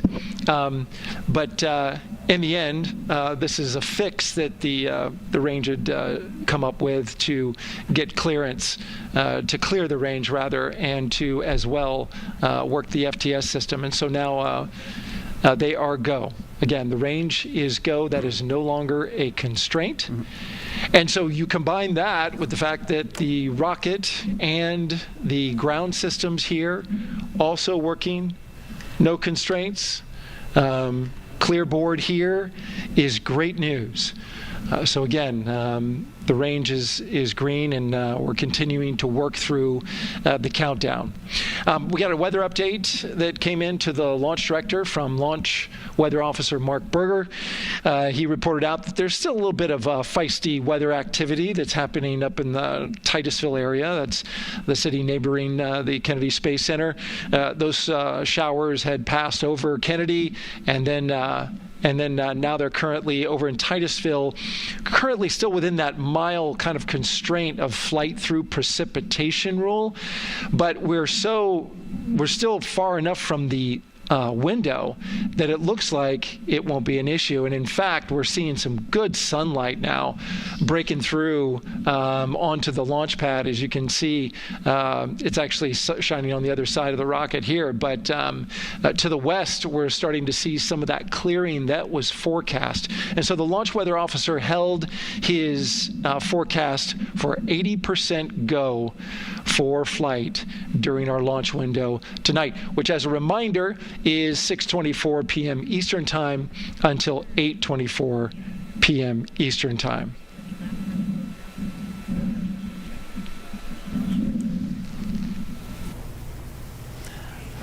All right, so what we just heard, which is good news, we had an issue with, it was a communication issue, it sounds like, with the flight termination system.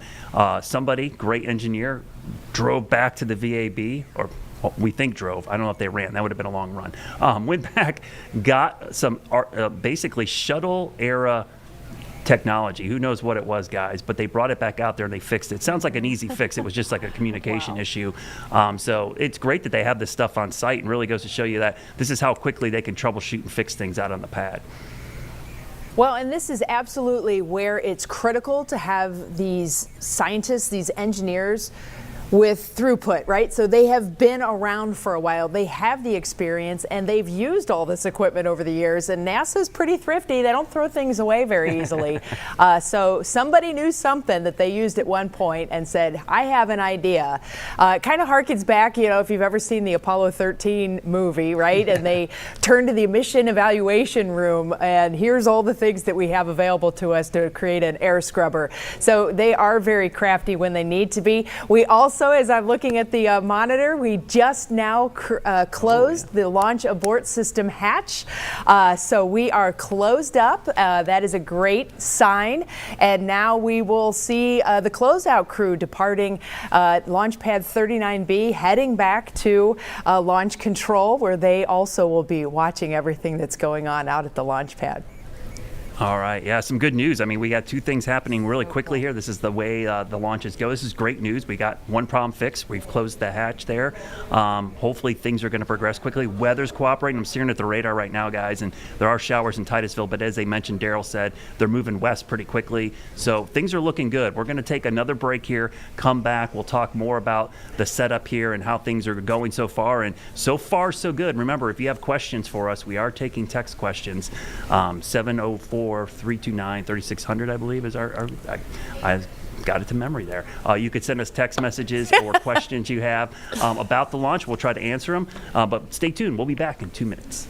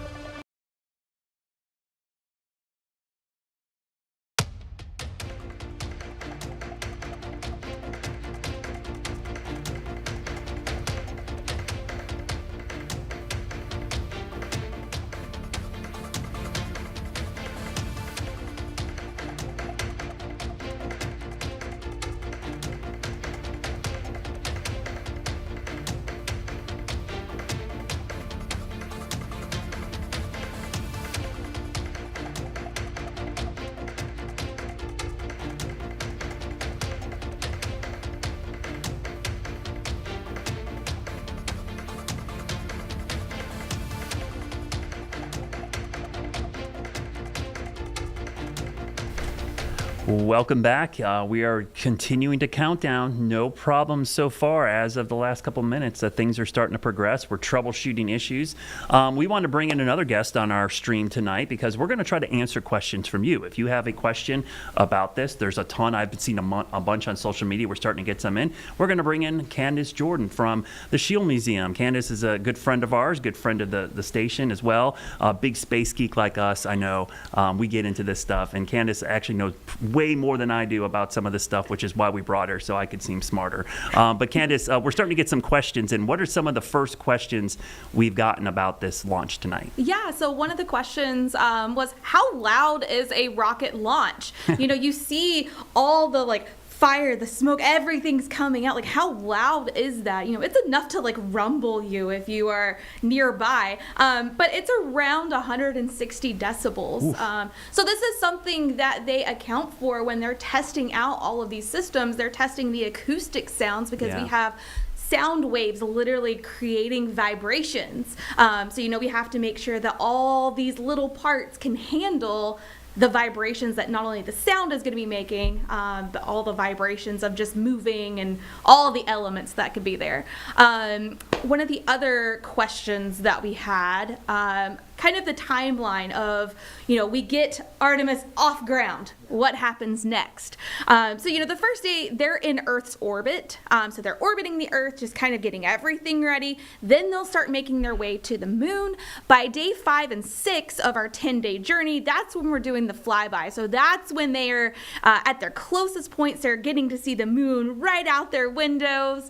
And they're actually going to go further than the Apollo missions went. So this is literally the furthest humans have ever been. Will be with this mission. And then after that 6th day, they'll kind of start making their way back home towards Earth. And then day 10, they will hit our atmosphere and land safely. At least that's what we hope they do. So if you have questions, these are great questions so far. There's some really good ones. I had that question about, how far it was, and people didn't understand that we're going farther than Apollo because we're taking that big slingshot around the other side of the moon. If you have those questions, you can text them to us at 704-329-3600. We'll try to get to them later on. Candace is going to do a great job answering those for us. But we're going to go back down to Cape Canaveral, Kennedy Space Center, where Dave Wagner joins us again. And Dave, while we were gone, we had some issues. It looks like things are resolved. What's it like down there when one of these little issues pops up on the ground and then it gets resolved? Do you guys even know about it, or are you just hearing about it secondhand? No, we do know about it. They let us know, and so that's great. There was this kind of letdown, I think, when we all heard that. It's like, oh no, we're going to be here for another day, another night. When is this going to happen? But we're all a little relieved, and we hope it just continues forward and just in kind of flawless fashion here. For many of us, our fascination with space started at a young age. For others, it has turned into a lifelong goal of making it a career. It's a dream that takes determination, it takes dedication. Just ask the students at Embry-Riddle University in Daytona Beach who are watching Artemis II with envy. Embry-Riddle is a niche school. It is a campus where students, skateboards, and space intersect. Very specific and specialized in aviation and aerospace. A first-generation college student. I look at space with just wide eyes. A wide-eyed engineering major from Tampa. As a kid, I like listening to Neil deGrasse Tyson. A dreamer from South Africa. Just stargazing almost every night with my dad outside. 3 of the 8,700 students from 50 states and 69 countries setting their sights on outer space. My lab specializes in making space weather instruments. In this lab, you'll find precious metals and brilliant minds. My lab puts more emphasis on diligence rather than intelligence. Who somehow understand this high-level math. The students who come to Riddle are way smarter than what I ever was. At Embry-Riddle, students are wired differently. To be a great scientist, you have to be able to ask the right question. We have instruments flying on 2 satellites going to Mars right now. After building gold-plated weather instruments that don't react to gases and atomic oxygen, PhD candidate Nathan Graves is testing their resistance. This is what we call our large plasma chamber. By placing them inside this chamber that simulates the sun. Sun is the source of all space weather. Space weather is also the solar storms being shot out from the sun. So space weather can impact astronauts going to the moon, astronauts on the moon. My name's Natalie Brattain, and I'm studying in aerospace physiology. Natalie grew up in rural Crawfordville, Florida, with a population smaller than Embry-Riddle's enrollment. And so to be here now is kind of like out-of-body experience. She's studying to keep astronauts healthy in space. They experience bone loss and muscle atrophy. They have cognitive issues. I'm Aiden McGann. I'm studying mechanical engineering. Aiden led a design team that created an extra vehicle activity tool for NASA astronauts. I actually got to speak to the astronaut. Try pushing the trigger forward if the lock knob can't go down. While he was underwater. Okay, lock knob is down. Okay, good. And basically instruct him how to use the device. Students in the Space Operations Program do more than build small rockets. They've launched high-altitude research payloads with Blue Origin. We train them how to operate in front of different consoles during a launch countdown of a rocket, 10-15 minutes prior to the launch. My name is Daniela Besaidenart, and I'm studying aerospace engineering. Daniela came to Embry-Riddle to face her fears and chase her dreams. I was always scared of flying, so I became a pilot, and that completely trumped my fear of it. And so space has always been scary. It's the unknown, and so I decided I want to learn about it. She's hoping to become the first female astronaut from South Africa. No one really wasn't that encouraging about becoming an astronaut because it's so unrealistic back home. It's easy to assume it's not possible if no one is actually from my country. At Embry-Riddle, flying is in their DNA, and inspiration is omnipresent. Would you like to go to the moon? I don't think I could do it personally. I think I would be a little homesick. I think it would be pretty cool, yeah. Oh yeah. Yeah, I want to go further than that. I want to go to Mars. I want to go further than Mars. I want to go into deep space. For now, it studies in skateboards at a manageable elevation of 33 feet. If they offered it to me, I would 100% go.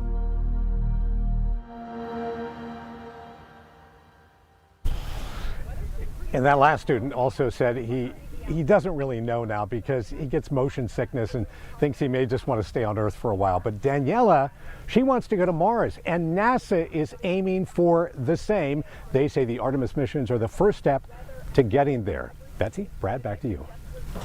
Thanks, Dave. Yeah, a lot happening right now. We're under 1 hour from launch time. The closeout crew is leaving. We've got a lot that's happening, but we're going to take one more quick break because things are going to get fast and furious here in the next hour. So stick around. We'll be back in 2 minutes.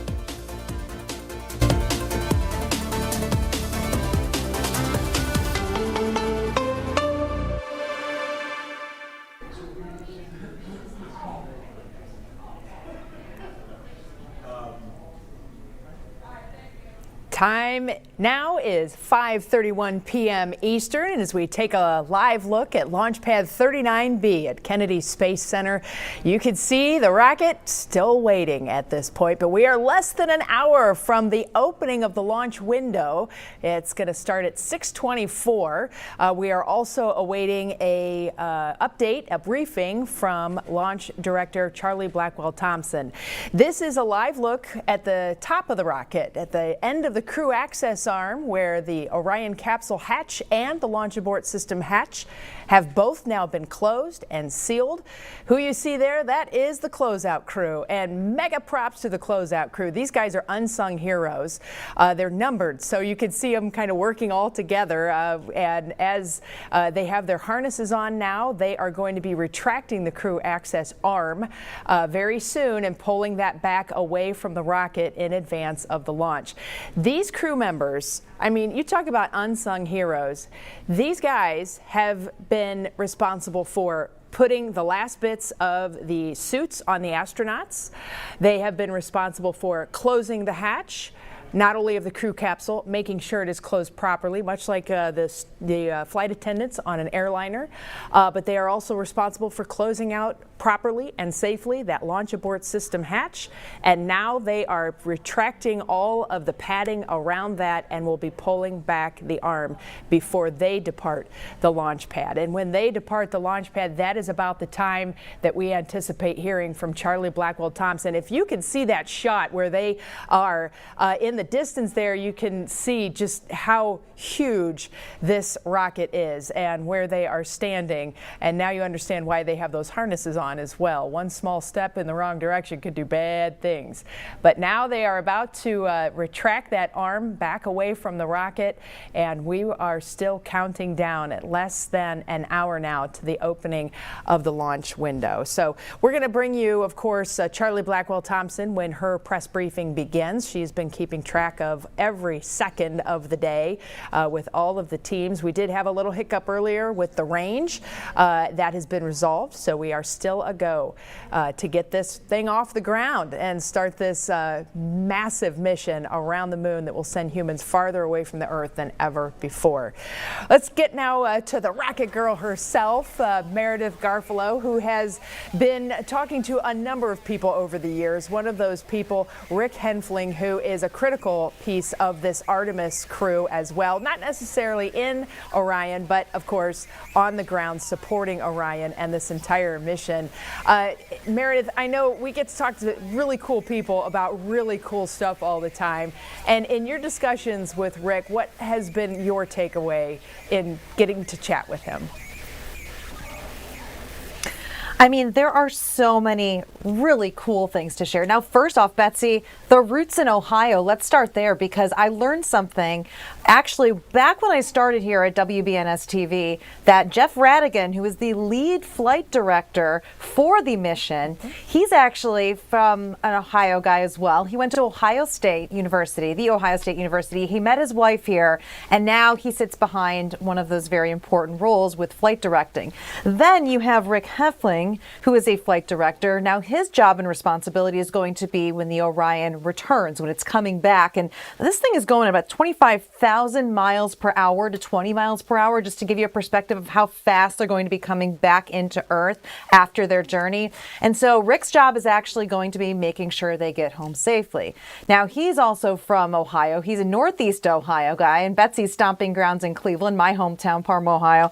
But Gene Kranz, I do have to also add this. He's the chief flight director that was from back in the Apollo era, Apollo 11 and Apollo 13, and he was the one that brought the astronauts back safely home. He's also an Ohio guy from Northwest Ohio in Toledo. And so really exciting, I think, with that Ohio connection, because Ohio right now is continuing to grow as a state for aerospace innovation as well as defense and aviation in general. And I think, guys, it's cool because it goes back to the Wright brothers, which was way different than the flights that we're taking now, but it's just going to show full circle what we're doing here in Ohio, which I think is fascinating.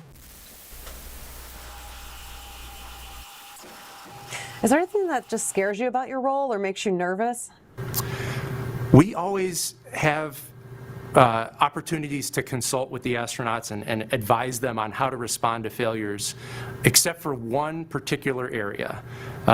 As we are coming up on some of the parachute deploys, the timing is really critical, and there just isn't enough time. If a parachute deploy doesn't go well, there's not enough time for the astronauts to call down to the ground, for the ground to think about it, and then for us to provide a recommendation to the astronauts. So we have procedures for the astronauts to respond in real time, but you know, as the lead of the team on the ground, we like to have control and have an opportunity to advise those astronauts. And when it comes to the parachute deploy, there really won't be that kind of time. And so the system needs to work, and if it doesn't work, the astronauts have procedures to work around that problem. How does it feel to be involved in this new age space race that we're in right now? It's a super prestigious honor. You know, there's not a whole lot of folks that get to work in mission control, let alone be a flight director for the mission. And it's a tremendous honor, and we hope that the results of this mission provide a highlight to all of America this year as we highlight the 250th anniversary. What about NASA growing up? Did it stand out to you? Was it something that was always there? I mean, you have all these movies, all these books, and now it's becoming more and more. You see kids everywhere wearing NASA shirts or hats. Yeah, when I was growing up, Apollo 13 was the big movie in the theaters. So I remember watching Apollo 13 all the time and really being amazed by what transpired during that mission.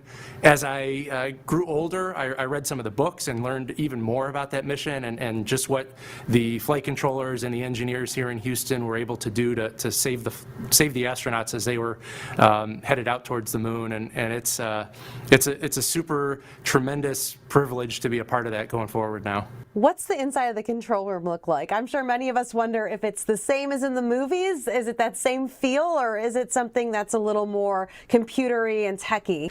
It's been upgraded since the Apollo missions. It's really been upgraded even since you might have seen it during the space shuttle. The room is the same, but the consoles and the computers are different. We can actually fly any number of spacecraft out of any number of spots inside mission control. So down the hall from where we're going to fly Artemis II is the International Space Station flight control room. And we could fly the Artemis II mission from that room if we needed to. We have a distributed network of computers where we have a lot of flexibility in where we fly the mission from. And so while there is some commonality to how we did the mission back in Apollo, we also have a lot of pretty advanced computer systems involved. For maybe a child or kids that are watching right now, that maybe they see themselves as someone like you down the road, especially kids all across Ohio, what advice would you give them about embarking on a career mission like this? I would say that, you know, there's a lot of extremely important roles that make up the Artemis mission. You know, there's obviously the 4 astronauts inside the spacecraft, but we have teams of engineers, we have public affairs people, we have legal representation, we have business office people. There's a lot of different roles, and if you're interested in space, depending on where you end up at school, you know, there's very likely an opportunity for you to come and participate in the mission. Even without a college degree, we have opportunities to work as a technician. You know, we need people who are good welders who can create those big fuel tanks. We need electricians who can help diagnose electrical problems or run network cables across the spacecraft. There really is a role for everybody. And that was Rick Henfling, who is a flight director for the NASA mission here, Artemis II. And I can tell you just from talking to him, I mean, such an inspiring story from somebody who in college decided he wanted to do this. And then all of a sudden now he's in the hot seat for when the astronauts are coming back. I mean, like you said, you go back to Apollo 13. I mean, I'm sure him watching that movie and knowing he's now in that same seat to talk to the astronauts, to guide them. And you can watch my full interview at 10tv.com. And I actually talked to him a little bit more. Well, what if something happens? You know, what if it goes this way? And what's your most exciting thing? I mean, that's the thing about this mission, is telling these stories and the stories of this generation to inspire our future. And I think, guys, if we go back and talk about what he said, how it doesn't matter whether you're a high school graduate, whether you go to college, whether you get your master's, there's room in the space industry for everyone. And sometimes you just have to find that role and find it if it's going to be something that thrives and motivates you every single day. Yeah, and it's interesting because one of the big takeaways from Artemis 1 was the skip entry maneuver, which of course brings the capsule back into the Earth's atmosphere. They kind of skip it off the outer edges of the atmosphere to slow it down to 25,000 miles an hour. And what they're going to be doing with Artemis 2 is actually they're still doing the skip, but they've changed the entry trajectory just a little bit. So they're actually going to have a steeper descent back to Earth. And they think that that will help with some of the heat shield issues that they found with Artemis 1. But certainly so many different, people involved in this, and you can really get an idea of not only the people who are in charge and the incredible pressure that they have on them to perform perfectly, but they oversee a team.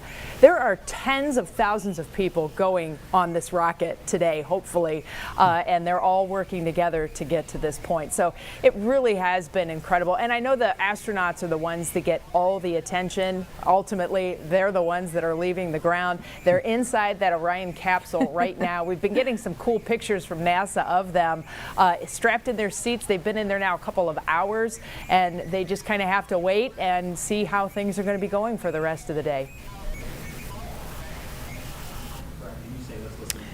Yeah, we're going to take a dip in here to NASA TV to listen to how things are progressing. We got a couple updates while we were talking. They had a sensory issue with the battery, and it sounds like the weather's actually improved, guys. We're up to 90% go for launch, above the 80%. So we're going to listen in to what they're talking about right now. You see his feet in that shot there from inside Orion. He's been in space once before as flight engineer for Expedition 41 aboard the International Space Station from May through November 2014. During the 165-day mission, Reed and his crewmates completed more than 300 science experiments in areas like human physiology, medicine, physical science, earth science, as well as astrophysics. They actually set a milestone for station science by completing a record 82 research hours in a single week. He also served as chief of NASA's astronaut office from December 2020 to December 2022. His two daughters were out to wave goodbye to him as he made his way to the launch pad. And again, there's Reed's feet. Reed is the one sitting in the seat to the right, closest to our camera there. So looks like he's relaxed by the body language of his feet. Yeah, I think they're kind of in a holding pattern, if you will, or a waiting period. So it makes sense that he's a little bit relaxed. He's also kind of just a relaxed person in general. He's wicked smart, but has a demeanor that keeps everybody calm. And so I think we're seeing that here today. And so in this shot, Reed is the one sitting on the left, and to his right, Artemis II pilot Victor Glover. NASA selected the California native as an astronaut in 2013, and at the time he was actually serving as a legislative fellow in the United States Senate. His first trip to space, November 2020, pilot of NASA's SpaceX Crew 1 mission.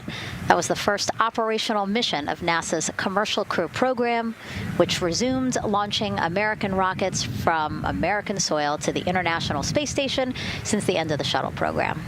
Victor is a U.S. Navy captain and naval aviator who served as a test pilot, racking up more than 3,500 flight hours in more than 40 different aircraft. So again, he probably feels pretty at home in the pilot seat of Artemis II. Yeah, I think he does. He got to say goodbye to his wife and 4 kids. Again, those were the family that he had here at Kennedy Space Center before the 4 of them drove out to the pad. Yeah, and you can see there, we talked about Victor's energy earlier, and you can see him working through, pushing some buttons on the displays. Looked like he was pulling up a procedure, so he's following along and ready to go, looks like. And then mission specialist Christina Cook, sitting on the upper left-hand corner of the screen there, native of Grand Rapids, Michigan, was selected to the Astronaut Corps in 2013, same class as Victor, served as flight engineer on the International Space Station from March 2019 to February 2020. During that time, she set a record for the longest single spaceflight by a woman with a total of 328 consecutive days in space. How cool. She also participated in the first ever all-female spacewalk. And before becoming an astronaut, Christina helped build space science instruments and led scientific fieldwork in some of the most remote environments on the planet. Her hobbies include surfing, rock climbing, and community CDR, service, yoga, and photography. Go ahead, NCD. Those couple of suppressed overvolt messages, we're going to go ahead and clear those off your screen. We see them and we copy. All right. NASA test director. We're still working here, trying to get through everything. So we're getting close, and then trying to talk that other issue that we just picked up a little bit ago. But I think work-wise, we're doing really well. Sounds good, NTD. We're doing great on board. Glad to hear it. NASA test director giving an update to the crew. Some messages flashed on their displays. Just wanted to say that they didn't have to worry about that. We're going to clear that. And that also just reassuring the crew, again, that they are tracking and working the issue with the launch abort system battery. Yeah. All right. And then first-time flyer, Canadian Space Agency astronaut Jeremy Hansen will fly to the moon as a mission specialist on the Artemis II mission. The London, Ontario native selected as an astronaut in 2009. After that, he worked as Capcom at NASA's Mission Control Center in Houston. Capcom stands for Capsule Communicator and is the sole direct voice communicating with astronauts while in space. Jeremy also participated in training exercises, really cool ones like living on the ocean floor off the coast of Florida to simulate deep space exploration for a week. In 2017, he became the first Canadian to lead a NASA astronaut class. He also enjoys getting out on a sailboat, rock climbing, and mountain biking. All right, we're going to dip back out of NASA coverage there. You heard there, we're in good shape right now. There's a small little issue, it seems like, with a battery voltage temperature issue of some kind. It seems like not a big deal. Everything's progressing as expected right now. You can see the clock. We're getting close to being a half hour away from the launch window. Remember, the launch window opens at 6:24. It's open all the way through 8:20 something, I think. So we've got like a 2-hour window there. So it's not going to happen at the beginning. It could happen later. But everything right now is on schedule. We're going to take another break, come back. We'll talk more as we get closer to Artemis II's launch as we go back to the moon.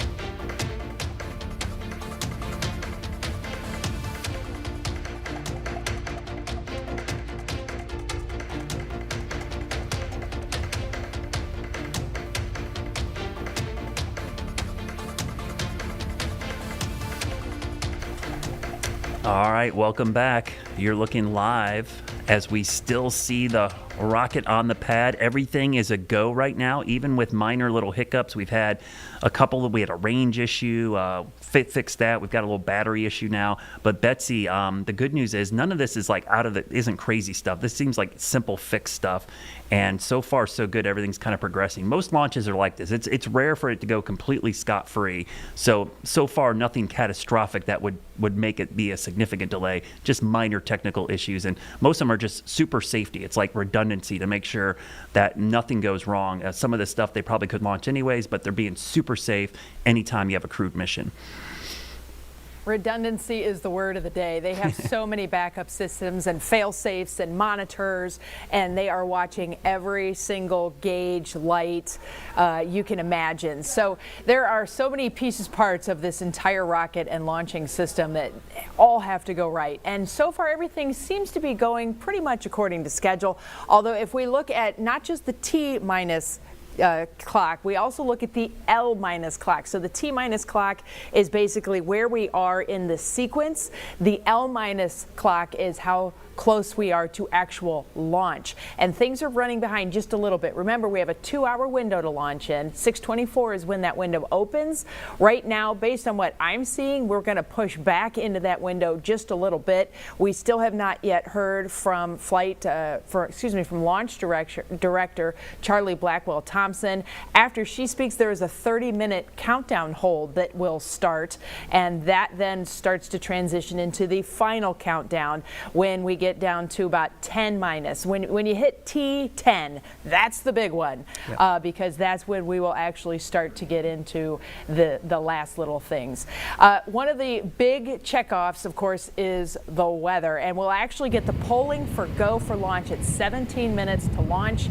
So we still have a little bit of time for the weather to continue to improve. Lee Southwick, our meteorologist from Jacksonville, who's reporting live from the Cape Forest this afternoon. Lee, we actually got an update from NASA itself that said the overall outlook is actually looking better. That's fantastic, and I believe that because the sun is shining and it feels so good to have the sun on my face always, but especially now when we want those cumulus clouds to get out of here. So I'm going to step out of the way, and if we take a look around, you'll see the blue skies near us, and that's what we want to see. We want those clouds to get out of here and continue to move to the west. So if you go back to the rocket, you'll see around the rocket, it looks pretty good. There's some cumulus clouds right behind it, but that's moving inland with the sea breeze, which is exactly what we want. There can't be any cumulus clouds within the 5-mile vicinity of that rocket. And just so you guys know where I'm standing right now, we are around 3 miles away from Launchpad 39B, which is where that thing is launching from. So if we had a cumulus cloud over us, they wouldn't let it go. So this distance here, that's 3 miles. We need it to be 5 miles. So when we look out to the west, though, luckily, those clouds still getting out of here. Those darker clouds, those cumulus clouds, the ones that brought us a few sprinkles, continuing to move on out of here. So the other thing that I'm thinking about now, the obvious part of the weather here is the wind, you guys. It's kind of gotten a little bit gustier here. Honestly, within the past 5 minutes, I was trying to check the wind. It looked like it was sustained 15, but gusts are over 20. You can kind of see how my hair is blowing. That's why I have the hat on. My hair would be crazy without it. So the wind, not up to that threshold that it's a problem, but it is quite breezy, though at least it's sunny out here in Cape Canaveral.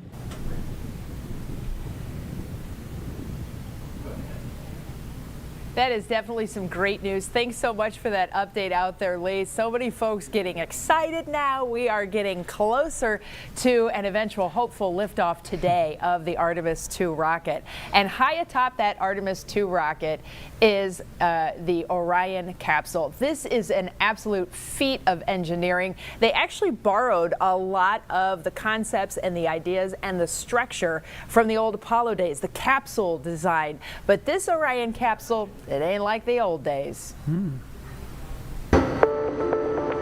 It is not your grandfather's Apollo. It is a marvelous machine. Orion may look old school. Just the capsule alone has, tens of thousands of pieces that come from suppliers all across the nation. But it's packed with all new tech and the capability to take humans deeper into space than ever before. Physics hasn't changed in 50 years.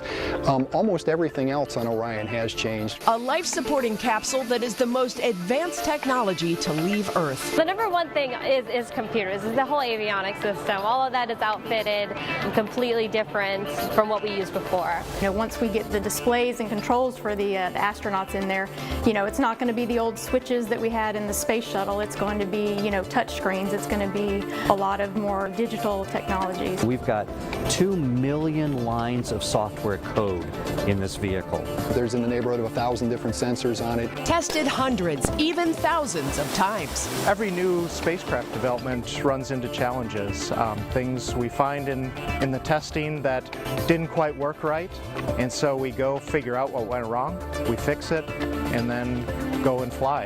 And it's changing the way we fly. The machine is very marvelous that the crew don't have to be pilots anymore. They can be scientists and medical doctors and such to be able to do exploration.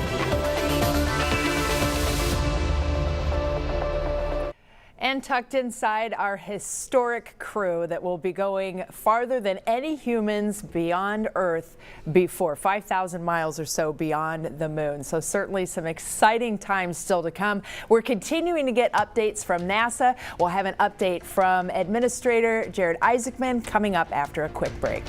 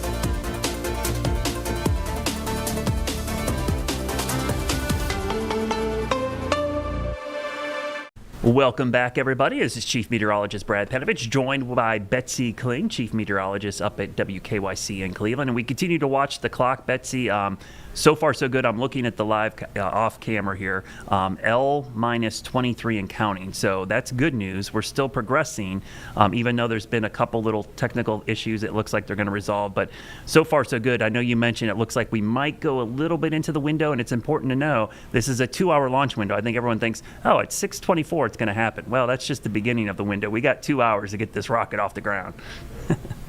Yeah, at L-17 is when Launch Director Charlie Blackwell-Thompson will begin her polling. So that is a critical time because that is kind of the threshold for when the rest of the countdown will actually be taking place. So any little anomalies, any little problems that happen during that polling, that's when we will really kind of get the idea of if we're going to go or we're not, at least on time or in any kind of quick time.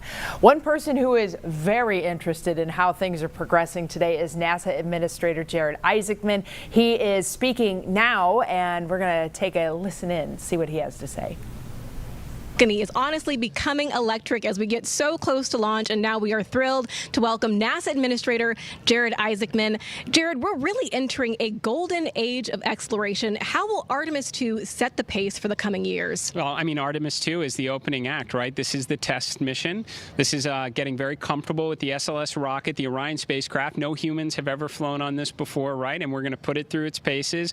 We'll go into Earth orbit for a little bit, make sure Orion's doing okay, and then we are sending them, right? We're going to send them farther into space than any humans might have gone before, 250,000 miles away, and it's going to set up for the subsequent missions. That's why we're going into the golden age of science and discovery right now, because you're going to see a moon rocket launch in 2027 when we do our testing with the lander. We're going to go for the landing on Artemis IV in 2028, and in parallel, we're going to build the moon base, right? And that is going to be filled with science discovery and tech demonstrations that's going to support the enduring presence we're trying to create on the surface. Absolutely. So honestly, history-making years ahead of us, you know, with Artemis 3 and 4. But first is Artemis 2. What will be our single greatest takeaway from this mission?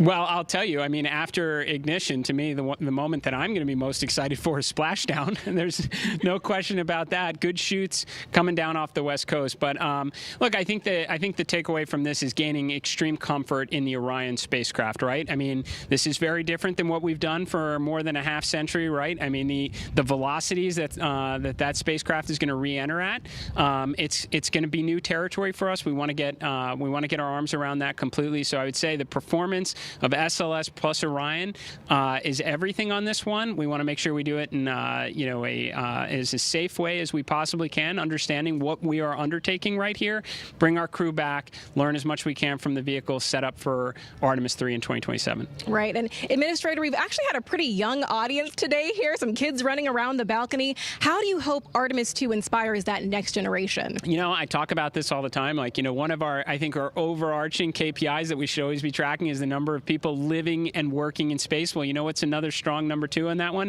It's the number of kids that are dressing up as astronauts for Halloween, so that they grow up, that they're inspired to want to join in this grand endeavor, whether they come work with us here at NASA or they join in industry, but they're helping humankind venture out farther, pursue all the secrets of the universe. Yeah, I think we'll see a lot of kids dressed as astronauts this year. And finally, Jared, you've really made it a personal mission to get to know the people behind the work at NASA. Do you have any final thoughts, any final words before today's history-making launch? Yeah, well, one, I want to express a lot of appreciation. I'll tell you what, the 4 astronauts on top of Artemis II know this. It takes an army to pull a mission together like this, right? Across all 10 of our centers, all of our commercial partners, the international partners that come together to make this possible. My sincere appreciation for everyone who is currently working the mission right now, so getting them ready for launch, that will be watching over them in mission control, recovering this crew when they splash down off the West Coast. I have complete trust and confidence in your abilities. And everybody else who's not directly working on Artemis II, Artemis 3 is coming up next year. When this mobile launcher gets back in the VAB, we're going to start stacking. Wow, plenty of excitement ahead of us. Jared Isaacman, thank you so much for being here. Thank you. Thanks for being here. Of course. All right. And with that, let's get back to the countdown with NASA's Megan Cruz. Yeah, let's get back to that countdown for sure. Jared Isaacman there hinting at what is still to come. Of course, this is Artemis II.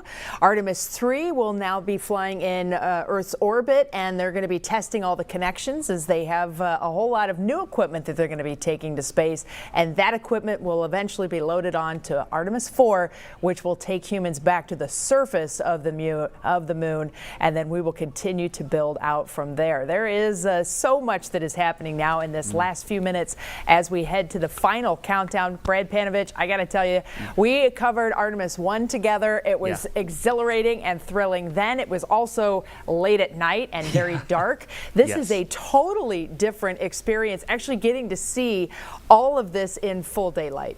Yeah, and I think it's awesome too, Betsy, because this time of day, Eastern time and Central time, a lot of kids and a lot of families are going to be able to sit down and watch this in real time. So I think that is really cool as well. And we're getting some great questions. We've gotten questions, a ton of them. We're going to try to answer as many as we can, but we're going to bring Candace back in. Candace Jordan joins us again. Candace, what is one of the questions that we've gotten so far that kind of stuck out to you? Yeah, so, we're literally talking rocket science here today, so I'm going to help break it down a little bit. And one of the questions that I love, and I know a lot of you have in your heads right now, these astronauts are currently sitting in the crew module. What happens if they've got to use the bathroom? Well, they have these things called maximum absorbency garments, aka diapers. All right, they are going to use those until they can get up into a safe part after the launch, and then they have their universal waste management system, very sophisticated type of toilet that they are going to be using that separates number 1 from number 2 in a nice little pressurized suction way, a little different than the toilet you have at home. Go to there. That's a great question, actually, because I'm sure a lot of kids are wondering that. I mean, I was wondering that because I'm like, it's a long time. So we're going to try to go back to Dave Wagner, but I know on NASA TV, guys, we're getting Daryl's back talking now. We're getting close to that L-17. We're actually L-16. So we're getting close. And, yeah, let's go to him because they cleared one of the issues they had earlier. Let's dip in real quick. 2 batteries are bad. Well, I'm sorry, one of the 2 batteries reported an out-of-family temperature, and it was very much out of family. And so they checked their data going back into the vehicle assembly building where they recharged the batteries and worked on them. And they have good, solid data, they reported, that tells them that this is an instrumentation failure, that there's something wrong with the sensor. And so they took it before the mission management team, which has to accept the risk, any changes to launch commit criteria, which this would be one, and they all fully accepted it. So now we are clear as far as that constraint is concerned. And one quick thing as we count down now, we are getting into the final minutes before liftoff. There's a 2-hour window. We haven't quite set the T0 yet, but this is a list of the cutouts. There are 150 cutouts that are included for this 2-hour launch window, and that's important. They're in very small print. That's important because there's basically 16 minutes inside this window that they cannot launch. And these are because of small things flying in orbit. There's a lot more things in orbit than there were back in Artemis 1 when we had 35 to 40 cutouts. For that reason, because of these 156 cutouts, they're going to be managing the launch window as we go forward. So they may have to wait out one of these cutouts. They range in time between 2 seconds to 23 seconds, but you'll hear the NASA test director talk through that. We're getting ready to merge that loop from NASA test director Jeff Spaulding.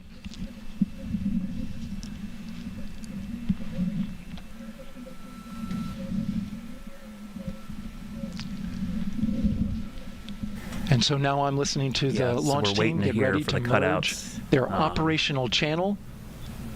So I'm kind of listening at the same time as we're watching this, and Betsy Kling is still with us, as well as we got Dave Wagner down there. We're going to go to him in a second, but we wanted to make sure we kind of caught this part because this is a crucial part in the countdown. We're now entering one of the most consequential phases of launch day, and that's terminal count, the final 10 minutes. And OTC, NTD on 212 for comm check. So I'll let NASA take this. How me? I hear the same. STC? GTC? GTC is on 212. All right, copy that. NASA Test Director Jeff Spaulding confirming communications with his team.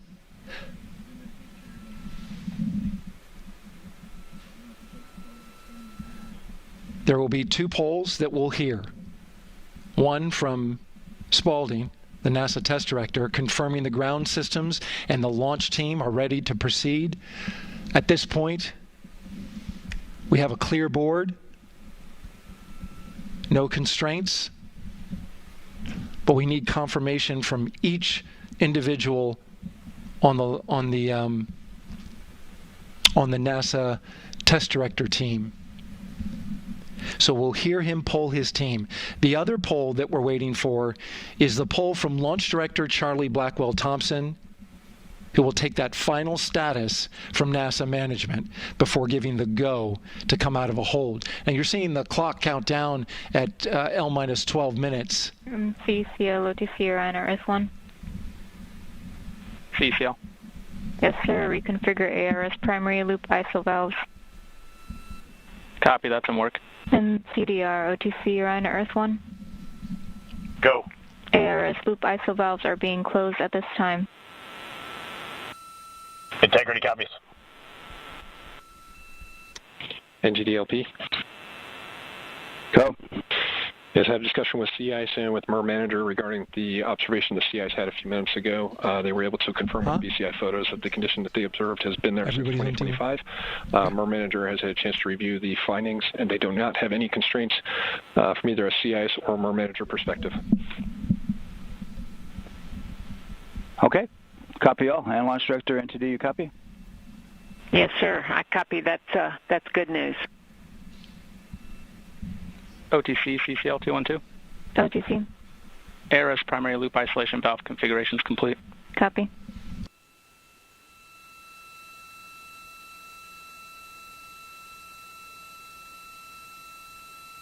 And CGLS NTD, cancel pending, please.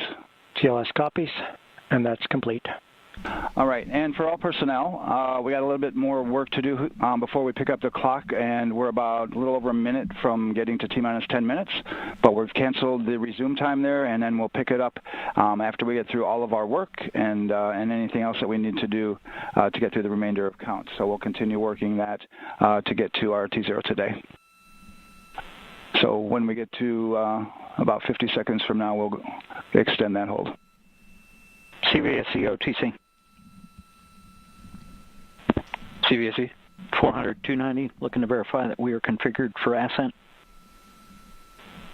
Yep, give me about 2 more minutes. I'm going to start CMA2 streaming. Copy. NTD, COSE, hold requested. Copy that. I have an LCC violation of O-CT-004, S-band transponder anomaly. This was a transient LCC violation, so transponder 1 had a demodulated SNR estimate that went down to 2 dBm when it should have been between 10 and 13. It is now back up to 12, but we did lose that for just a moment. It does not appear that we lost our bit sync or carrier lock, which would be indicative that we lost our lock with the vehicle. So at this point, recommendation would still be go. However, we do have a pre-planned contingency procedure if we want to look at that. But again, this is transient, so we're back in a nominal range. All right, let's see, LPE NTD. Yeah, we're not seeing that hit, so I guess the question for COSE, was that less than 3 samples? Is that below our persistence? Stand by, let me look. It did look like it did persist for several seconds on mine, but let me take a look at the number of samples. Could I get a repeat on the affected LCC, please? Yes, ma'am. That's going to be O-CT-004. Thank you.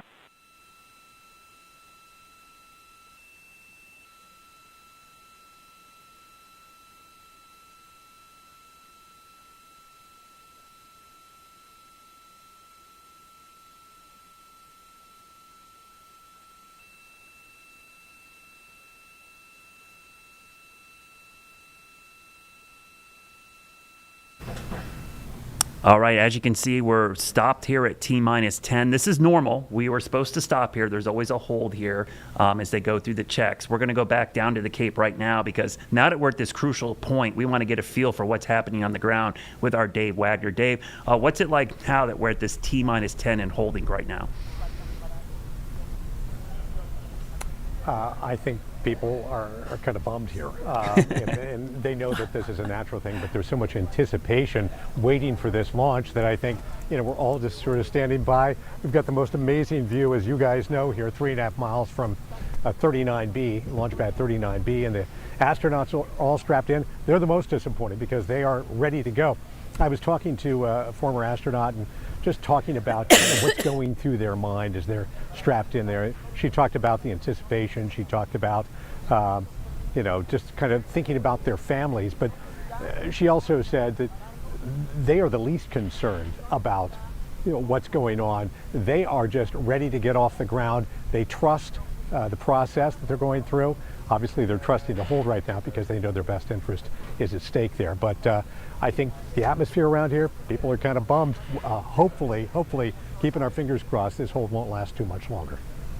Yeah, and so this is Dave, kind of don't be disappointed. Yeah. It's just the hold for right now. I think it's really interesting. A lot of people, we're so engrossed right now, and there's so many little details. Imagine putting your children in a vehicle, and it's your responsibility to make sure that the oil pressure is correct, the tire pressure is correct. Every single little nut and bolt on that car, if you have any hesitation whatsoever, you can't go, right? So that's what we're in right now. All of these last checks of every detail. They want to make sure everything looks pristine before they get to that let's go again. Yeah. The difference is some of us drive older cars and we're willing to take that risk. But when you're going 500,000 miles into space, it's a completely different story, right? You can't get into a repair shop in space. Yeah, this is tough. We kind of expected this. I was kind of cautioning some of my friends, like, hey, if it stops at 10, that's okay. That's supposed to happen because this is the final planned hold. They're going to go through all these checkdowns and all these checkouts. They're going through all the things, and you're going to see this. I mean, Daryl did a great job there showing, like, what was the list? Like 150 different checkouts they had to do. It's nuts. So we're going back to NASA TV to see where we stand, and they're going through those checkouts right now. Basically, each department has to go down and say, we're go for launch. We're go for launch. So they got to go through this process. Verify we have no open constraints at this time. No open constraints. We have a clear board, sir. Okay, tracking the same here. And Launch Director, with that, we are clear and ready to pick up the launch readiness poll with your go. All right, sir, I am go for the poll. All right. And for all personnel, this is the NTD conducting the Artemis II launch readiness check. Verify ready to resume count and go for launch. OTC. OTC is go. STC. STC is go. GTC. C's go. MCO. CO is go. Safety Console. The Safety Console is go. LPE. LPE is go. RTD. RTD's go. Houston Flight. Houston Flight is go. ROC. ROC is go. And CDR. Crew is go. Copy that. Thank you, Reed. And Launch Director NTD, our launch team is ready to proceed at this time. All right, NTD, I copy all. At this time, I'll perform my poll. Attention on the net. This is the Launch Director performing the final poll for launch. Verify no constraints and go for launch. EGS, Program Chief Engineer. Artemis Chief Engineers are go. Copy, thank you. EGS, Chief Safety Officer. The Artemis CSOs are go. Copy, thank you. Range weather. Launch weather is go. Thank you, LWO. And Artemis MMT Chair. MMT's go. Thank you, John. And Integrity Launch Director. Good air voice, Charlie. PLT. Thank you, Charlie. This is Victor. We are going for our families. MS1. This is Christina. We are going for our teammates. MS2. This is Jeremy. We are going for all humanity. All right, Charlie, your Artemis II crew is go for launch. Full send. I copy that.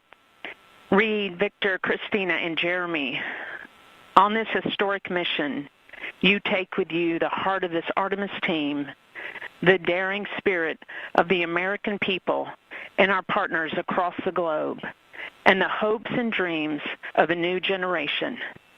Good luck. Godspeed, Artemis II. Let's go.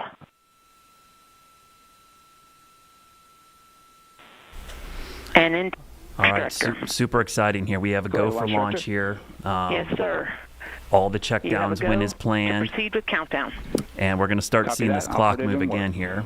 The T-minus 10 clock is the important one. Once this moves, you know it's going to happen. Your risers and initiate short purge per your EPROC 10.1.1. You're still seeing some of the other checkdowns going on to make sure everything's good to go. Copy. We had a little battery issue. That was what we expected as sensor. Sometimes what happens in these issues, the sensor's bad, not the actual instrument. Well, there you heard it. You read a check engine light on. Sometimes the engine is bad, but sometimes the check engine light is bad. And in this case, it was a sensor that was bad, not the actual batteries. So Betsy, it looks like we're getting ready to go here. Pretty exciting here. I'm glad they didn't have my microphone up. I was hooting and hollering in here. I know. I was clapping to myself too, so I probably looked ridiculous. Gathered around some monitors, and everybody is watching. Let's take you through this next 10 minutes. Yeah. A few of the milestones.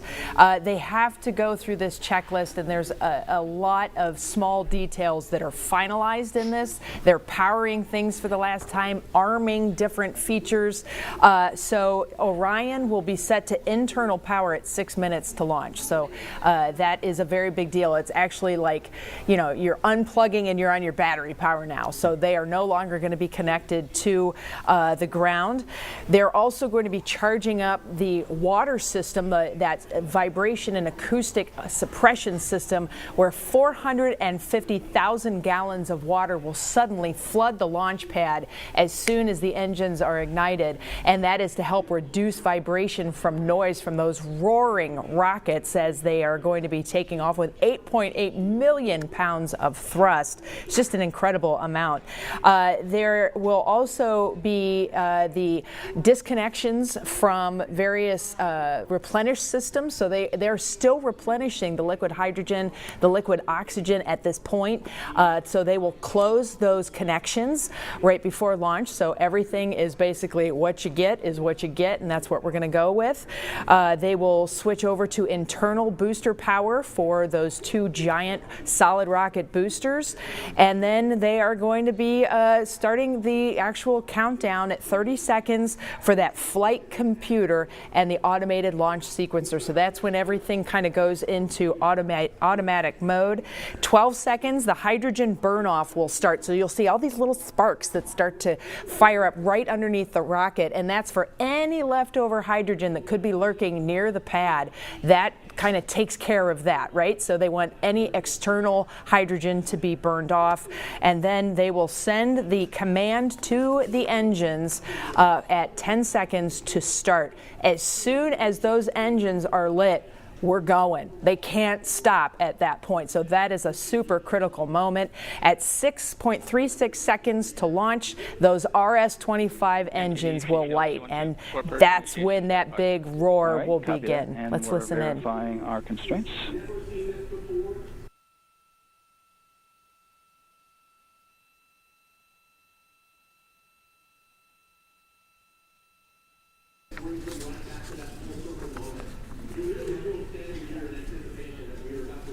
All right, and we're clear from So they have not yet started that clock. And with that, we're going to resume the clock momentarily. Here we go. And CGLS, so you can resume as soon the as you clock see those numbers ticking, we're going. Copies. Yeah, that's the key part. We're waiting for that. 2. Here we go. Mark. GLS mainline has been initiated. T-minus 10 minutes and counting. All right. They started it.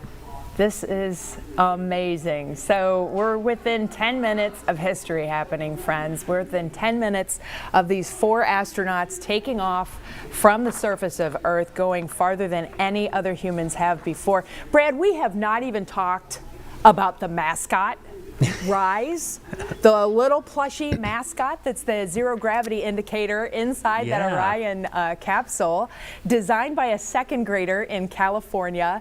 If you like merch, that's the merch to get, right? The cute little plushie. Snoopy was the zero gravity indicator on Artemis I, and there were lots of really fun videos of Snoopy floating around inside the capsule alongside, Moonikin, who was the dummy for all intents and purposes, inside that capsule on the unmanned version of this. So we'll be watching after they launch to see Rise up when they finally hit zero gravity. Yeah, that's always a cool thing, because then you're in gravity. It's also cool because I've got like 1,000 things going on here, Betsy, but one of the things I'm doing is I moved, this is a total geeky weather thing, but the mesosector scale, the mesoscale sector 1 for GOES 19 is actually centered on the Cape right now. So if you got satellite information, you're probably going to be able to see this on satellite taking off, and you saw the all clear given from the weather crew. Look at that. We've got mostly sunny skies. There are some cumulus clouds offshore, but nothing that's going to impact them.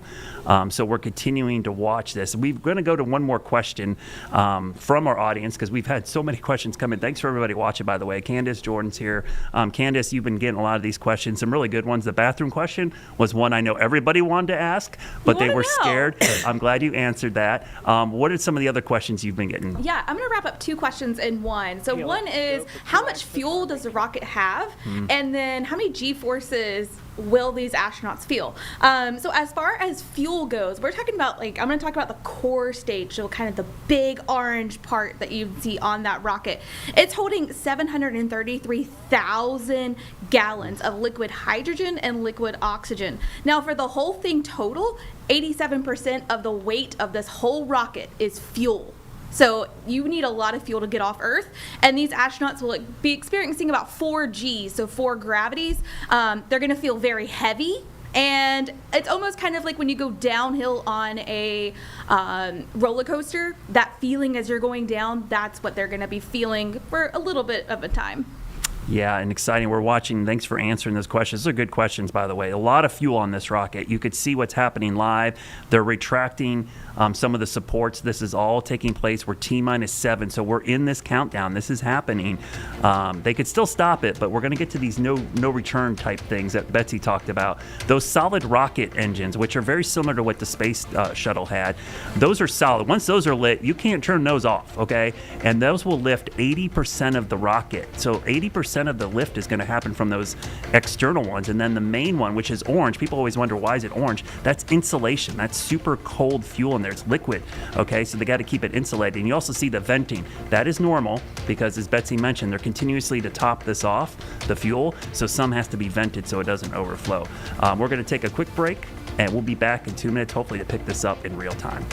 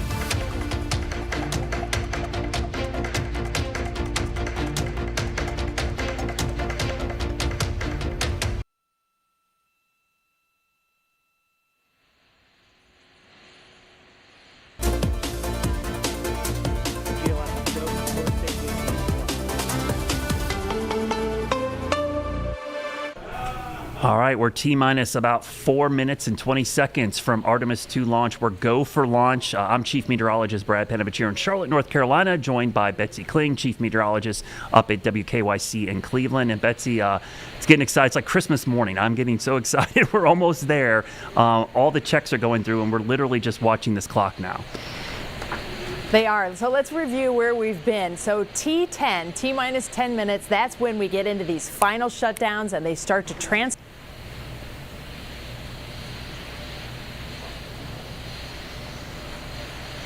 All right, Internal batteries and anything that is on the rocket itself. Oh, that's probably not a bad thing. I'll tell you what, we are now starting to get into where they will be turning off the replenish of the liquid oxygen and the liquid hydrogen. They're starting to turn on auxiliary power, so they're going to make sure all these systems are all charged up, and that is going to become the source of power now for all of this entire rocket, because as it takes off, it is disconnected from Earth, as we all know, and they're going to start to finally get things done. So one of the big milestones here is a purge. They purge the fuel lines. So much like if you've primed a fuel line before, they're going to purge those lines to make sure there's no last minute issues before they hit that button and light that candle, if you will. And then we are a go to get off the ground. There you're starting to see some of the purging taking place. Yeah. You can see the engines moving back and forth. So those are the steering mechanisms. Those 4 RS-25 engines can each move independently of each other, and that helps to steer the rocket. As we know, as the rocket goes up, it begins to turn, and they're trying to fight the forces of gravity. So as the rocket's going up, it's undergoing all the atmospheric forcing and friction on it, as well as trying to overcome gravity. And you reach a point called max Q. That's when it's the most force on this entire rocket system as it's going. They'll be in max Q for about 1:10, and then they go beyond, and it just starts to take off from there. So it's really cool to see all these, things that you read about and all of these small details that you may hear about. Now we're actually down to we are getting to see them. And what is this now? 1:35, Brad. This is really starting to get into the meat and potatoes. Yeah, we're going to start seeing a lot of things happen. You're seeing some of that purging going on, and if you see venting, that's normal. That's what's supposed to happen. You'll see some of these attachments start to come off. You're going to see those sparks that are going to come near the engines to kind of use up that extra hydrogen, and actually the water will turn on as well before we launch as well. So this is going to be spectacular. I can only imagine what it's like to be down there and to see this firsthand, because we're getting close to sunset, Betsy. This is going to be lit so beautifully as it goes up. And the cool thing about being down there for other launches, it's that delayed sound that I think always catches people off guard when they're down there. They see it first, and they see it for like 20 seconds, and all of a sudden that blast hits them as it takes off, and it is so loud. I remember seeing GO 16 launching, and how loud it was the higher it got up, because that sound is projected back down. So a lot of folks in the southeast are going to be able to see this as well. If you've got a clear view of the southeast horizon along the coast of the Carolinas, even up into the mid-Atlantic, pretty good chance you're going to see this going up. 20. Well, I think here for about the last 20 seconds, we're going to let NASA take it from here as we await the launch of Artemis II. 10. GLS is go for core stage engine start.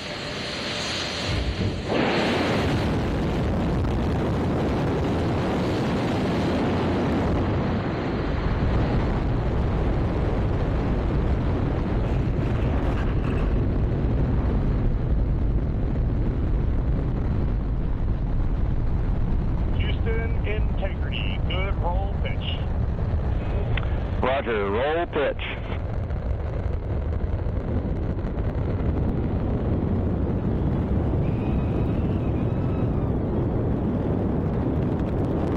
Integrity, AMT high. AMT high.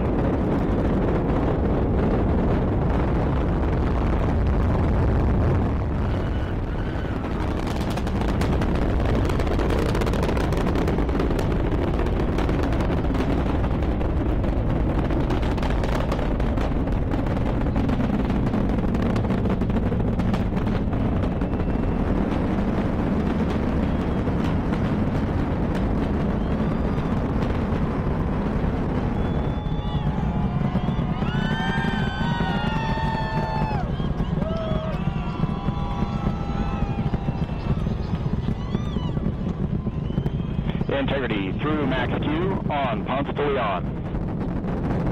Stan, we have you loud and clear on pumps fully on. Have you the same?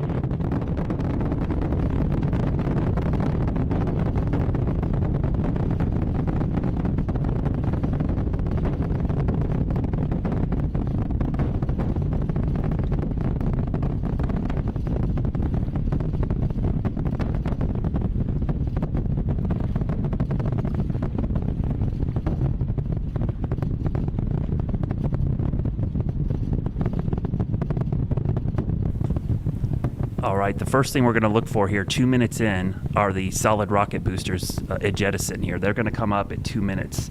So we should be seeing that shortly. And those are going to come back and crash into the Atlantic Ocean. So we'll see those. They look like they're coming off right now. They're starting to separate. There we go. They just separated. Go, baby, go. Yeah, so now we're just on the main engines, which Betsy were talking about, like those massive engines. Look at those. Those are the solid rockets coming off, and now they're on those 4 main engines, which is using all of that fuel in the main stage, which is orange. That was all the fuel. Guidance converged, performance nominal, upper stage RCS ready. Look at that camera. Oh my gosh. So they have a camera, just absolutely incredible view. Yeah, that's unbelievable. Integrity, SM priming complete. That's what I was excited for because, you know, the Apollo missions, we think about the technology back then, Betsy, just insane. But now, not only do we have the great technology, but all this way to view this in real time in 4K. I mean, to me, that's the most exciting thing is we're going to see things we could have never seen and seen them almost in real time. It's just amazing. And I think the cool thing about this for every kid out there who aspires to be a scientist or wants to get into space, it's moments like these that will definitely just make you start asking questions. And that's what science is. And what makes science so cool to me is when you ask that first question and you try to figure it out, which makes you ask another question. And so that is just, it's amazing. I think this is going to be really, really a break, like one of those things in time that we're all going to look back and go, hey, this was something that inspired a bunch of kids to get into science. Team Eco 8+02. So what we're hearing now is they're going to jettison the launch abort system, and when they do that, the crew will be able to see out the windows. I think that's going to be such a neat moment for them, right? As they are going downrange, they are continuing now to go up and out, and there they go. So that launch abort system is now off of the top of the rocket, and the crew can see out the windows. I wonder what they're actually seeing, if they see only darkness at this point, or if, you know, they have like mirrors somewhere that they can see back toward Earth because we still have daylight. But this is the romance of rockets, right? So this is where people are very engaged. They have a story to tell about it. Where were you at the moment when? And this is going to be one of those historic moments that people look back on and go, yeah, I remember when that happened. I was, you know, how many years old, or where you were at the moment that it happened. And we have many more big moments that are still to come within the next few minutes. I mean, we still have to get into main engine cutoff, which is a significant thing. We have to wait for rise to rise up, the zero-G indicator that's still going to be floating around with our astronauts in there. And then, of course, we have core stage separation, which is really significant.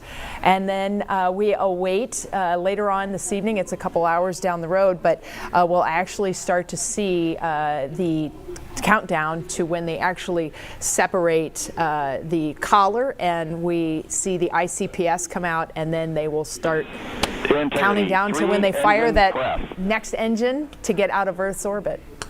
Yeah, so there's a lot that happens here in this first 2 hours after the launch. I mean, in 20 minutes in, you're going to see the solar panel arrays get deployed.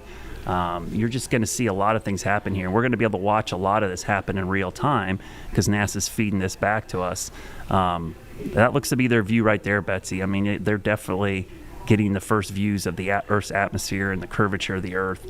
I remember seeing somebody ask one of the NASA people, like, what are they going to do up there? And their response was, well, their face is probably going to be glued to the window the whole time, because that's what we would do, right? We would just be like looking out the window the entire time, and they're going to do a lot of other things, but that's honestly why they are astronauts. I mean, they're probably more excited than anybody to be up there and see this, and I think it's going to be life-altering for them, because they're going to see the Earth from our closest satellite, which is the moon. And not many people have done that. I think it puts a lot of things in perspective when you see the Earth from that distance. Yeah, it's incredible. And I mean, these are veteran astronauts, so these are people who have been in space before, but not that far away. No.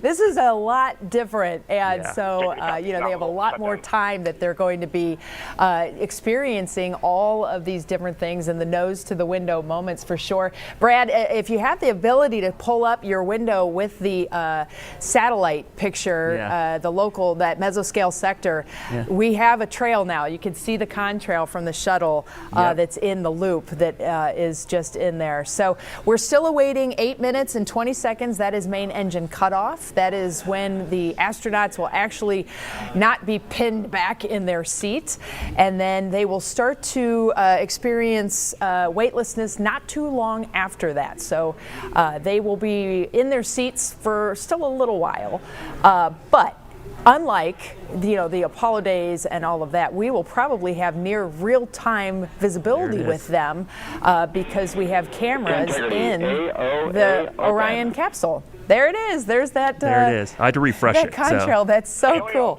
Yeah. That's the contrail of it going. That's pretty awesome. And you could see the trajectory, Betsy, clearly, just the way it was going off. And you can actually see the shadow cast by that plume as well. Pretty and cool to see. And I want to remind people, too, that this is liquid hydrogen and liquid oxygen burning off. So basically it's water vapor we're seeing. Vapor, yeah. Nothing shocking there. Yeah. It's not anything that's it's not polluting the atmosphere when it's going up there. But yeah, the cool thing about seeing this in real time, and these are just tools we didn't have before, that we can watch these things like this in real time, even having a 30-second mesoscale update from a satellite image to see this. And I'll have to go look at the global lightning mapper, see if the flare showed up there as well. That would be cool. So we're starting to see some of the separation here, Betsy. Integrity and nominal MECO core there we go. separated. That was pretty cool. And you could tell there's zero gravity because you could see all the little pieces of material just floating. They're not really doing much. So now we should start to hear that they are experiencing weightlessness. So I'm assuming we're going to get a picture from inside. Maybe we'll be able to see Rise floating around a little bit. So exciting to see this.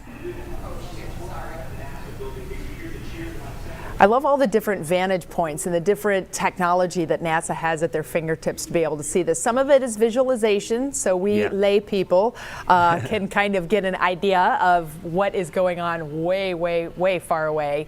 But it's really cool because they're constantly keeping an eye on the velocity, which right now they are over 18,000, I think it is. I can't tell if it's miles per hour or if that's kilometers per hour. But so far, they are looks like miles really per hour. zipping.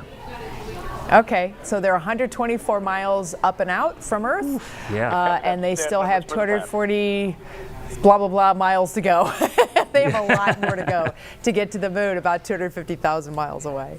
They got there quick. I can tell you that, getting up into space. I mean, that's the amazing thing. One of the questions that we get a lot down here is when we see the SpaceX launches, people are wondering, why don't they go straight up? They're going at this angle, right? Because people got to remember, they're trying to get into an orbit. So it's like merging on the highway. You don't take a left turn into the interstate. You kind of merge slowly over to get with the flow of traffic. So their launch angle is basically that trajectory to get them into orbit. So they're going to go at an angle off to the east-northeast in this case and get into that orbit around the planet. And eventually a high Earth orbit when they slingshot out to the moon. So this will be interesting. They're going to spend 24 hours going around our planet. And there was some questions, Betsy. I'm kind of curious what the orbit's going to be. Would we be able to see it tonight, the Orion capsule going by? Because after sunset, it would be visible just like the space station or the Dragon capsule when it flies by. But it looks like to me, based on the orbit, it looks like it's going to be close to the equatorial regions and not North America. So I don't think we're going to have a good view of it when it passes over. I have to have some pretty good binoculars to see that too.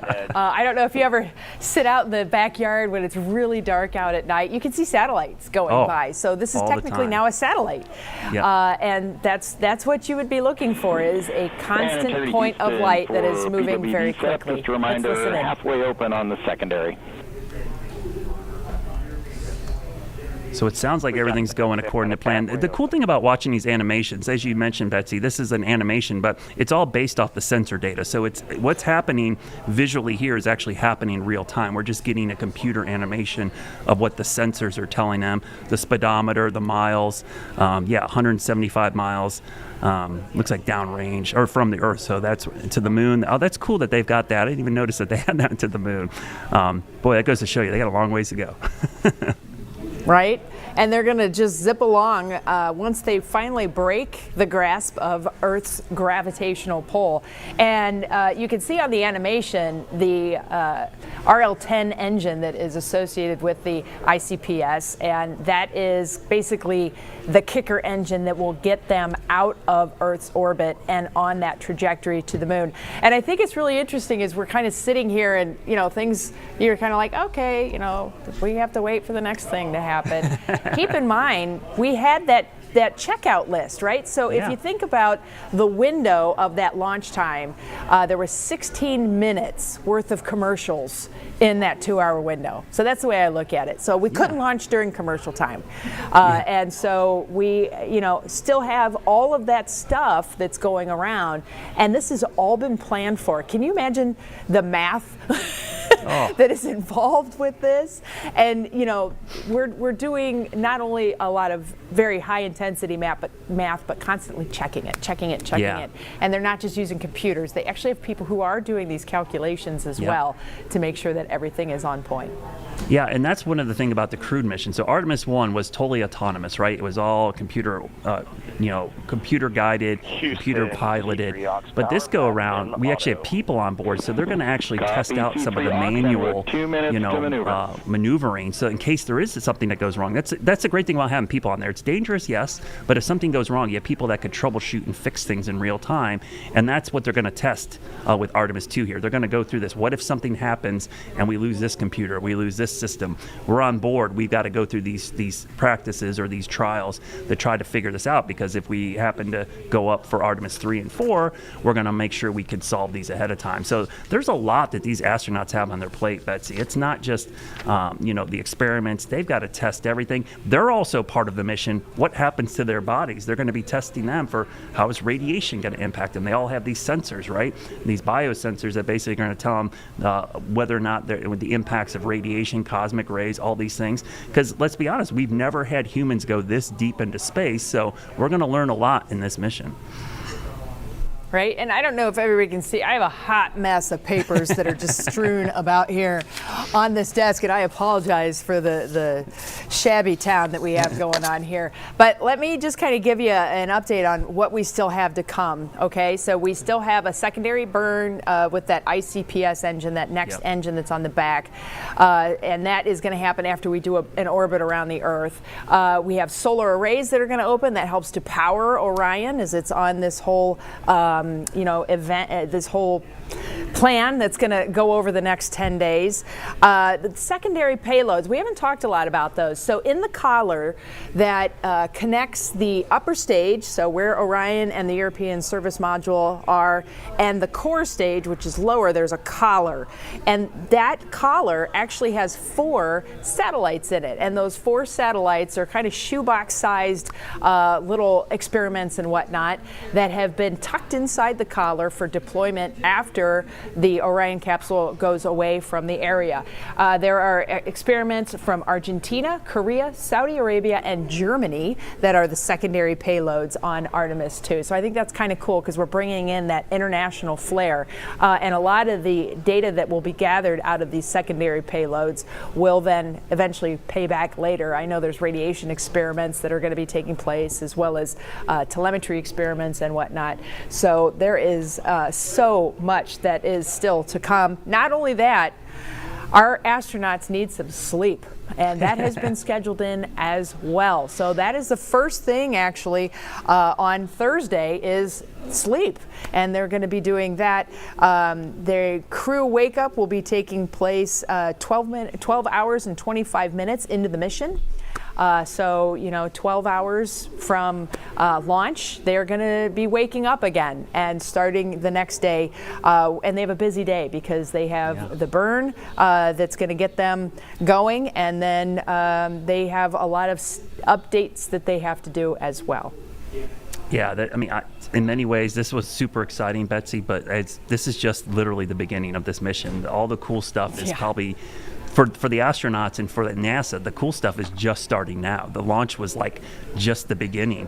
And so, what's going to happen over the next 10 days is going to be amazing. And we get to follow it the whole time. It's going to be, I'm hoping that this goes viral on social media for all the right reasons, that people are following this daily and just get into this, because one of the cool things is NASA put out this great thing I loved, their menu. I don't know if you saw that, Betsy, all the food they're going to have on board.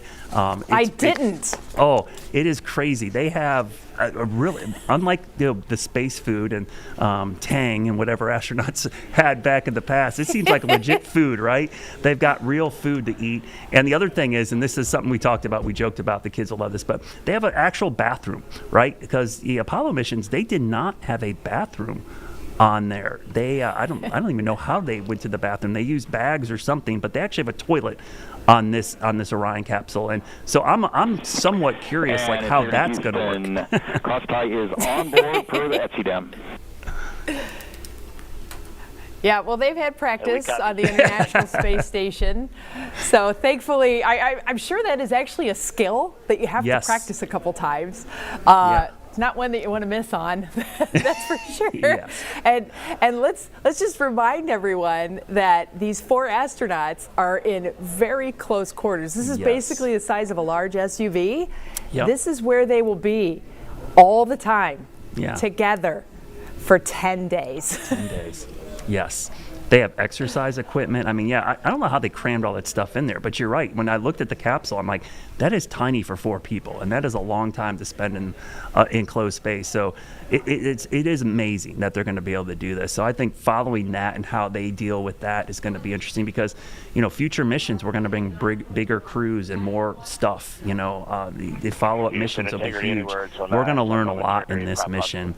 That's really going to set the stage, and I'm somewhat excited after all the Artemis I delays, and it felt like forever ago. It seems like now this launch going pretty much on schedule today, the beginning of the window, almost the first day of this launch window, is probably a good sign going forward, Betsy, that Artemis 3 and 4, as they want to do a year from now and a year after that, maybe we've kind of worked all the kinks out and now we're back on schedule.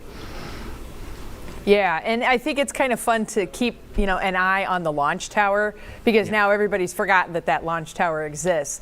I can tell you, I got to see the launch tower a year after Artemis I took off. It was still out at Launchpad 39B.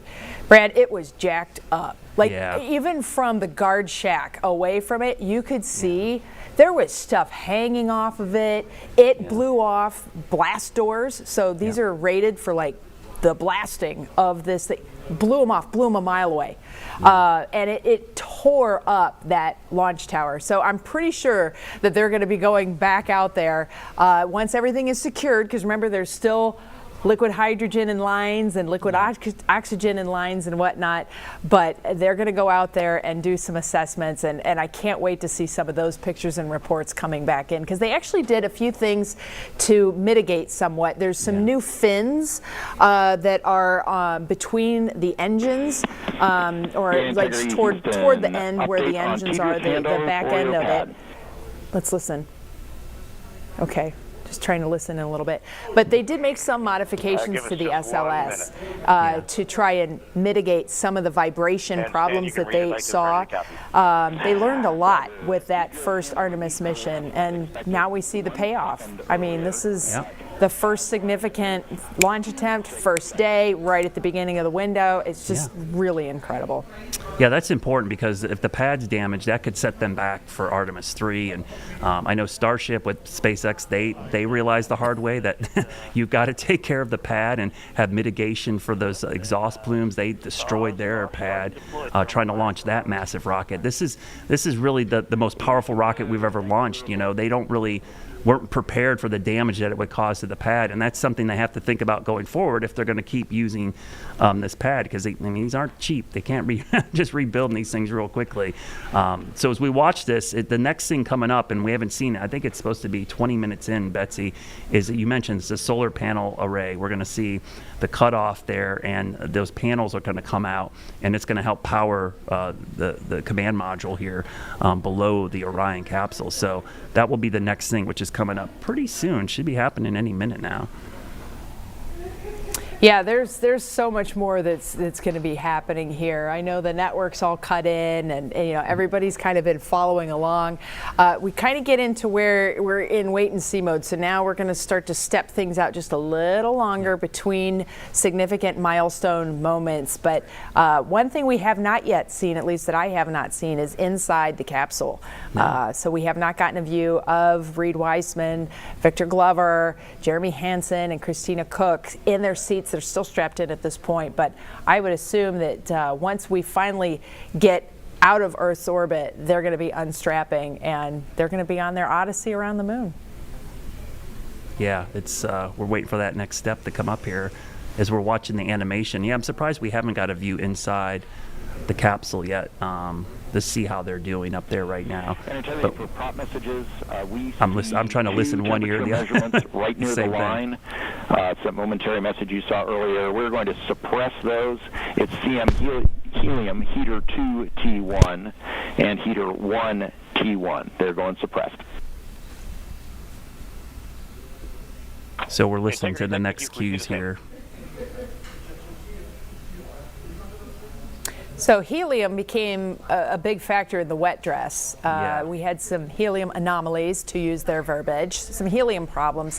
Helium is used to regulate the pressure inside this engine, inside this ICPS engine. And basically, you're still dealing with liquid hydrogen, you're still dealing with liquid oxygen, but you need something in the weightlessness of space to help to pressurize these engines. And so they use helium in there.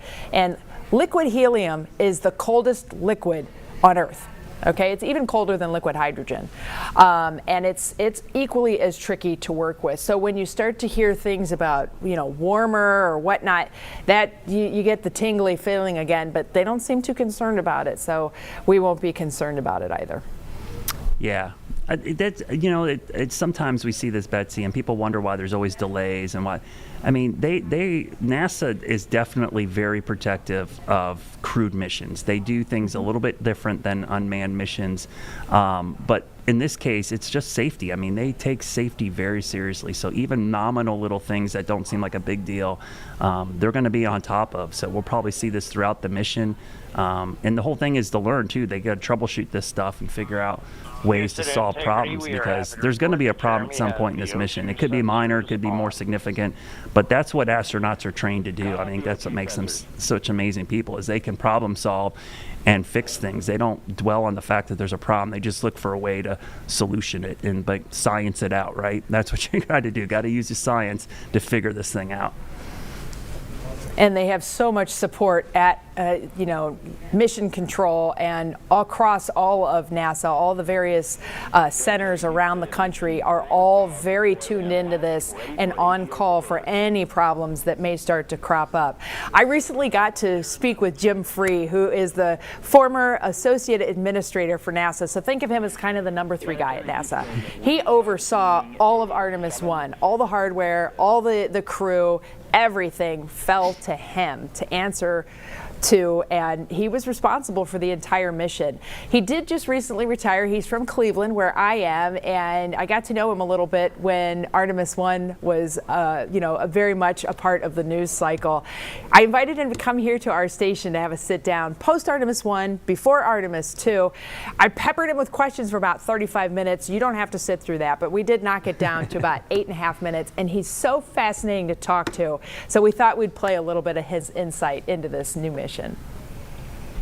Go back to when you retired, right? Artemis I, ridiculously successful. What was your takeaway leaving NASA? Getting Artemis on a path to Artemis II. So Artemis I was very successful. There was a lot we learned, a lot on the heat shield.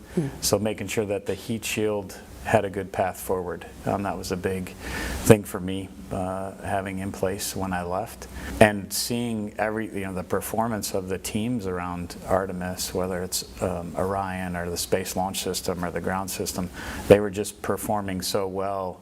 That was great to see them on a path to meet what we had set, I guess, in January of 24 of a launch around this time. When Orion came back, heat shield, everybody flipped it over because everybody wanted to see what was going on with that.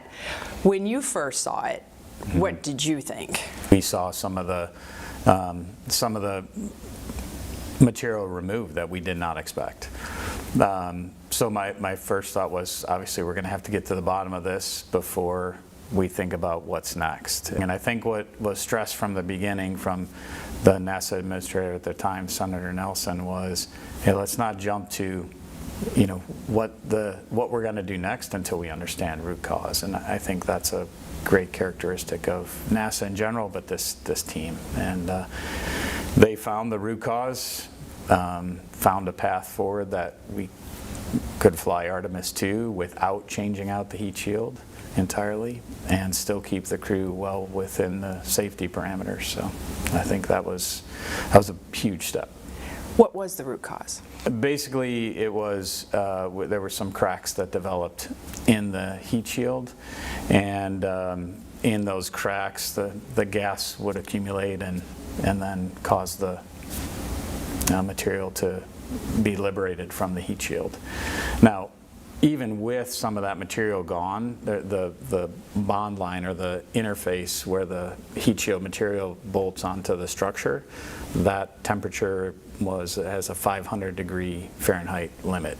It never got above 180 degrees. But I think now, having understood that root cause and know how to fly, because it's all how you enter the atmosphere, the path at which you take, the angle, whether we do this skip entry, which Orion does. If you limit the angle at which you come in, then it limits how far downrange you can go, which limits your landing attempts, but you still stay within the temperature limits that you need to for Artemis II.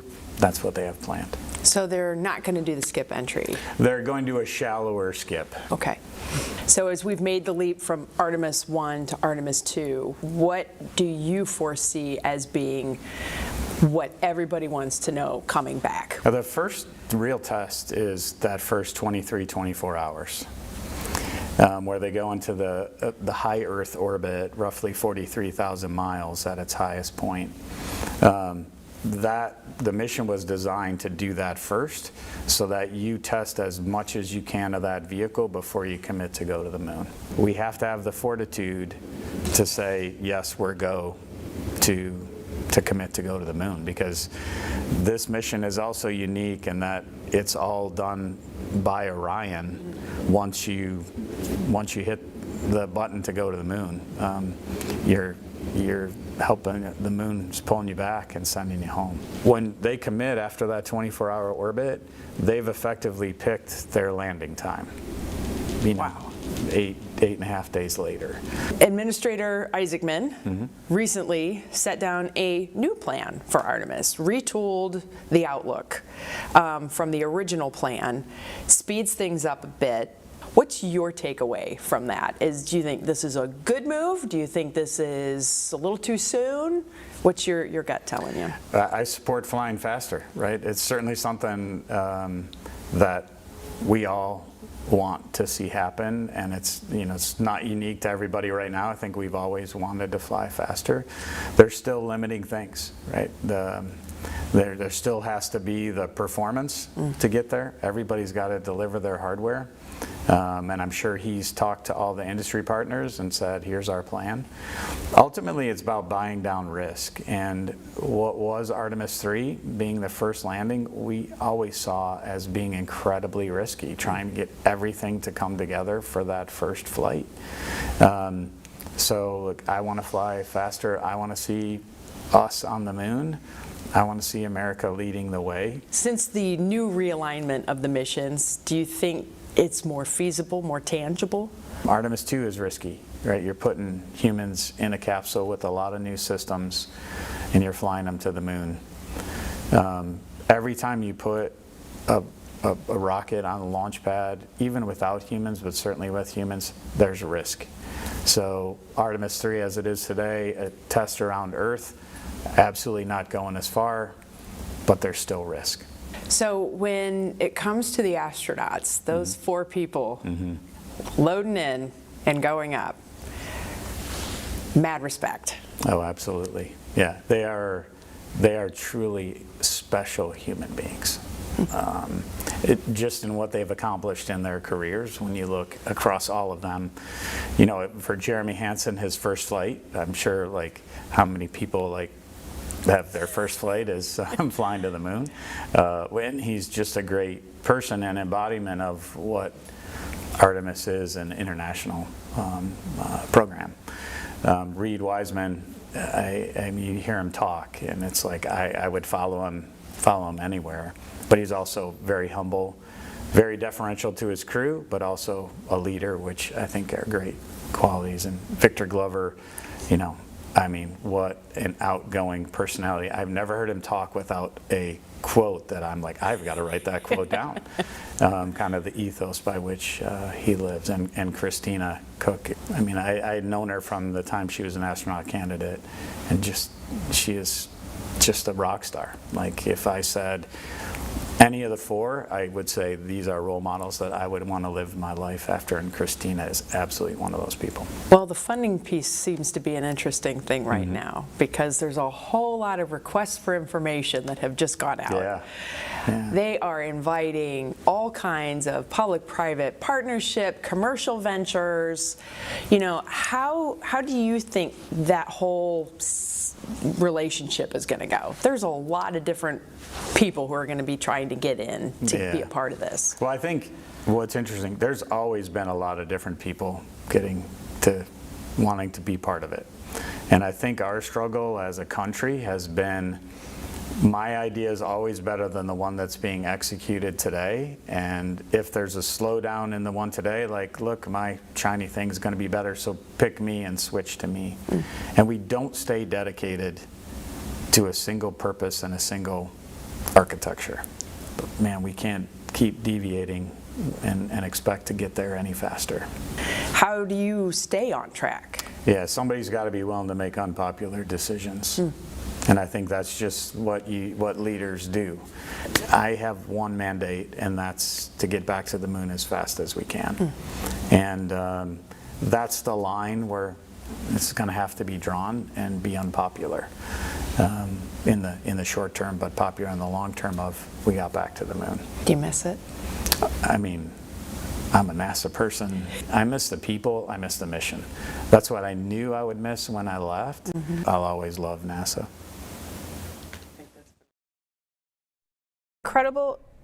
Incredible enough. One of the other questions that I asked Jim Freed that didn't make it into this particular piece was if he applied to become an astronaut. Okay, so this guy is like a rock star in NASA, and he did. He did indeed apply to be an astronaut and was turned down. And I guess it's actually a good thing because he's Yeah. the one that was responsible for getting Artemis 1 up off the ground. So the other thing, Brad, and I think you'll probably chuckle at this because a lot of people, well, nobody will know this unless they're from here, but Brad and I went to the same high school at the same time. So he was a couple of years ahead of me, I will say that. But we did have a great physics teacher, and she was so hard on us, and she was just so brilliant and trying to get us all to understand and feel passionate about physics and about all of this. Yeah. I asked Jim Free about physics and some of the challenges that he was able to overcome. Brad, he got a D in his first physics class. This guy's a literal rocket engineer, okay? Yeah. He got a D in his first physics class. So if you have kids that are getting down or you're thinking, man, their grades just aren't what they should be, back off a little bit, give them some breathing room. It's not all bad. Yeah, I tell people all the time the story. I mean, I loved meteorology since I was 6, but man, that first Calc 3 class, you better love it or you're not going to go through some of that stuff. And so it just goes to show you when you have passion or you really love something, you're gonna be successful at it. And it's great. I mean, I think Jim's a good example of, he wanted to be an astronaut, but he wasn't, but he still contributed immensely to NASA. NASA needs all types of people. It's just this kind of mission tells me a lot about the types of people. It's just not this one type of person. We heard earlier, talking about some of the people that work on this, and some not even with college degrees, Betsy. I mean, welding engineering is a big thing that's developed at Ohio State to work on these engines and these fuel tanks. But you need all types of people to do something like this, from a lowly janitor to all the way up to a rocket scientist. All these people play a huge part in putting us back on the moon. So it's an incredible interview. Great job with that. Yeah, thank you. And, Jared Isaacman, when he had his ignition press conference a few days ago, when he announced all of the retooling of the trajectory that the Artemis program was going to be going on, he said, we're hiring. We need people. Yeah. And there are all different kinds of jobs, as you mentioned. It's not just rocket scientists. It's not just engineers. It is all levels of people. And there are various, differences in expertise, and they need different viewpoints in order to troubleshoot things, because one person's opinion of the way something should be done is not necessarily the right one. And so as a team in the collaborative work, you can really start to come up with some creative solutions to all of this. And I just can't help but smile as, we're now over 1,000 miles from Earth right now. Artemis II and the Orion capsule is already over 1,000 miles from Earth. And they will continue to kind of loop around the Earth, right? Yeah. And then tomorrow, at about, probably, what time is it right now? I don't even have a clock in front of me. 7:12. An actual clock. Okay. Okay, 7:12. So tomorrow, about, 10 minutes from now, tomorrow, that's when we will get the translunar injection. So that's when they light the big engine on the backside of that ICPS, and interim cryogenic propulsion system is what that is. I guess I probably should say the fancy words, but that is what is going to propel Orion away from the Earth. And once you hit that button, you're going to the moon. So there's all kinds of checkouts that still have to happen in the next 24 hours. Yeah, and that'll be great to watch. Well, we're going to talk more about this as we get into the rest of this mission, which is just beginning. But we're going to take a quick break here, everybody. We'll be back in 2 minutes, so stick around and stay right there.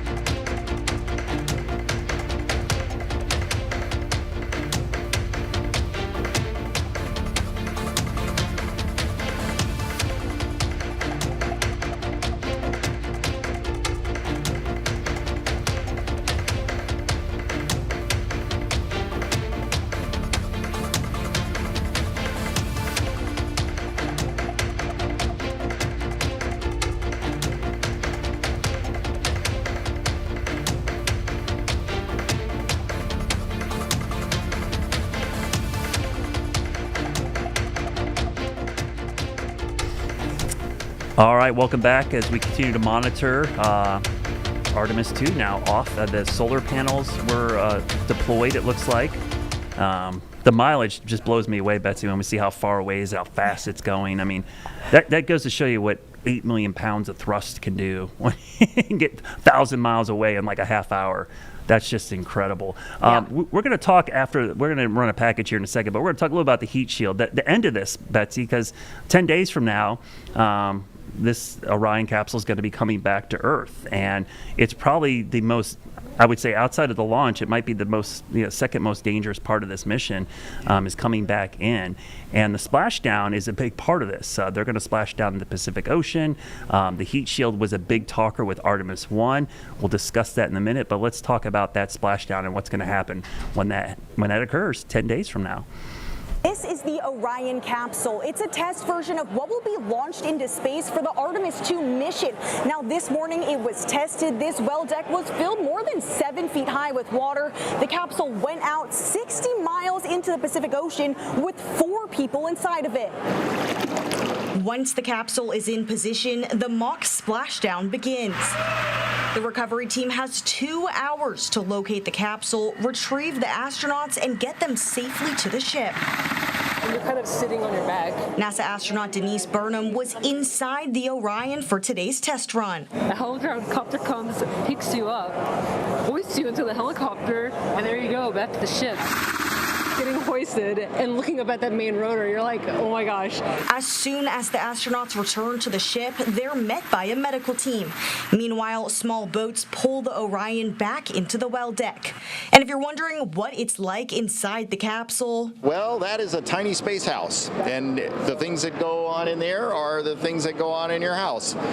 People will live there, they're going to eat, they're going to sleep. There's a little tiny bathroom. Astronaut Stan Love was also part of today's test run. He'll be the lead Capcom, the voice of mission control for the actual Artemis II mission. So if you watch during the Artemis II launch, you'll get to see me wearing a necktie, sitting in mission control and talking to the crew on the radio. The Artemis II capsule will splash down somewhere off the coast of San Diego, and a ship similar to the USS Somerset will handle the recovery. This ship really has its own hospital, basically, where they're actually able to do surgeries if we needed it. They have the aircraft landing capability. Along with NASA and the U.S. Navy, the U.S. Air Force, the Department of Defense, and the Space Command all play key roles in the mission. Yeah, Betsy, we didn't talk a lot at the beginning, but the heat shield was kind of a controversial part of Artemis I. It didn't really work too well. They're trying this new angle coming back, but I think that's one part of the mission that I'm like kind of curious about how it's going to perform, because there was a little uncertainty with the first mission that the heat shield didn't work the way they wanted it to. Well, it wasn't perfect, and with NASA we like things precise, right? And it did work. So the thing is, the temperatures inside the capsule never veered from where they were supposed to. The unexpected part was that some of the material, which you heard Jim Free say just a few minutes ago, had liberated from the vehicle. So that basically means it flew off. And once that capsule came back and they retrieved it, that splashdown crew went out and retrieved the capsule. They take pictures of the heat shield before it even came out of the water. They have divers that go in and they're taking pictures immediately, and they could see where big chunks of that heat shield had flown off, and that's bad. So what they attributed that to is that there was some cracking that took place, as you can imagine, with the extreme temperatures that they were testing this heat shield in, that gases build up in those cracks, and it just kind of exploded little chunks of it out. So that will be interesting to see if they have changed anything with that. They are not anticipating that there will be too many issues with the heat shield. That heat shield that is on the Orion capsule right now was built a few years ago. So they didn't have the opportunity to really change too much of it once, especially it was mated with the Orion capsule.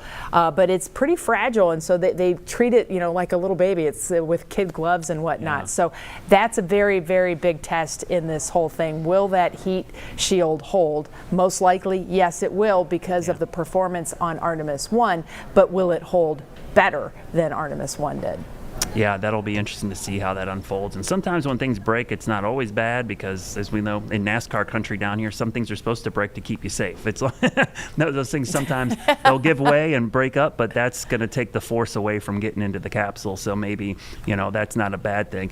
We want to go back to some questions we got because we had a bunch come in during the launch, and Candace Jordan is with us again. She's been looking through these questions. And Candace, give us some of the questions you've gotten recently. I'm sure there's a billion more now that we had the launch. They're probably, which is great. I love the questions, and it's our chance to answer at least a few of them before we run out of time here at 7:30. Yeah, so I'm gonna try to do a little, lightning round for you guys. Yep. So, someone asked, does it hurt the atmosphere when the rocket goes through?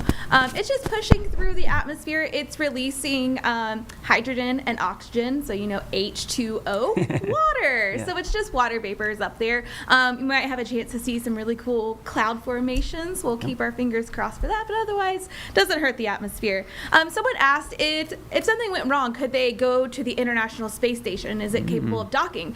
Right now, Artemis is over 1,000 miles away from Earth. The International Space Station is about 250 miles away from Earth, so they have already blown by that pit stop. Yeah. Not that they could stop at that pit stop. They were going very fast. Yeah. We wouldn't be trying to go that fast if we were going to the International Space Station. Another person asked, do we have altitude sickness? Did the astronauts get altitude sickness? They are trained. A lot of them have been on the International Space Station for extended periods of time. And there are multiple different tests that they will put these astronauts through. So they are able to handle going left, right, up, down, upside down, all at the same time without having anything kind of happen. So they're trained for that. And one other question I got, what part of the moon are they going to get to see? So as they go, they're not orbiting the moon. They're going to make a flyby. So they're going to kind of go around the moon and come back to Earth. So they're going to get to see lots of the moon, pretty much all of it. We are in a tidal lock, which means we always see the same side of the moon. If you look at the moon, it always looks the same. Yep. But they're going to get to see the far side of the moon, which to contrary is not the dark side. It does receive light. The dark side's an album, okay? Yeah, yes. But they will get to see that back side, the far side of the moon. So getting to see some things that people don't normally see. I mean, humans don't often see the far side of the moon. Yeah. So they're going to get a very unique view of the lunar surface and be able to relay what they're seeing, because you can take a picture of something, a picture's worth 1,000 words, but that human interpretation is really going to give us some really good insight about the moon. Yeah, that's a really important part of this mission because they're going to kind of look for prospective landing locations, right? And they want to be close to polar regions where they believe there's going to be enough ice, liquid water to help power some of the missions on the moon base. And if they don't play Dark Side of the Moon when they fly by that side, I'm going to be very disappointed. It's a missed opportunity. I know. That if Mission Control does not bust that album out, then we're not doing something right. And if you don't know what that album is, then I've aged myself way too much. That's for sure. So yeah, keep your questions coming. We would love to help answer some of those. And come out to the Shield Museum. We love to answer questions right there face to face with you guys. Yeah, and Betsy, I think the cool thing about this going forward is we're going to have continuing coverage of this mission because, like we mentioned all evening, this is just the beginning, right? We've got a 10-day mission here. A lot of cool stuff is going to be happening, big milestones along the way, and we'll have coverage here on all our Plus streaming network here throughout the country. And what is the next thing you're looking forward to, Betsy, in this mission to kind of say, hey, this thing's going well, or something you've been looking forward to this whole time during Artemis II? Well, the translunar injection is the next big one, right? So everybody's just kind of waiting to see how that's going to go because that is the next major phase to get us to the moon. So it's cool right now to watch, the speed ticking up, the distance getting, growing as time wears on here. But once they hit that next engine, that engine on the interim cryogenic propulsion system, the ICPS, that engine is the one that's going to make the big difference and get them moving. They have to go through a very high intensity radiation belt that surrounds the Earth. That is something that is very notable. Once they do that magical loop-to-loop 5,000 miles miles beyond the moon and start on their way back home. The interesting thing, if we, remember back to Jim Free's things that he was saying, he said when they hit the buttons to go, they've already calculated when they will be splashing down. So if we kind of fast forward a little bit to when that would be, right? So that is day 10, and because we would be able to calculate that out, we'd be looking for splashdown on April 11th at about 8:16 p.m. or so. So that is going to be very interesting. It's incredible when they come down within like 5 or 10 seconds. I mean, literally they've gone ridiculous miles and they're able to pinpoint it within just a few seconds. Yeah, the math is unbelievable. It's just like that this is going to be so precise down to the second, and we get to follow this all along the way. I think it is really cool to see that high Earth orbit, that big loop that it's going to make. And to me, one of the fascinating things is the return trip is there's very little engine used on the way back. They're basically going to use the gravity of the moon to get back. So this is where your physics and your science comes in. Once you're in space and there's zero gravity, once you set that forward speed, there's nothing to stop you. I mean, so it doesn't take much to get going, and the gravity can do a lot for that. So if you missed the launch, thanks for tuning in. We're going to do a replay coming up here at the bottom of the hour. So if you missed any of this, you want to go back and watch it. If you're just getting into your app, Plus app right now, we're going to have coverage throughout the evening. And of course, the whole mission continues for the next 10 days, as Betsy alluded to, and we'll have coverage right here. You know where to find us. Thanks for joining us. We'll see you again tomorrow.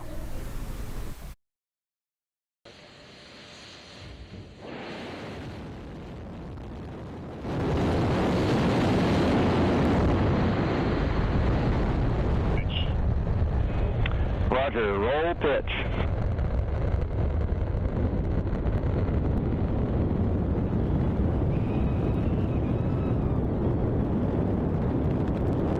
Integrity, AMT high.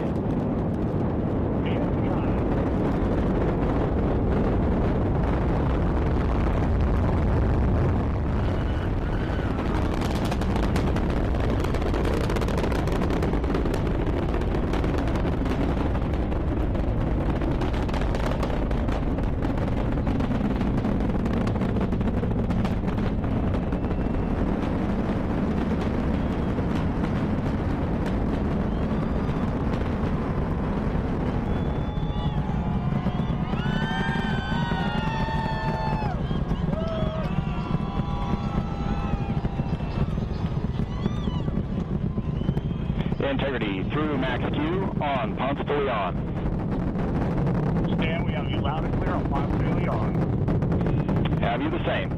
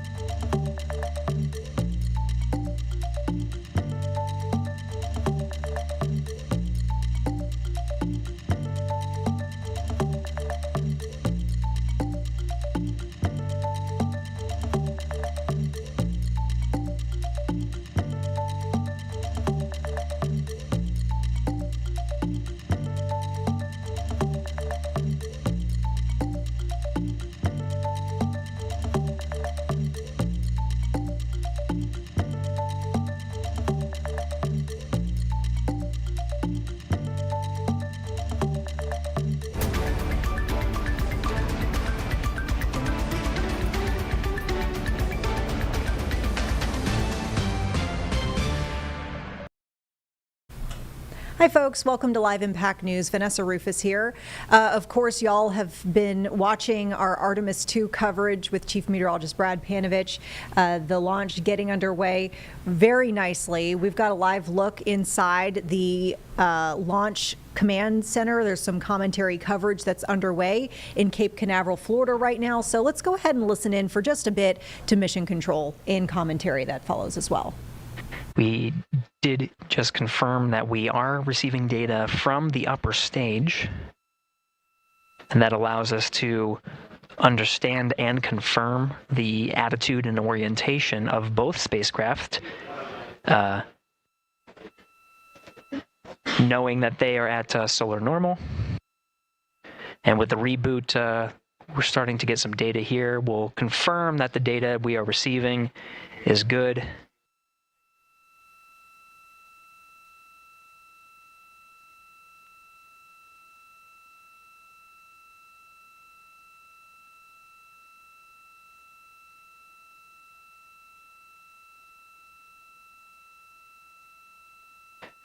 And with the regain of comm, we're starting to get some views aboard the Orion spacecraft. Integrity Houston, voice check on TDRS.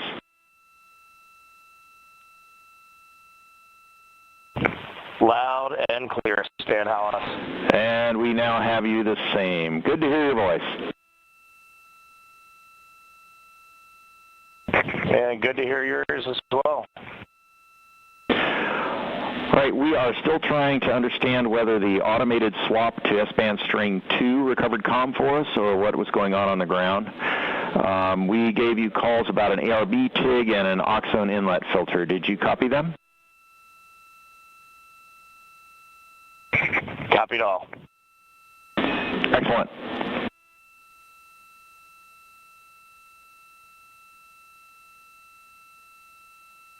This is Mission Control Houston, though the solutions that were applied to regain the communications from Integrity is not known which one worked. We do know that we are receiving data. We're getting confirmation that is updating some of our telemetry that shows that the solar array wings have been reconfigured to the solar normal, again drawing as much power as possible. While Integrity is in flight and awaiting the next burn, the apogee raise burn. And you just heard confirmed, though Stan Love was reporting some things in the blind, meaning we could not hear the crew respond to any of the calls that were going on Orion to Earth. We did confirm from Reed Wiseman aboard Integrity that they did hear all of the calls that Capcom Stan Love was reporting. And Integrity for comm, while we are sorting out the earlier comm loss, we plan to remain on S-band string 2. Copy S-band string 2, and quid 19 has been inhibited for right CCD. Copy quid 19.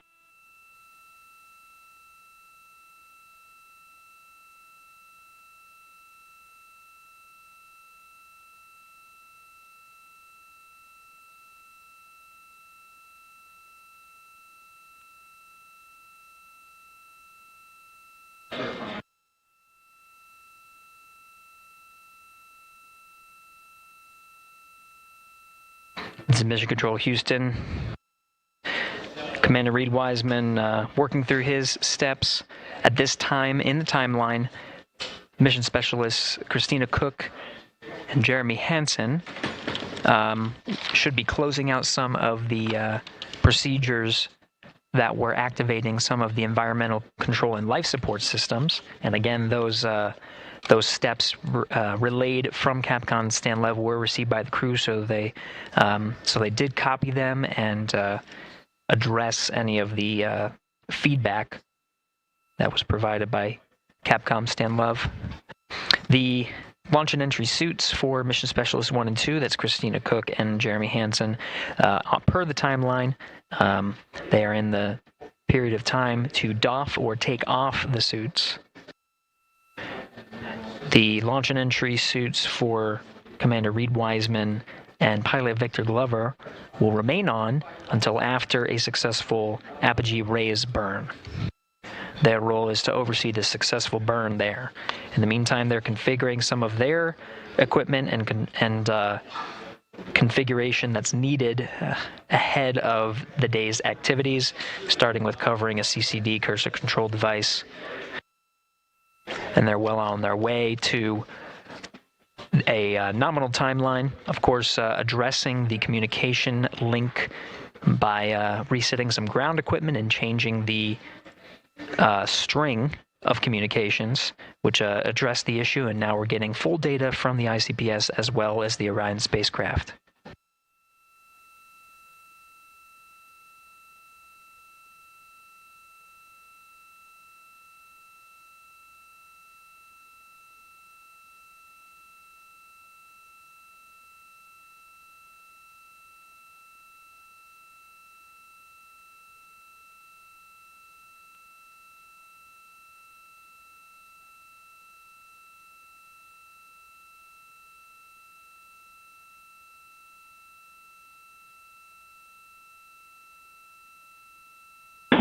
Integrity Houston, questions for Jeremy and for Christina.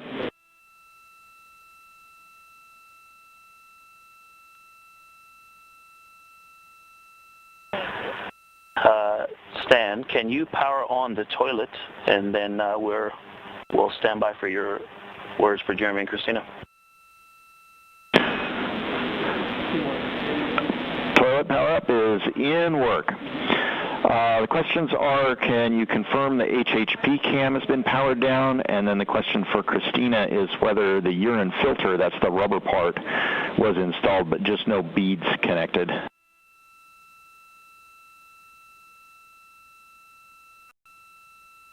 And that's affirmative. The filter was installed, no beads. Thank you. And Stan, we are wrapping up PWD right now. Jeremy will get the HHB cameras after that. There was a tremendous amount of back pressure on all those settings, so it's taken a little bit of all the connectors, so it's taken a little bit of time. Copy. Thank you.